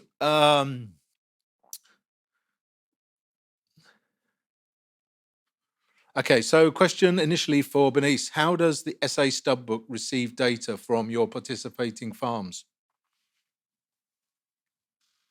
I just want to start by saying I don't know why there's a flower in my hair, but I don't know how to get it away. It looks truly wonderful. Yes, capturing the data from the farm software was quite a job to do, because we also have different farm software that is being used in South Africa. So the data structures differs between those different farm softwares. But at the end, what we did is we installed programs on the computers used on the farm, which automated the whole capturing system for us. So on Thursday evenings, those programs run and download the data into specific formats, and that is then pipelined into our Logix database on a weekly basis. Thank you. So now we're going to, being as we've caught up, we'll chop and change between you. So a question for John. The techniques of forage under the trees looks good. Can you tell us the type of forages that are grown down the trees in the projects that you're working in particular? Yes, please. Thank you, David. One forage that works very well is Passacaria grass. There are some varieties that are shade tolerant, and they do extremely well. And I was just surprised, like I said, on this particular cashew plantation, that you had a pure stand that had developed with time under the trees that is just perfect for cows. And after that, I was curious, and I was reading up some of the literature about those type of grasses, and they are known to have some species that are shade tolerant and that work very well. So Passacaria grasses are the way to go for that, it seems. Okay, thank you, John. So back to Bernice again then. So your evaluation of cattle traits in South Africa, you did mention that the smaller herds are leaving the industry. But so what are the sort of size ranges within those herds? Would any of those herds been smallholder farms? And have you had time to analyze the data between the extreme large herds and the smaller herds to see whether there are any differences in terms of phenotypic reaction to the environment in terms of the different feedstuffs and systems that the cows are being kept on? Did you actually get down to that level of seeing differences on farm systems? Well, we mainly work with the stud and commercial herds. I think the smallest herds that we are accommodating are about 30 to 40 cows. We do benchmarking of the herds within their management system. So I think that helps a lot for our farmers also to evaluate themselves. But yes, that is, we can still do a lot of more research into that. Okay, thank you. So back to John. John, is there an increase in larger scale dairy enterprises in West Africa? Is this something that you're seeing a definite interest in and what's driving this? Well, it's a difficult question to answer, but there's interest. Whether there's an increase, I'm not sure. The main factor driving this interest is milk prices. I've seen a lot of projects in Nigeria coming up where there's a lot of capital available and milk prices are huge. And it's one of the reasons I'm always wondering why there are not more projects here in Ghana, because milk prices are also very, very attractive. And I do want to say that I think milk prices, having high milk prices, is the main motivator for people to come in. I've done a lot of studies in other areas where milk prices are fairly low, and investors never go for the page where they actually start investing. So as a feasibility study, an opportunity study, and they would always the project will never conclude. I think that's one of the main differences with other projects in East Africa, where I also do some consultancies, is that we have high milk prices especially in the coastal countries, and that really makes those projects very profitable. And yeah, I think that's the main driver for this. And of course, with the population increasing in those countries, we have huge populations in our countries in West Africa, and they are still increasing a lot. And they import a lot of milk powder. So in the future, we'll see a lot of other projects coming up for milk production, whether they are large, medium, or small scale. Okay, thank you, John. So back to Bernice. So this question is from Anil from Adranapal. Are there any comparative studies or analysis between the Jersey and sort of a Holstein Friesian in the African context? Is your work just industry driven, or to what degree can you get down to breed specific? And what differences do you see between those two breeds other than the obvious ones about body size? Are we looking at increased fertility rates within Jerseys? Are we seeing higher calving difficulties in the black and whites and other breeds? What do you sort of see specific? I'm not leading you down a path here, Bernice, but I saw you smile. But what information is coming out of South Africa that either questions or supports what else is being found around the world? Well, in South Africa, our main dairy breeds are the Jersey and the Holstein. We also have Ayrshires and a few Brown Swiss and Guernsey breeds. Currently, we do our genetic evaluations within breed. Our Holsteins are, of course, much bigger. They are much more affected by heat than our Jerseys. The selection indices of that we construct for the different breeds, of course, differ a lot. We construct the indices together with the breed societies according to their breed objectives. And if I look around the world, our indices are very comparable to what is included in the rest of the world. Currently, we also look into using the spectral analysis information from milk samples to give us much more information on, for example, predicting methane additions and ketosis and acidosis for our cows. So we are moving with the world. That's great, thank you. So, okay, another question for John. For the, Promasidor and Rosedale farms, is data being collected and what data type? So that question is from Dr. Yinka Apula at CTLGH in Edinburgh. So just to go through it again, so for the Prosimidor and Rosedale farms, is data being collected and what data type? Well, it is a very interesting question. I do not know. I do not know whether they transfer their data to any research organization or something. But it's a very interesting question, and I think they would be happy to engage with whoever wants on that on the technical aspects. As a young Nigerian scientist based in Edinburgh with CTLGH, I can sort of see where Yinka sees that as an opportunity to do some more work, which is excellent. So last question on here for Bernice then. So no, sorry, that's already been answered, that one. Back to John then. So John, you mentioned 3 breeds that you believe are sort of good for Africa. So I think your 3 preferred West African breeds.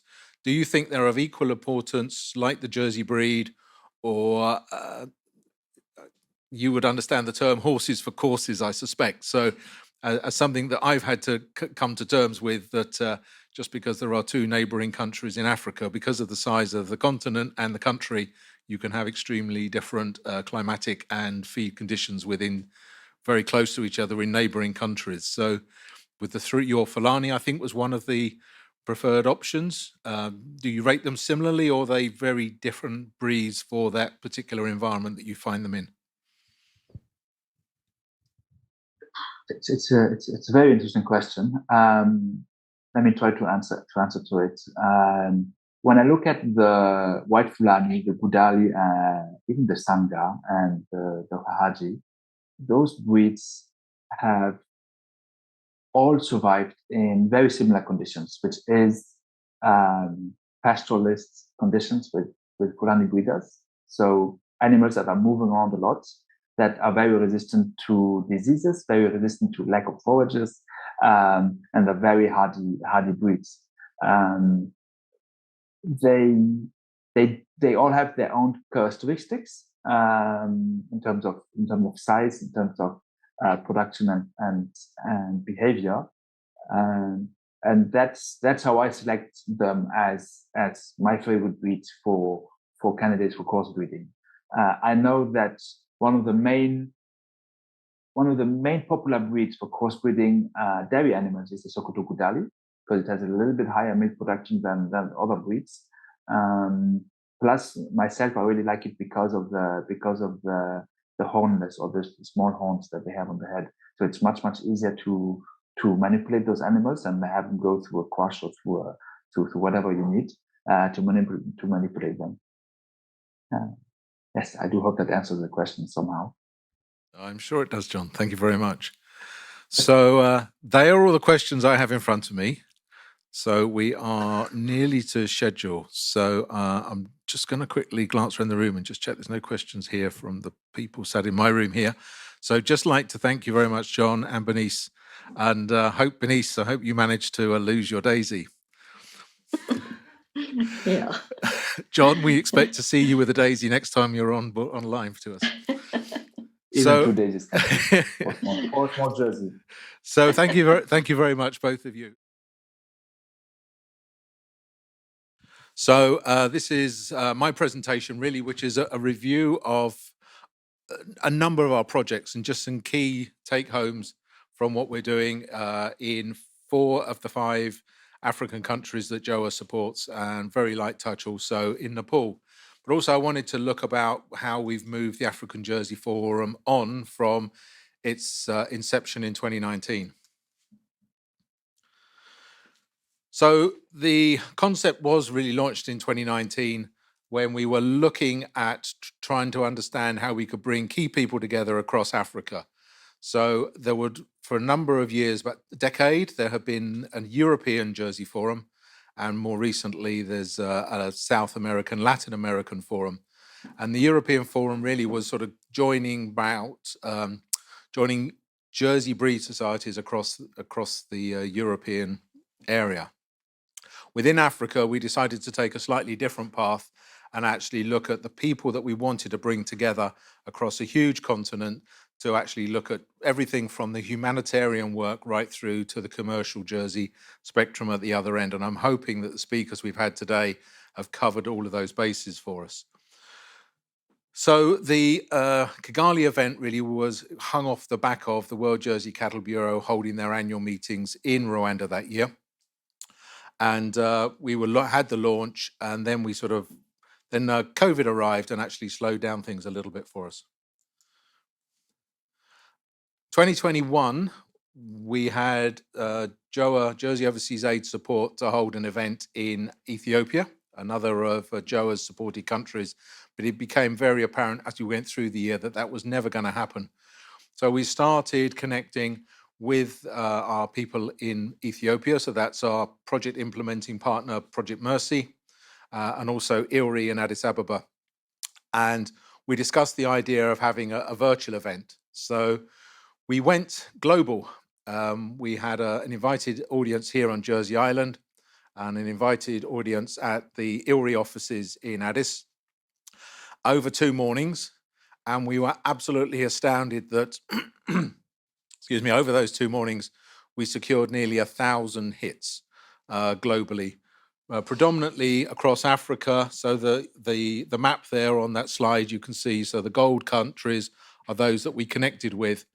And I'm hoping that some of the green countries that are on there, I noticed actually we had nobody from Zambia connecting in November 2021. Now we're running a project in Zambia. I will be very disappointed if we do not have somebody from Zambia watching this event today. And I would want to know why. And over 50% of the attendees dialed in from Africa across the 14 countries and 36 countries globally. And they were everything. I'm not sure we had Mongolia, but we definitely had China and we definitely had Argentina, I believe it was. So it really became a global event. So next steps. So this is this year. And we decided to try and go both online and live. The idea and the support for the African Forum events is to be live in a country that is supported through JOA so we can engage and bring our project implementing partners together, networking, learning from each other. But we didn't want to lose that global audience. So working with Delta here on Jersey, we've constructed what we believe was a way of doing that. And having an audience of 60 people in Malawi, whilst it is extremely disappointing that we've lost connectivity with them, they do have a backup mechanism. To have 57 people, I believe, in Kigali, and the Rwandan event has been put on by, say, Philippe, Innocent, and Felician primarily. So thank you very much to those 3 guys who took this on at the last minute to try and have us so that we could have a live audience in Rwanda today as well. The word on the top of this slide has a line put through it, and that is very intentional. That's not me not moving a word off. So 2 years ago, we used this slide, or a version of this slide, to indicate that we were trying to develop the African Jersey Forum message. And 2 years on, I'd like to think we've got to the point now where we are delivering that message rather than trying to understand what it is. So the core challenges are around balancing the focus on smallholders plus an inevitable drive towards increased production and profitability across the African dairy sector. There are very many papers out there now looking at the potential for food production across the continent of Africa. And it is massive, and it needs to be massive given the growing population, just not there, but in neighboring areas that Africa could supply food to. Focus initially was on breed promotion, whether in pure or crossbred form, and we've tried to maintain that status through today's presentation. But primarily, especially on the website, it's about smallholder benefits of dairy as a driver for development. And the long-term goal for the forum is for it to be Africa-led. I do not want to be standing here in 10 years' time still presenting. We need to hand the forum over to Africa. And as soon as this event is over, we are going to start that progress.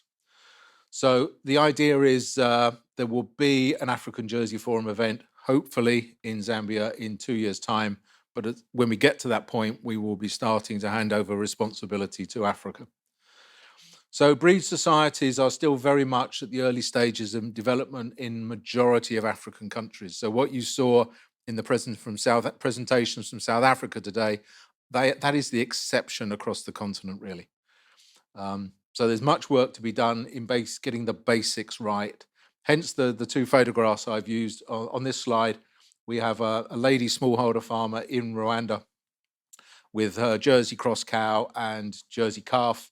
And the team in Rwanda have actually done their own presentation they've used internally today. So this cow here, this lady, just to give you a background to her, she had 4 larger black and white cows. And because as a farmer, she's resource poor, she was unable to feed those cattle to the extent that their productivity was, I think, 2 to 8 litres a day. So she converted from the 4 cows to just the 1 Jersey cross. And the Jersey is currently giving, I think, 14 litres a day, which gives her plenty of milk for her family, for her workers, to feed the calf that you can see there, which is an F2 Jersey, but also to sell on as well. But this pathway is inevitably going to lead at some point in time to the view that we see on the left, which is a large herd of dairy cows, for our purposes, Jersey, but in South Africa. And this is a pathway that we are on, and the African Jersey Forum is inevitably on, and how many decades it will take to get there. But to give you an idea, the first agricultural census on Jersey Island in 1952 indicated that there were 1,000 registered milk producers that had owned an average of 5 cows. I came to Jersey 40 years ago this year, and the number of producers dropped from 180 to 120 that year because Jersey Dairy ceased to collect milk in churns. So it was about already seeing that older farmers or resource poor farmers that could not invest started to leave the industry. So in the 40 years, we've gone from 120 producers to now we're 12. And those 12 producers milk 2,500 cows, and those 2,500 cows are giving more milk than the 5,000 cows did even 20 years ago. So that is the pathway we're on. So this is inevitable that we're going to be having to deliver this message. The humanitarian work is extremely important, and we are making huge change, but we also have to be cognizant of the inevitability of the pathway that dairy is on across Africa. So 2 years ago, we were building the African Jersey platform, which was basically a website. So www.africanjerseyforum.com has a vast range of resources, video, visuals, and printed formats on there. And now it's about maintaining it. So it's about making sure that we connect with the right people, that people share their training materials, share their understanding, and we will keep building on that process to help. And say one of the things we're looking at is actually having a French language version as well, whether it happens in this calendar year or early part of next year, but it's definitely now on our radar to achieve. And then we have to look about the commercial benefits of the Jersey breed. So the why Jersey messages, the commercial benefits of the Jersey breed, no matter where you are in the world, are the same. It's about the fact that a Jersey cow needs 32% less water. She needs 10% less land. She has a carbon footprint. That same litre of milk has a carbon footprint 20% less than her comparable Northern Hemisphere dairy breeds. All of those factors are exactly the same. It's the context in which we use that information and promote those advantages. And we've also, through John Sassel's presentation in particular, dealt with the heat tolerance and the health traits, and Bernice in particular about the sustainability. So those words were on this slide 2 years ago, and they are still extremely important for us.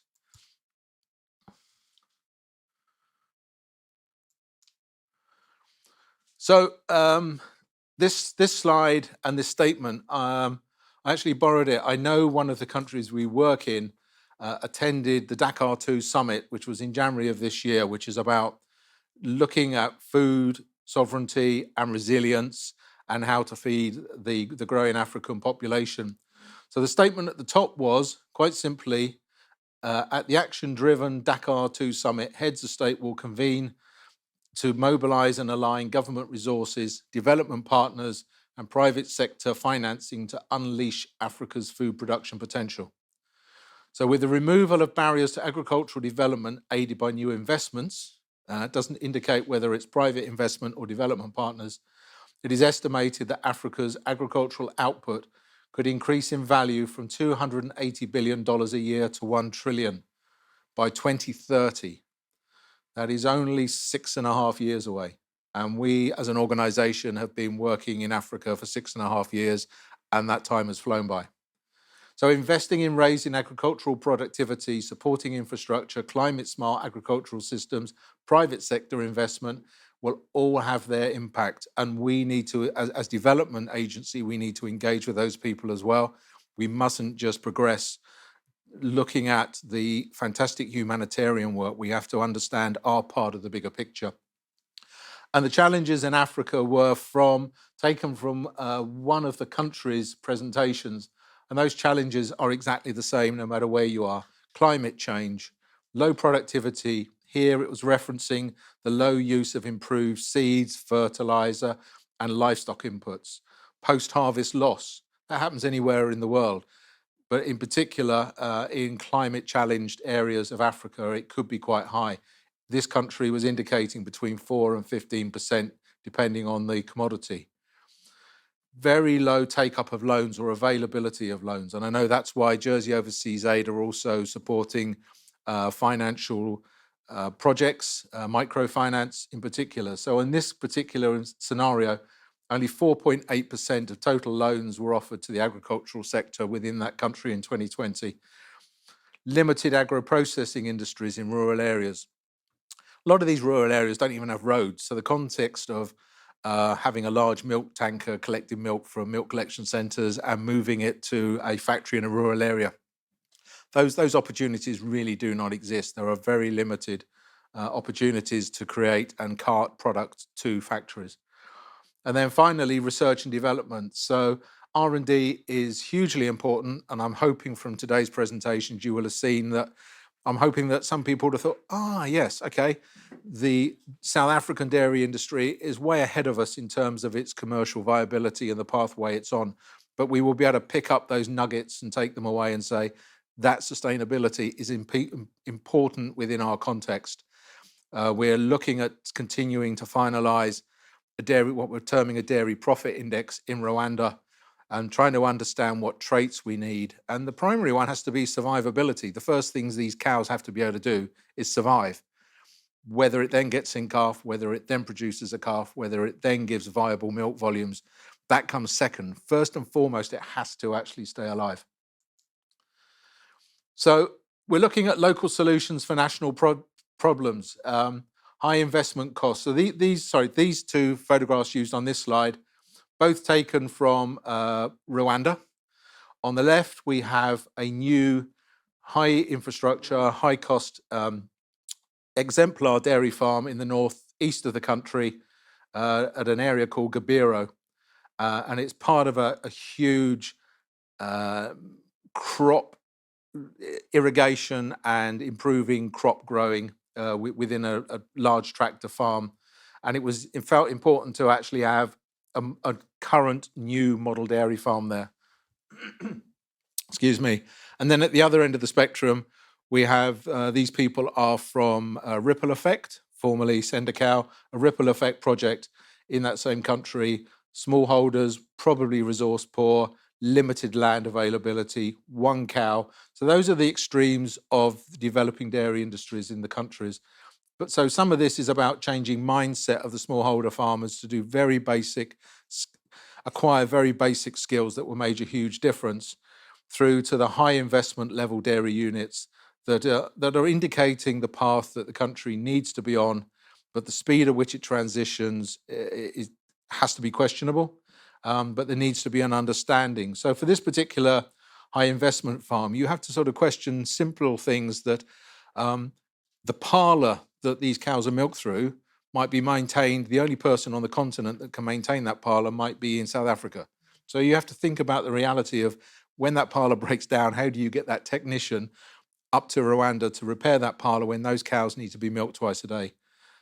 Equally, it's about understanding with the smallholder farmers that these people are generating a good income from their 1 or 2 cows. They are putting their children through university. The majority of those university-educated children will not, as adults, want to come back and milk 1 cow.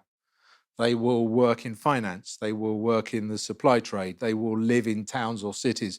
So part of this process and the transition with the smallholder farmers is for every 10 families that might have 1 cow each, we have to identify the 1 child from those 10 families who has the desire and the capabilities and the training and access to resources to milk 10 cows, because that is the inevitability of the long-term trajectory that the industry will be on in the future.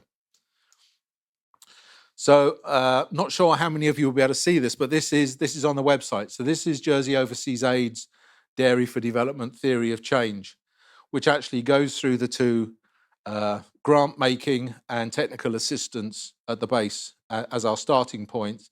And then we work up through targeted dairy genetic gain, farmer capacity development. And from those messages, we can apply all of these elements to both of those 2 scenarios on the, if you like, the dairy industry continuum. So the projects really are dairy for development, and understanding that different countries, different zones within countries, different scenarios will need a different message, but the core facts remain the same. So we now quickly run through the different projects that we're looking at. So this is the one in Ethiopia. Project implementing partner is Project Mercy. We have 3 objectives within the project. So to promote the Jersey breed in rural community farmers, livestock development experts and technicians, focusing on the project area around Char in the Himara region of Ethiopia, which, as you can see, is a highland area. Objective 2, develop a scalable, sustainable animal breeding system for smallholders, focusing on equipping and enabling Project Mercy to enhance its breed management capabilities, to create sustainable smallholder farming support. And the photograph on the left is very indicative of the project area. So we have small communities living on the top of the hills and their land is down below them. And this photograph was taken by myself, I think 2 years ago now, when the first Jersey Cross calves were being born to the project. And this is the environment in which the Ethiopia project is managing what it's looking to do. And then third one, obviously, is the delivery of the last mile services. So at the moment, this is really about AI and AI technicians, but we are starting a clean milk production training program now that these improved genetics are on the ground. But with every success, I didn't want this presentation to be all about successes. I want everybody to understand the challenges we're facing. The huge one was a pandemic called COVID-19, which part of the world seems to have forgotten about. Part of the world said it never happened. But to those of us that needed to travel, it was extremely damaging. And it arose in February, March of 2020, just as this project was about to launch. So we delayed start for 4 months. But once we did get going, the launch really has been very slow. So we've recently secured an extra 12-month no-cost extension until June of next year to give us an opportunity to actually have the impact and develop the impact we were hoping to achieve. Unfortunately, in Ethiopia, at that same time, we had civil conflict. An armed conflict got to within 25 kilometers of the project area. I don't think it's hearsay. I think it is a true story. We were advised that the liquid nitrogen plant that supplies liquid nitrogen to our AI technicians had a tank shell put through it, something we could never have planned for and something we had to work around. So I think the project is even now having to travel 4 hours in each direction to collect liquid nitrogen for the AI technicians on this project. And then communication.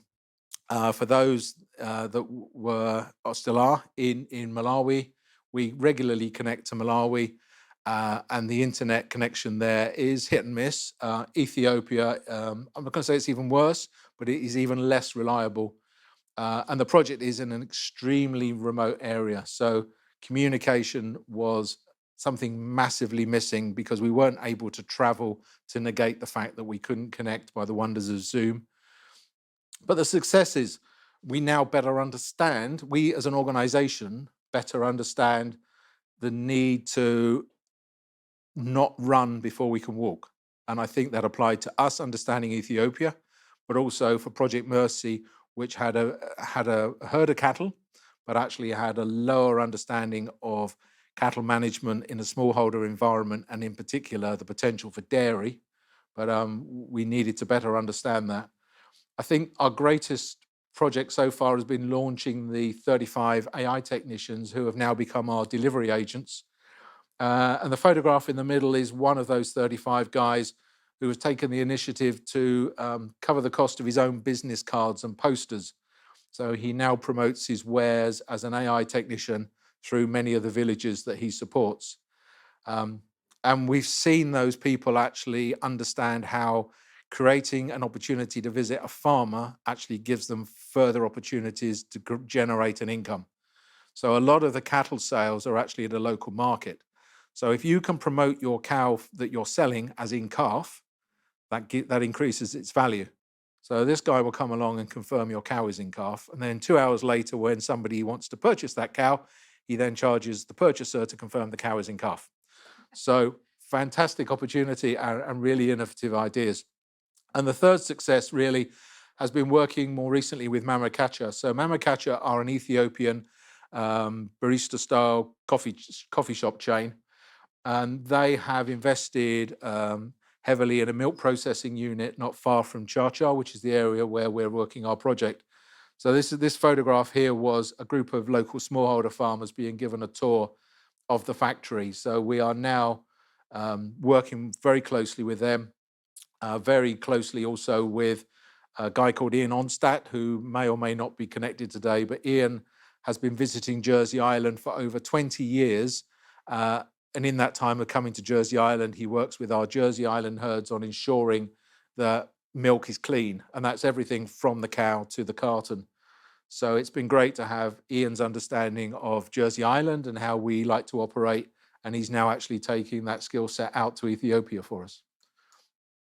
Then in Malawi, so a project partner there, Shire Highlands Milk Producers Association, has been a long-term operating organization. I think it started in 1985.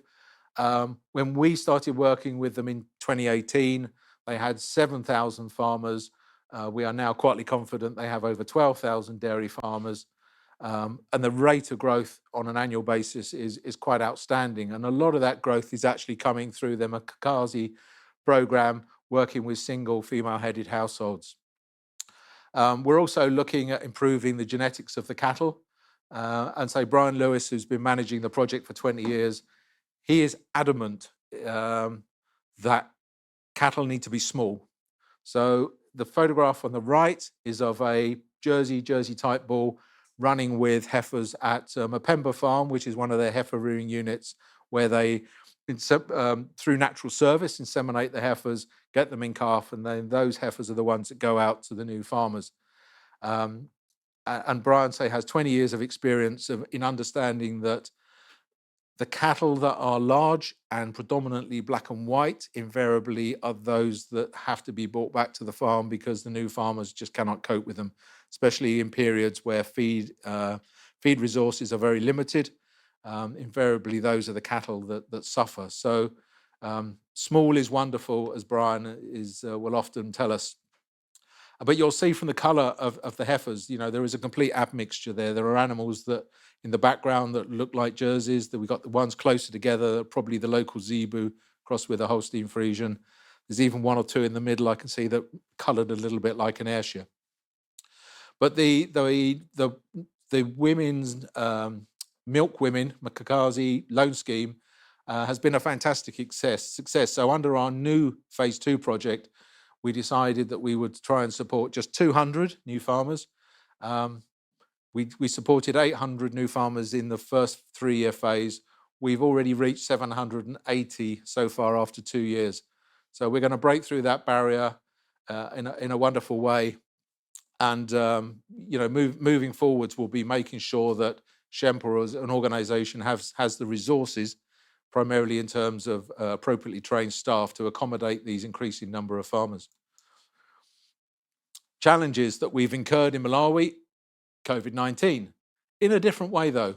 So the impact was on the local population. It seems as if there were very few incidences, genuinely very few incidences of COVID-19 amongst the human population. But actually, there was a reduced access to income because of the short-term arrangements on work. So very few people are on salary. It's all about short-term, come and do this for me and you will get paid. So a lot of that work ceased. Cultural practices, which were covered a little bit in the video this morning. So that particular area of Malawi has a strong matrilineal inheritance. So land and houses pass down through the female line. But compared to that, you still get the greater constraints on women actually being able to secure loans. And quite often, some of the farmers we're working with are not only just looking after their cow and their house and their land, but also have a good number of children because the husband, because he has no direct tie to that property, will have moved on. And milk consumption is low. Now, you would think that would be an advantage because it would be easy to lift, but it's low because people can't afford milk in the Malawian context. So there is still much work to be done. So the successes, yeah, and I think what gives it away is the graph on the right. So we can see that round about the year 2000, the milk bulking group collections, the amount of milk collected in litres per day has just grown exponentially. And, you know, that graph goes up to January 19. We're now 4 years on, and that is still continuing to climb. So as an organisation, hats off to Shempa, and in particular to Brian and more recently Rolex, the project vet, for taking this on.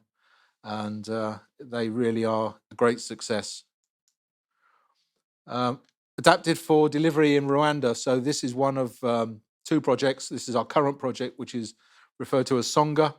Our project partner is a government agency, the RAB, or the Rwandan Agricultural and Animal Resources Delivery Board.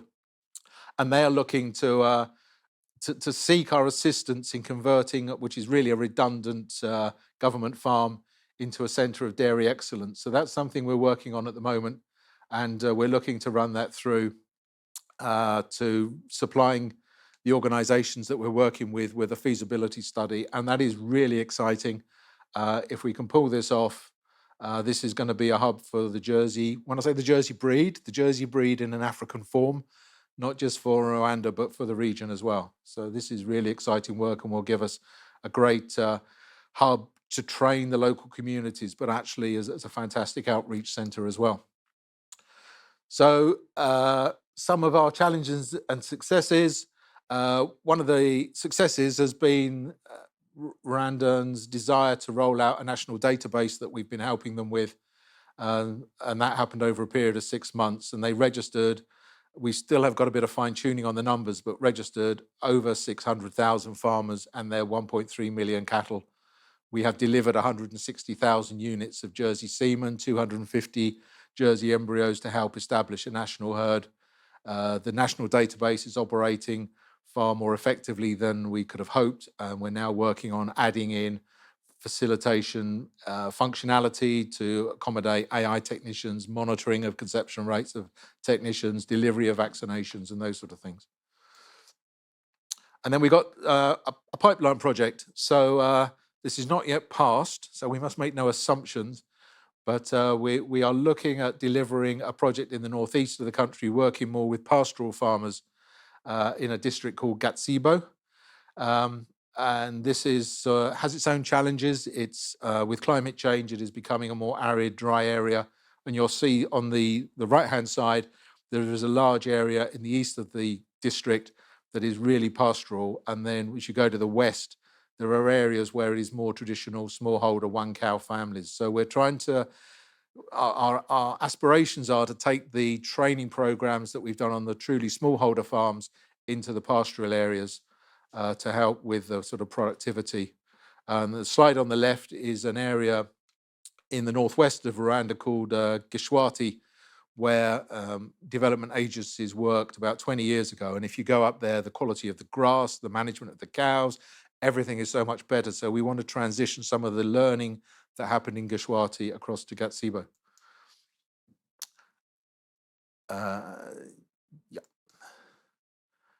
And then really we've sort of got so adapted for delivery across Africa and beyond. So we've got the African Jersey Forum. We have the Jersey Gene Bank, which is a facility where we are happy to supply Jersey semen that we believe it is appropriate for use in Africa at cost or just above cost production into development projects. I reference Nepal because we are working with ADRA in Nepal on their dairy program there. We're giving them sort of light touch technical support. But now we come to our new project, which is in Zambia, and it's working again with ADRA.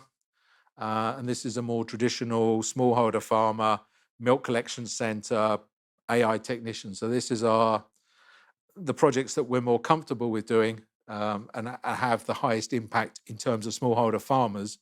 So we're really excited. And the photograph on the right with Minister for International Development, Deputy Carolyn Labby, that was actually taken about a week ago with the British High Commission, the Zambia Minister for Agriculture, and the Permanent Secretary, Dr. Songolo. And on the left, we have the enumerators that were helping us do the training. So this very quickly, this slide brings together some of our project partners. Now, 2 years ago, this slide was fairly sparse and we just mentioned our project implementers, but we are now really starting to roll out and understand who can help us with these projects. We're building a great team and then we're trying to get these teams to work together. So thanks very much to the companies and the individuals that support us on this pathway. So that's a quick summary from me. The plan now is the one country we haven't really given an opportunity or a voice to is Zambia.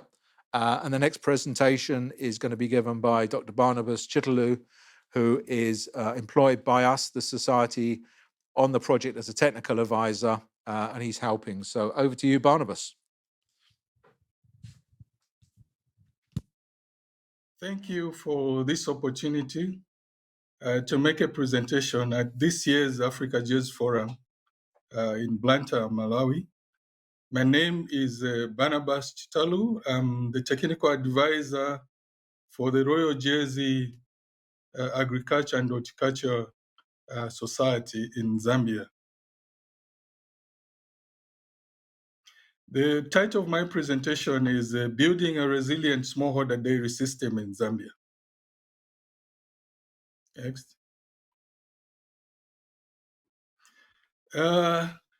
Currently, Jersey Overseas Aid is funding a dairy development project in Zambia that is called the Jersey Breed Focused Dairy Development.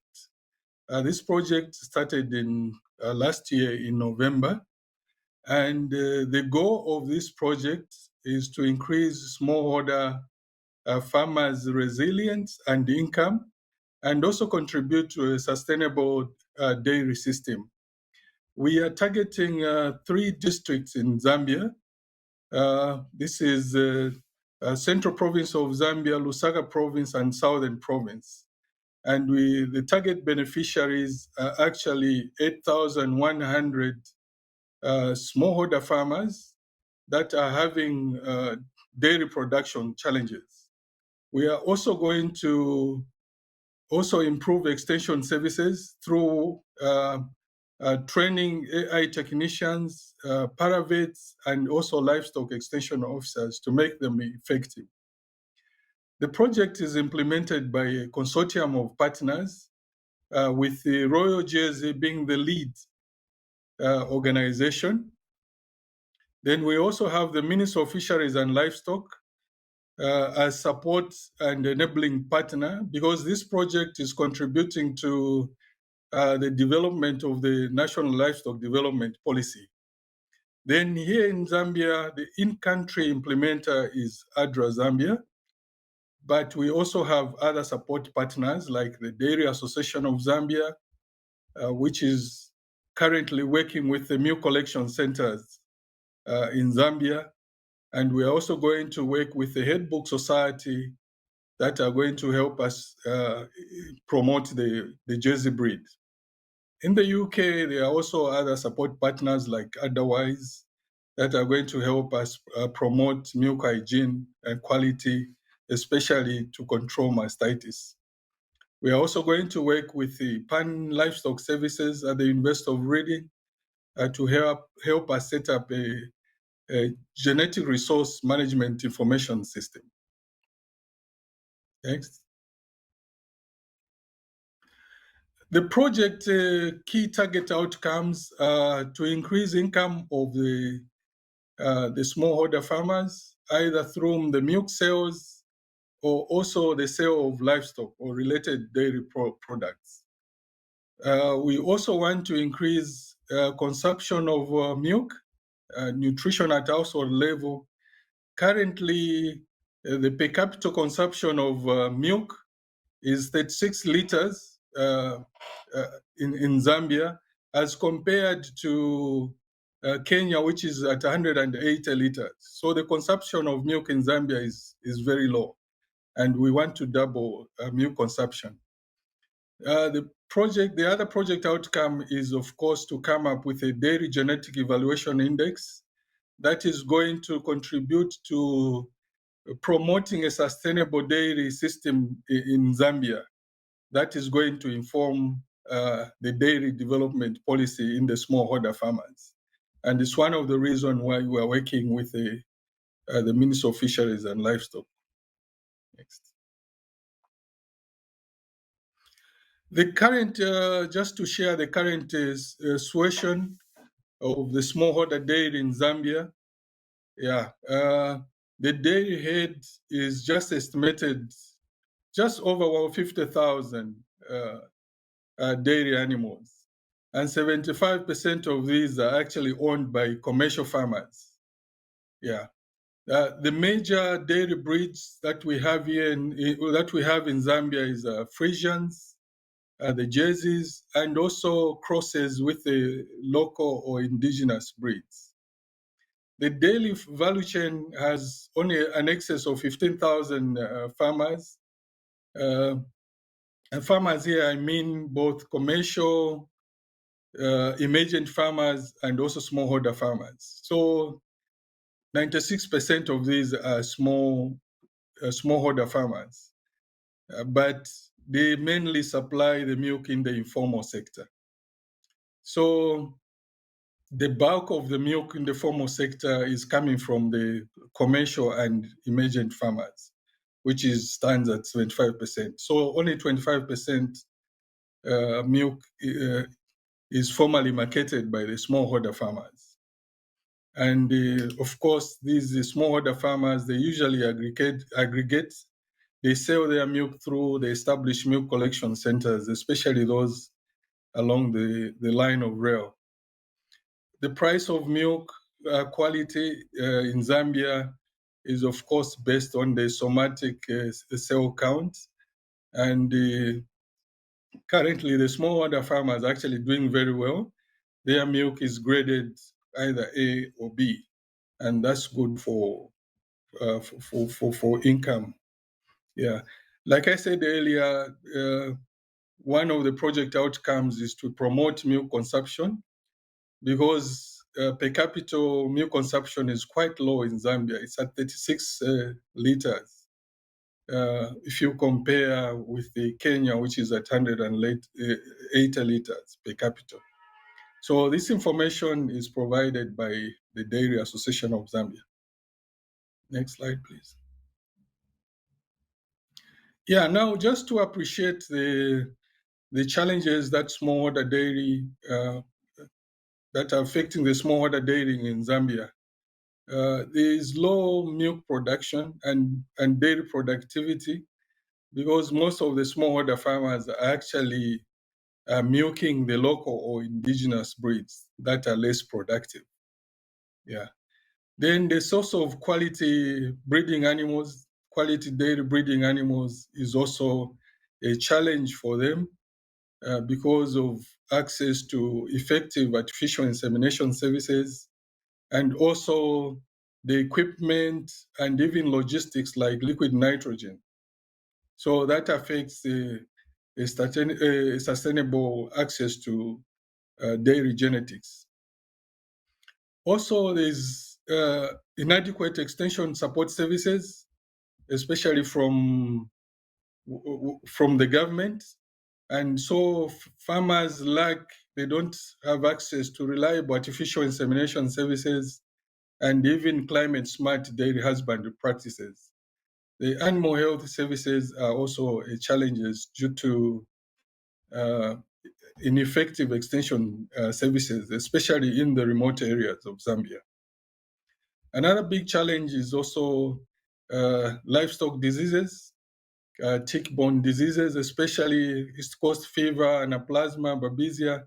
Those are very common in Zambia, and they actually cause a lot of mortality in the dairy animals. Also, the challenge of mastitis and other diseases like lumpy skin disease. Also in Zambia, I think the smallholder farmers have very little capacity to access proper financing for their dairy to improve and grow their dairy. So that is also a big challenge. And the projects that are there also, they phase out too early before the dairy project can become sustainable. Next slide, please. So other challenges also include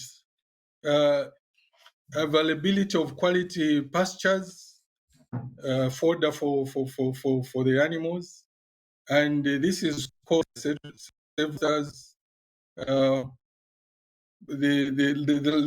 linear system that farmers sometimes they use community grazing areas to graze their animals, so they don't have title to the land. Therefore, pasture is quite limited. Yeah, and water, for obvious reasons. I think the effect of climate change is affecting the reliable source of water for the dairy animals. Also, farmers, they depend very much on they are seasonal milk producers, okay, because they are not able to produce milk throughout the year because of the challenges of pastures, like I said. And this makes it very difficult for them to negotiate with the processors on a good price for their products. The other challenge also is the management of the milk collection centers. The governance and management is also not very attractive to most of the farmers. They don't see a lot of benefits coming from the milk collection centers due to poor governance of those dairy cooperatives. And the participation of women and youth is also quite low. The other challenge is smallholder farmers don't have a reliable information system where they can get information on the best practices in dairy management, because there is no system for dairy data collection at the moment. Next. Okay. Yeah, despite all those challenges, there are a lot of opportunities to build a vibrant smallholder dairy system in Zambia. We have vast agricultural land, potential for dairy production. Currently, Zambia is sitting on 60% potential agricultural land, okay, and 15% of that is what is utilized. So there is vast land to promote dairy. And there is also a potential ready market, whether in country and also in the region, where the dairy products are in very high demand. The government is also very supportive of the sector. Royal Jersey Overseas actually signed under the Dairy for Development project. We signed an agreement with the Minister of Fisheries and Agriculture to promote the dairy sector. So that only shows the government support for investment in the sector. Then there are also various opportunities to promote the dairy sector, whether it's in breeding or feed supply, artificial insemination, transportation of dairy products, and processing and marketing. So there are various investment opportunities that to promote the dairy sector in Zambia. Then there's also formal stakeholders collaboration. There's a well-established network of stakeholders, which is actually coordinated by the Dairy Association of Zambia, again, to support the sector. And just to emphasize that there's a huge potential for genetic improvement and supply of breeding stock, because Zambia is sitting on 3 million beef cattle that can be used for cross breeding to improve dairy animals and milk production in the country. Next slide, please. Yes, so there's a lot of potential to promote to build a resilient smallholder dairy sector in Zambia, with all those opportunities that I've highlighted. So the Royal Jersey Agriculture and Horticulture Society will continue promoting the Dairy for Development project in Zambia. And I will take this opportunity to make an announcement that the next Africa Jazz Forum conference in 2025 will be held in Zambia, and you are all welcome. Thank you so much for listening. Thank you very much, Barnabas. Now, what Barnabas didn't mention there was he and a group of Zambians travelled in a minibus over the weekend all the way to Blantyre to attend the event. So he's got a long trip. He and his colleagues have got a long trip home, along with some of the African Jersey Forum promotional material, which will be heading back to Zambia for use in 2025. So it looks as if Malawi, unfortunately, are still struggling. So I believe they have had Barnabas's presentation. We are unable to connect with them in any way, shape or form. It looks as if internet is down pretty much across Malawi. And as far as, which means, unfortunately, means we can't connect to Barnabas. And we can't connect to our other Zambian, Di Harvey. So Di works for Land O'Lakes Venture 37 projects, and he's the global technical director, and he also helps us on some of our project works, in particular to help us here in Jersey sort of understand some of the intricacies of operating a dairy program in East Africa.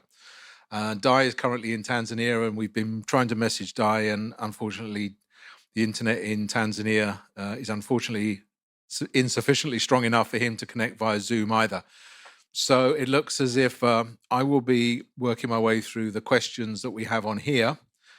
Rather than just ignoring a question, if I genuinely do not feel I can give a competent answer, I will raise the question and then answer the best I can, and then we will make sure that it is answered more fully by somebody who has the sufficient understanding of the process. So I'm just going to work my way down them. So first one, how do I see breed societies developing as the project continues in the project countries? Sorry. Could the African Jersey Forum take on a role as a multinational breed society?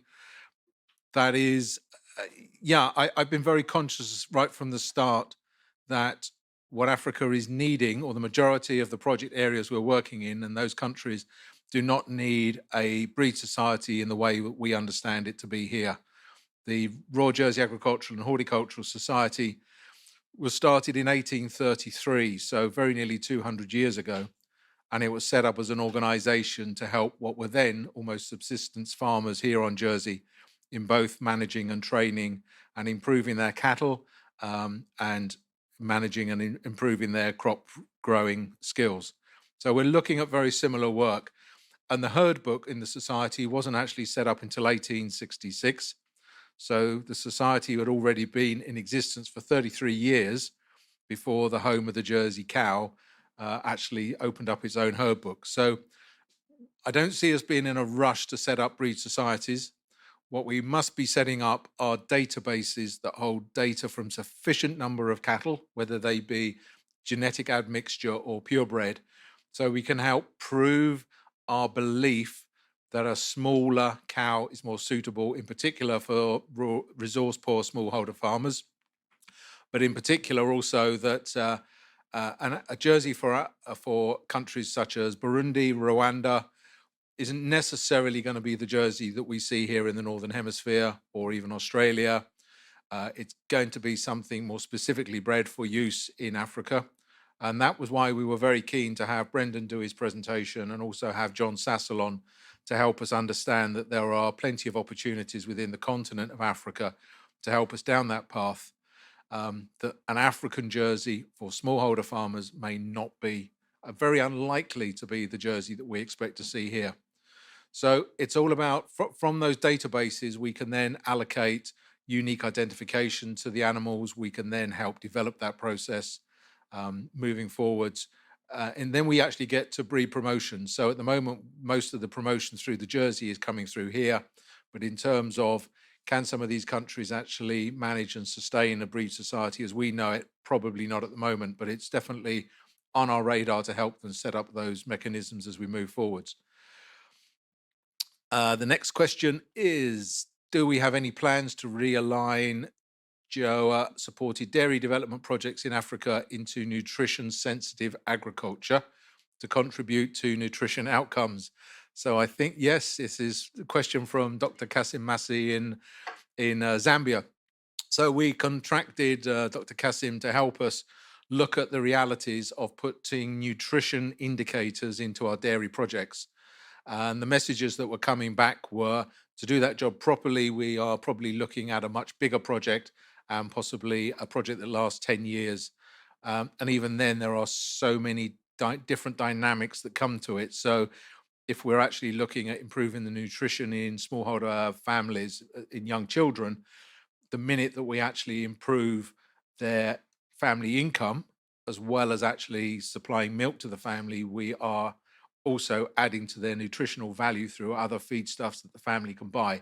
So actually identifying and measuring improvements solely due to dairy is very difficult to do. But it is very much on our radar, Dr. Kasim, as you well know, and it's something that we're looking at bringing in, possibly in a light form touch in some of our other new projects coming along. And it is something that is hugely important as we move forward, especially with much of the Northern Hemisphere questioning the need for dairy, whereas in developing countries, dairy is still a huge part of the process of improving nutrition.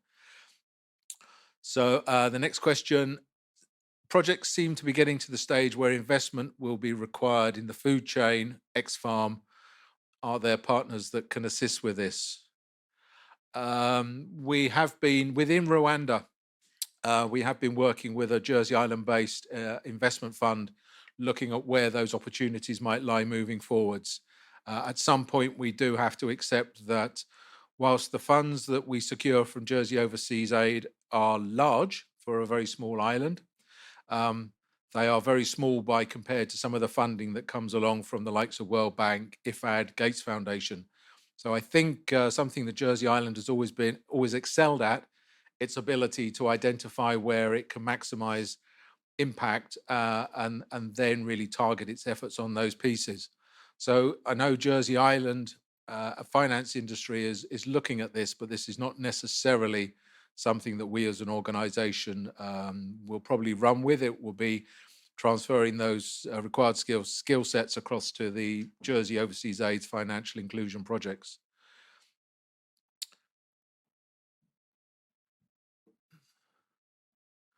Okay, question for David. Okay, what next for Dairy for Development in Africa? Any new projects or new areas of investment on the horizon? So it's perhaps very similar to the last question.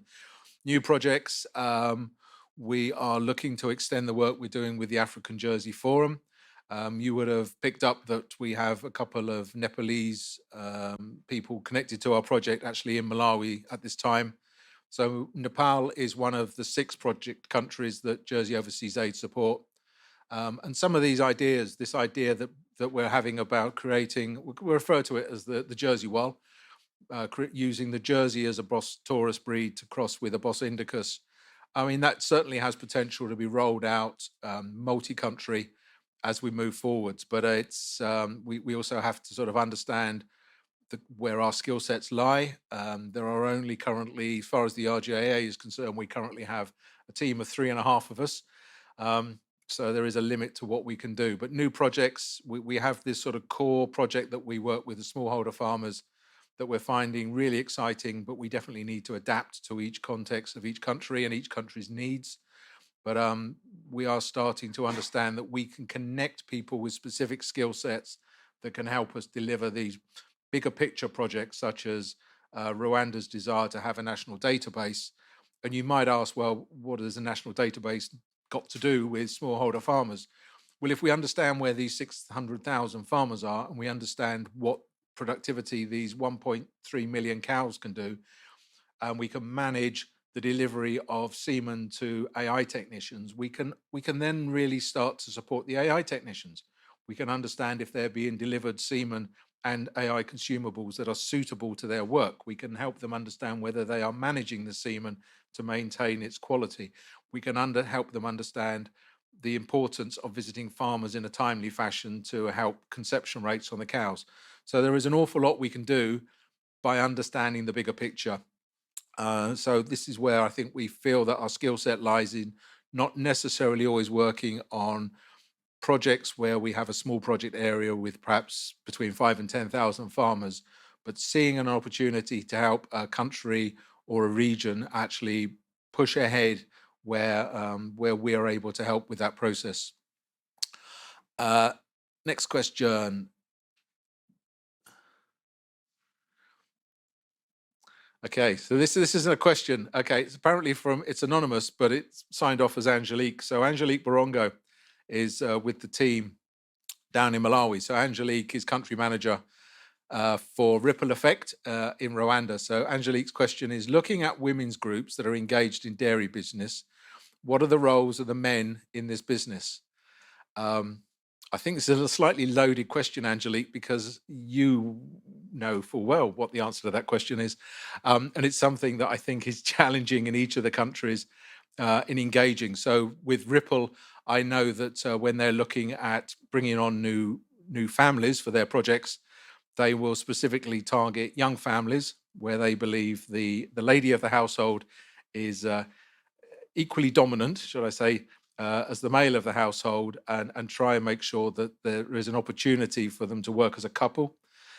With the Malawi projects, say we're specific, I know Brian and Rulex and the team are working with the single female families.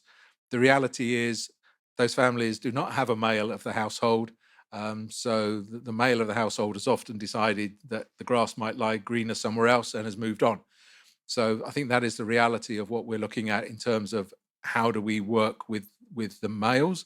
I think gender inclusion and gender equality is massively important, and that's where we rely on our project partners in country, such as Ripple, such as ADRA, such as Project Mercy, in helping us understand that and what can be done within the context of their project area and country.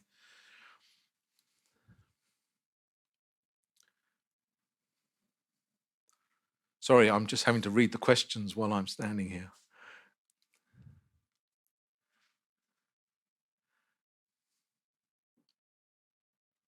Okay, question that's just come in from Herbert Chigona from the Malawi Milk Producers Association. Are there opportunities to make available embryo transfer technology in Malawi? This is embryo transfer and the use of sex semen, Herbert, are things that are often discussed, and they are implicitly integrated into, I refer to them as Northern Hemisphere dairy programs now. I think embryo transfer is extensively used across semen production companies and the real top-end cattle. It is a very expensive exercise, and I'm a firm believer that we would be better off if we have a given sum of money to invest in improving local cattle. We can do far more, far quickly, and we can cover far more animals by using conventional semen. I think where there is a a context where the use of sex semen is important, such as it is in Nepal, because of the sort of the religious context of what to do with male animals, it is definitely an important consideration.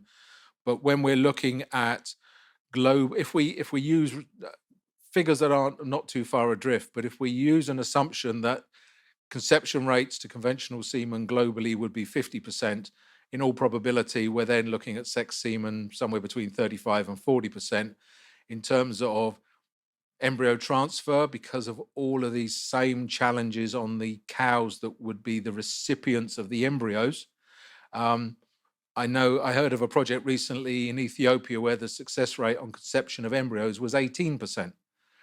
And when you consider that to implant an embryo in a cow in Africa is probably going to cost you somewhere between $600 and $800, well, between $600 and $800, I can deliver probably the best part of 400 straws of semen, conventional semen. So if you're actually looking at how many cows and how many families can we impact, there are advantages in embryology as there are in use of sex semen, but I'm still yet to be convinced that they should be rolled out on a commercial scale to smallholder farmers.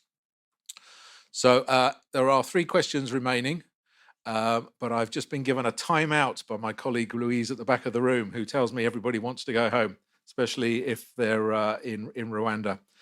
So we come to close the conference. So from my perspective, I would just like to thank a few people, and I did mention them earlier on, but the guys from Delta who have managed the technology for us throughout the day, thank you very much. And in terms of the people in the country, Ethiopia, I know we had a small team at Project Mercy's offices in Addis Ababa. So thank you very much to Bete Demeke, our project lead, and the president of Project Mercy within Ethiopia. I would also like to thank Innocent Ramahizi and Philippe Ruminera and Felicien Shumbusho, I'd say at a fairly late stage of putting on the live event in Kigali for us. And we have been messaging them throughout the day, and they've been able to connect with us throughout. And so they have also given their own presentation as a small team to their local audience. To thank you very much to those 3 guys for helping us manage Rwanda. In Malawi, we have more people to thank, but very quickly, Brian Lewis and Rulex Owino, project manager and project vet. They have been working with us for probably the last 2 months on trying to make sure that operations in Malawi worked as well as they could do, but also to Brian and Rulex's team on the ground, the project officers. And it was great to see them lead their own Shempa video earlier on. And not least to my 2 colleagues, Sam and Sam, both of whom are in Malawi, managing frantically. I have probably had somewhere in the region of 200 WhatsApp messages from those 2 alone today, telling me how things are going and the fact that somebody's 5 minutes late for lunch, and the local media have just turned up, including a very intuitive guy who turned up with a camera and started taking photographs of the Malawian delegation in front of our African Jersey Forum sign.